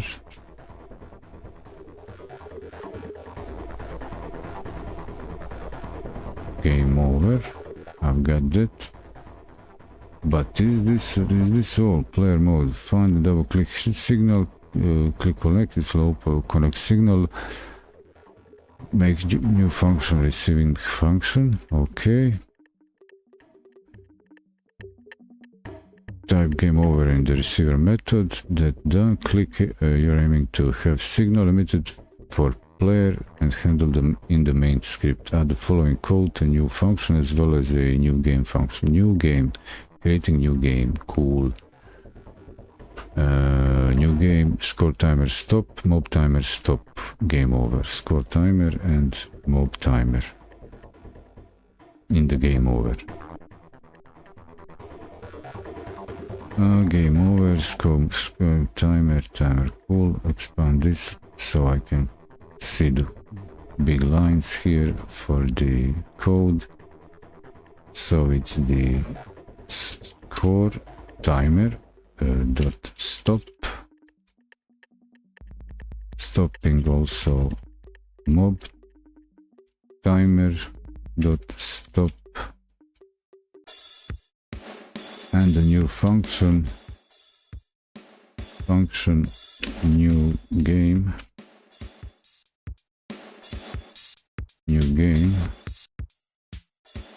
New game says score 0, player start position, start timer start.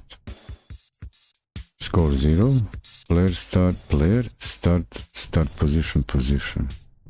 Start timer start. Player start position. Score 0. Score is 0. Player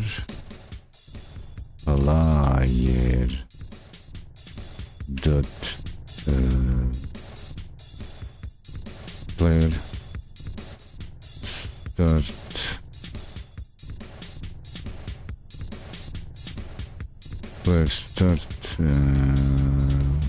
player start what?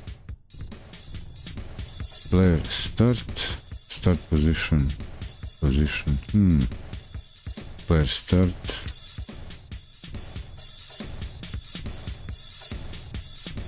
start position. Time position. Yeah, okay. And what was it? Score timer start. Player start timer start. Which time? Start timer. Start timer. Start. I don't remember that start timer. Where is my start timer? 2D. Show me this. Start timer. Okay. There is the start timer. I see it.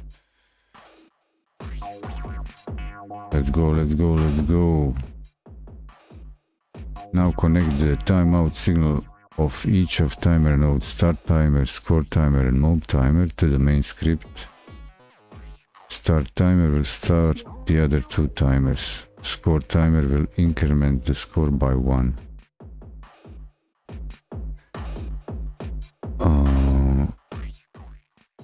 Now connect the timeout signal of each the timer nodes to the main script.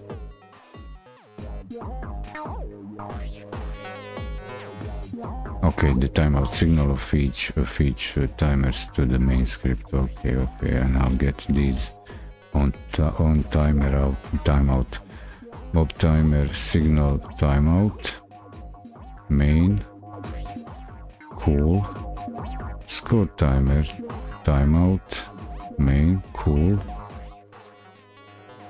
So I'm kind of speeding this up, but I'm actually connecting it to this. That means that I'm getting the receiver methods created here, saying mob timer node emitting signal timeout, score timer node emitting on signal timeout, and start timer emitting. So score timer will get every second score plus equal 1, if I remember properly. Score equal on start timer timeout, started timers, okay. My mob timer start, score timer start, okay. Score timer on start timer, start those two timers, cool.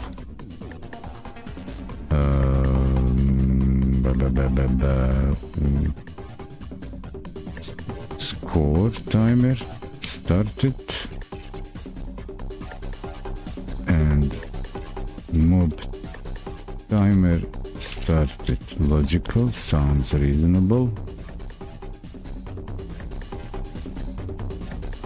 That's it. On mob timer timeout, what on mob timer, and on mob timer timeout will create a mob instance. Pick a random starting location along the path 2D and set the mob in motion. The follow path follow 2D node will automatically rotate as it follows the path. So we will use that to select the mob's direction as well as its position. When we spawn a mob, we'll pick a random value between 150 and 250 for how fast each mob will move. It would be boring if they were all moving at the same speed. Note that a new instance must be added to the scene using add child. So function on mob timer that is using a path follow 2D at the border of around the border of game window.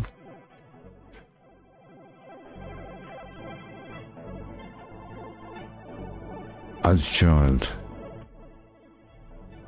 Note that a new instance must be added to the scene using add child.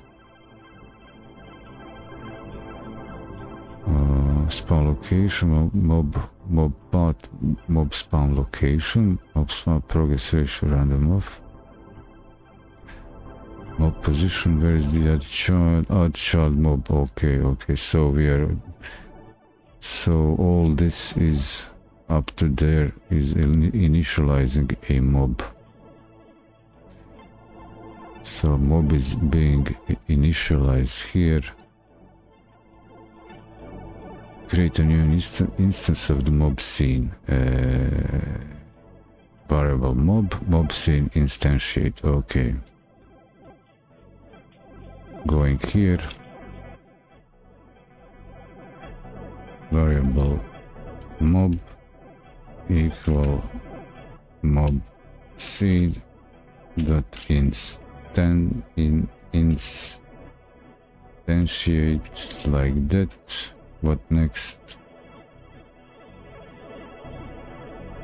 Random location on path 2D. Well, let me grab this so I don't need to type it. It's not that I'm tired. I want to speed. Actually, I just want to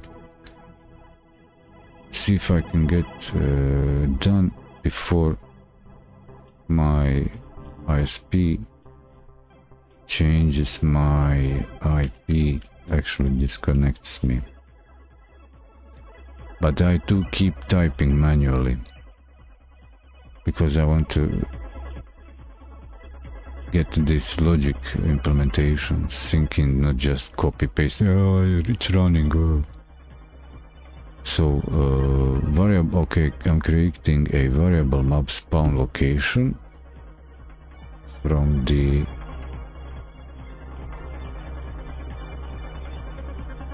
mob path.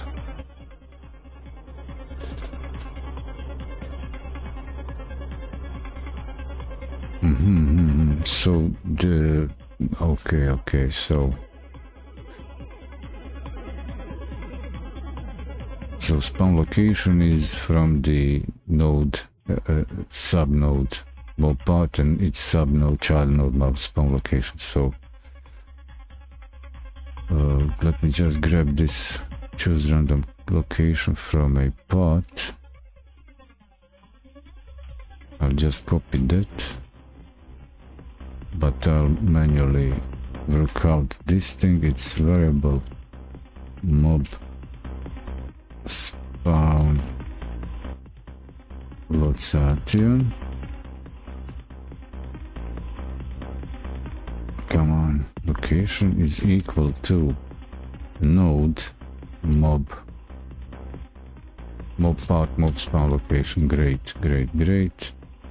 And that will be we'll make it do this round off.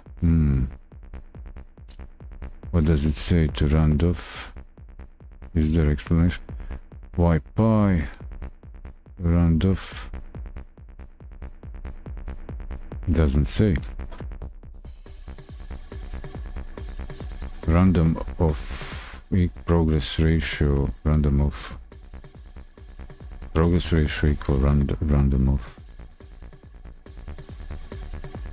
Okay, mob spawn location dot progress ratio. Is it progress ratio? Oh, is it okay? In sense, fraction. The okay. Some word for round off. Okay. So is it full circle? Where is it along the way? From, let's say, full to beginning some fraction of. What would this be? Progress ratio. What do we get? Distance along the path is a number in range 0.0 to 1. Okay, like a fraction of 0 to 1.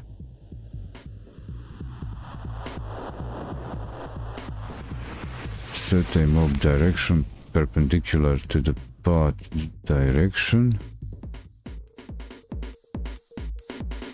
Copy this. Direction equal mob spawn location rotation plus pi divide by 2. Rotation. So it is, let's say, I got a node, so it has a property rotation. Variable direction is equal of the rotation.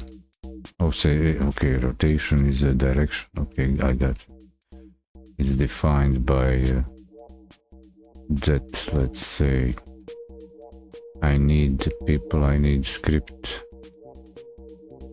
And by that I mean I get this, so I want variable direction, direction is equal to mob spawn location dot rotation. No, not process mode. Row.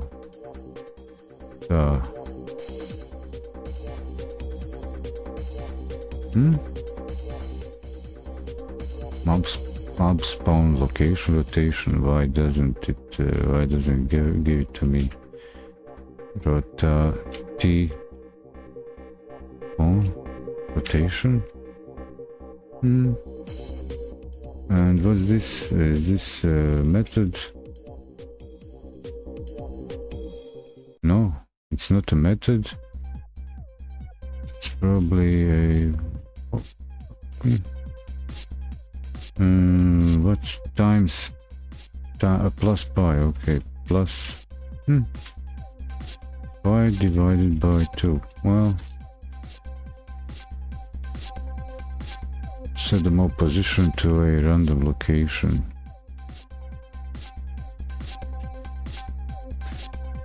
Mob dot position spawn location position. Mob position. So mob position. Let's say mob set mob. Okay, that's the one over there. Mob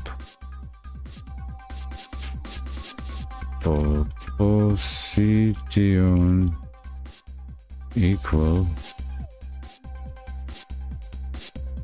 mob spawn location dot position.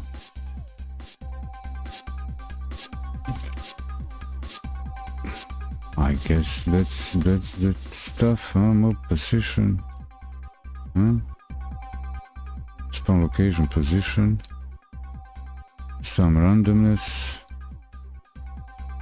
to direction. Come on. Some randomness to direction. Okay, so randomness to direction is direction plus equal rand of range pi times divided by 4 rand if range minus pi to pi quarter. I got you. Direction plus equal rand of range. So is it rand of float range? Okay, rand of range minus pi quarter. So add some randomness. Direction plus equal rand of range of minus pi quarter pi quarter pi, not getting a whole pi. And motion mob rotation direction. Okay. Get that mob, the mob rotation to equal direction. Okay, mob dot rotation equal direction. Let's go. Choose the velocity for the mob. Choose velocity for the mob.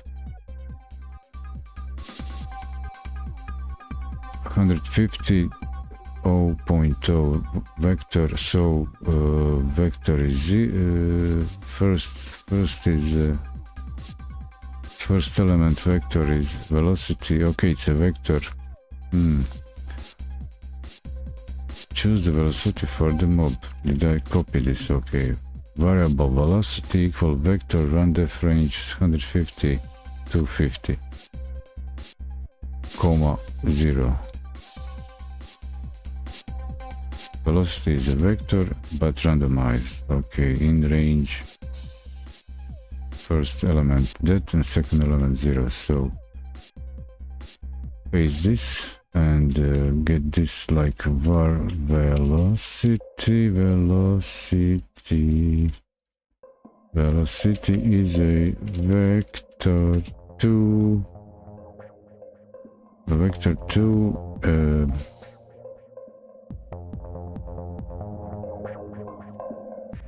first is rand f range 150 to 250.0 0.0 and at last apply mob linear velocity rotate. Cool. Mob linear velocity equal velocity rotated direction. Okay, so the created velocity, generated velocity, step before rotated direction. We take the rotated direction, mob linear velocity. Okay, so for the mobs dot linear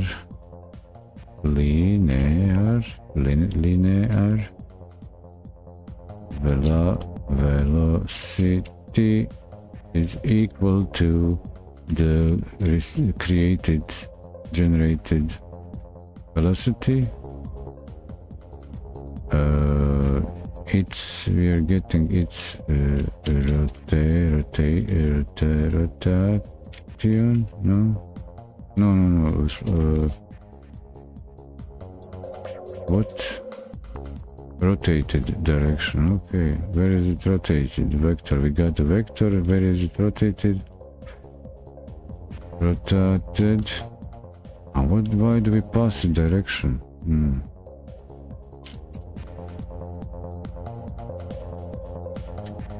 Why is the direction passed to it? Mob rotation equal direction. Velocity. Okay. Is this speed? What's going on? Rotated velocity. Rotated.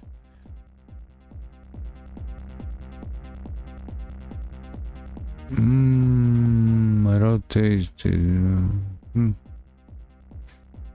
Bit weird, but okay. And then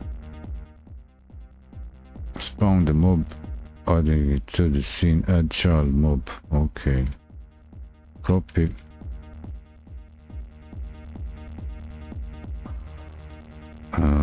Paste. Add child mob. That mob. Important. Why pi in functions requiring angles? Godot uses radians, not degrees.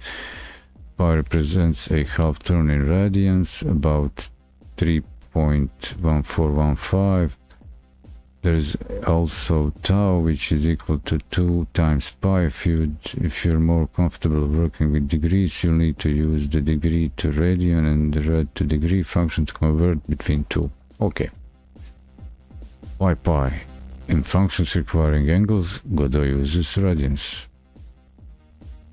Yeah, so.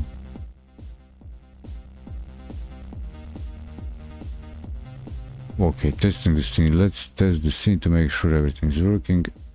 Add this new game call to ready. Ready, new game. Cool. Also, let's also assign main as our main scene.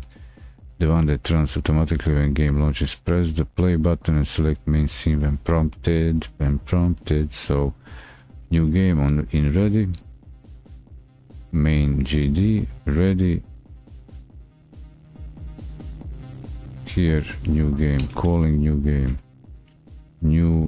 game, and in a new game. Okay, new game. Did I leave anything? What did I? Mob. Did I leave something custom of mine? Show. Start position show. Start process ready. Screen size. Get viewport size. Okay, hide ready. I did some custom stuff, so let's see. So hit play. Select main. This sets for the project the starting scene, the main as a main. Oh, look at these guys. Okay. F8, F5. Let's watch out for these guys. Oh, they're quite big. Oh.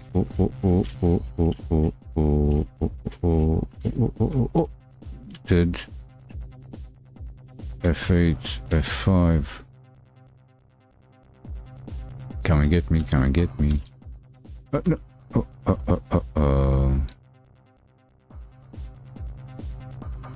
Can I get this screen proportional?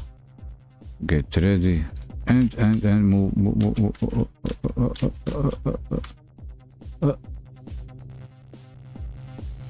I guess somewhere I should tweak my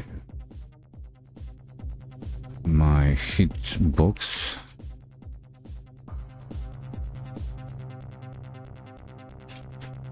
Okay, I dodge them.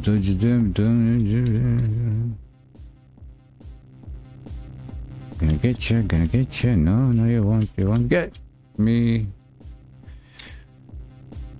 What's the score?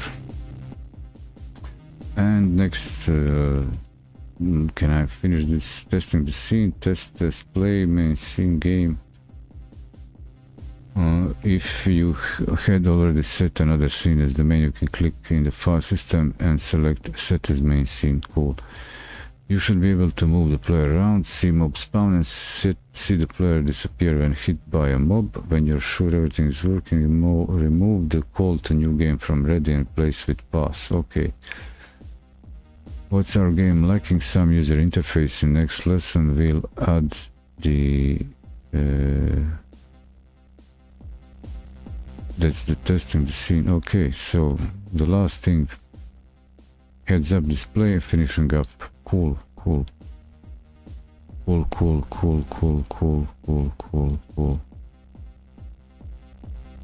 know what? I'm 5.5 hours in. I'll leave this for next part. For the next part. I don't want to abuse the benefits of overstrain myself and push this session too long, make it super long. This is super too long, it doesn't have to be, and it will be good to get some rest and let all this sink in. There are quite a few interesting things that went into this, so I'll add a stream marker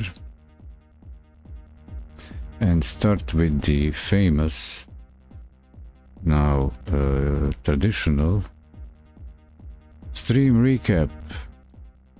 So for this stream recapitulation, I went through the first 2D game, which is the Dodge the Creeps, and it was quite interesting. I got during stream, I got a suggestion from one viewer to use something different than the tutorial suggests. Since I sometimes it can happen that tutorial is not updated properly, but it seems in this case it is. So what it says, engine Godot engine 4.3 documentation. If you're as I'm working with editor 4.3, everything worked as expected, following the steps in the tutorial. But as a measure of precaution, I took advice from a viewer in chat and extended the tutorial, adding a custom scene with a different node type, and build all the way until that node type didn't work as expected. Let's say it didn't have the signal for inherited from area 2D for body enter as a body entered area, something like that. But that was working for the instructions given in tutorial, so I could have just continued further, and I didn't have any issues with the implementation. And what I did was type everything manually. So if we have a look here for a recapitulation, what's going on with the project.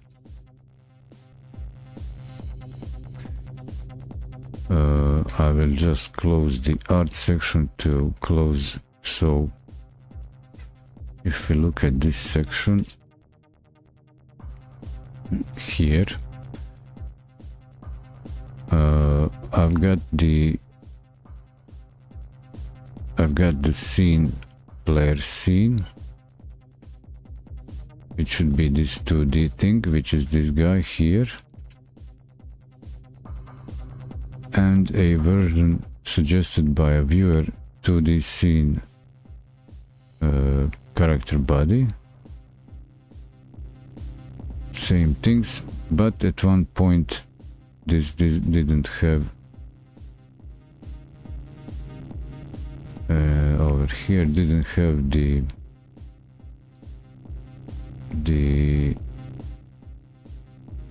body entered body. It doesn't have that to implement further the logic. Collision object 2D doesn't have the property like player area 2D body entered. It has something like mouse entered. I kind of understand what would this mean, maybe like for the game where mouse is part of the gameplay, pointing with mouse, so we can detect the mouse pointer in the element on the screen, but that's not the goal for the tutorial. So, and anyway, so everything worked as expected, and I was able to manage it, learned using everything learned previously from previous streams. I managed to get more comfortable with working, deviating from instructions, adding more things to the like extra scene that I will not use, and I know now what to do with these files that I don't need, like in the project. So I've got during these 7 days I've got very comfortable customizing, even deviating from the given instructions in tutorials. So that's the result, actually, not just the summary. For the summary, you can always check and refer to the manuals your first through the game contents, and it's actually quite fun because if you don't have if you didn't go through previous steps, and I suggest before jumping into this, do go step by step through all this. You'll be really comfortable, because if you check the comments of the users, you'll notice they didn't do they tried to speed run, but the point is not to get the achievement you completed the tutorial. The idea is to learning from previous steps in detail, and additional course step by step, especially where is it, the web app learning from 0GD. You'll get really comfortable, and in a couple days altogether, after 8 hours, you will already be able to sort out the bugs or discrepancies, even if you're following some third-party tutorials. And for the progress of my first 2D, we've come to the completed this chapter main game screen, and here is the game. In the end, it runs from the scene. We can control. The guys are moving. I die. I need to restart the project. So in the next, after this, we need to implement the user interface to restart the game that is not yet implemented. Restart and show the high score.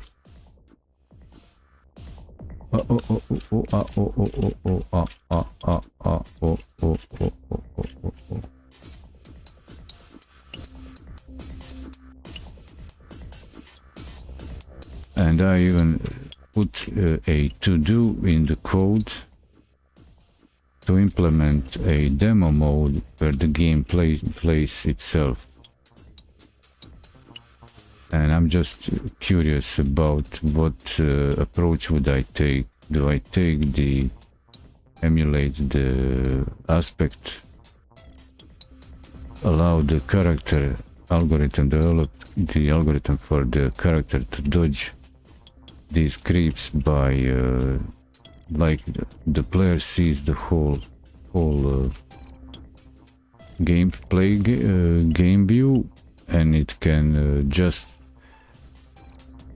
read and calculate from direction of the creeps which ones to dodge, and maybe expand on the learning algorithm to know how to dodge multiple creeps, depending if it's able to learn. Maybe start building a learning algorithm, not just dodge the first one in a row and hit the next in a sequence coming at him.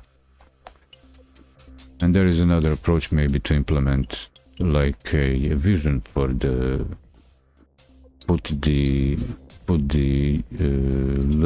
like detecting the mobs, so the player character protagonist has a vision, but then he would need to look around himself to detect the mobs and then dodge them, or give him the ability to see the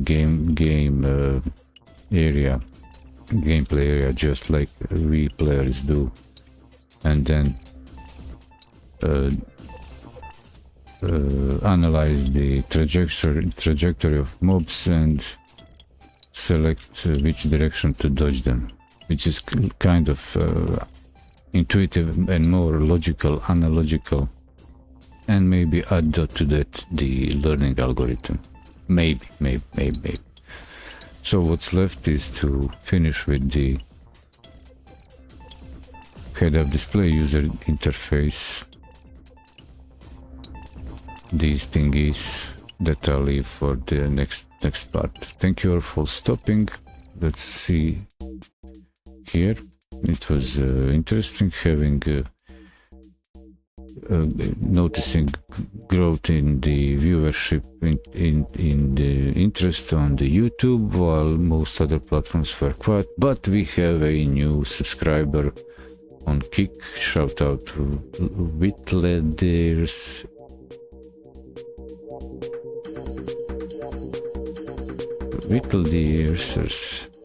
876.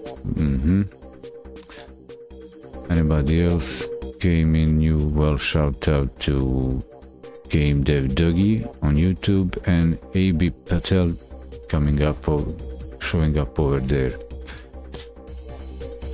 See you in, I don't know, half dozen hours, 10ish hours from now. I'm not sure what I'll do. There's something I have to do. It doesn't matter. Thanks for stopping by. Switching to the outro. Cheers.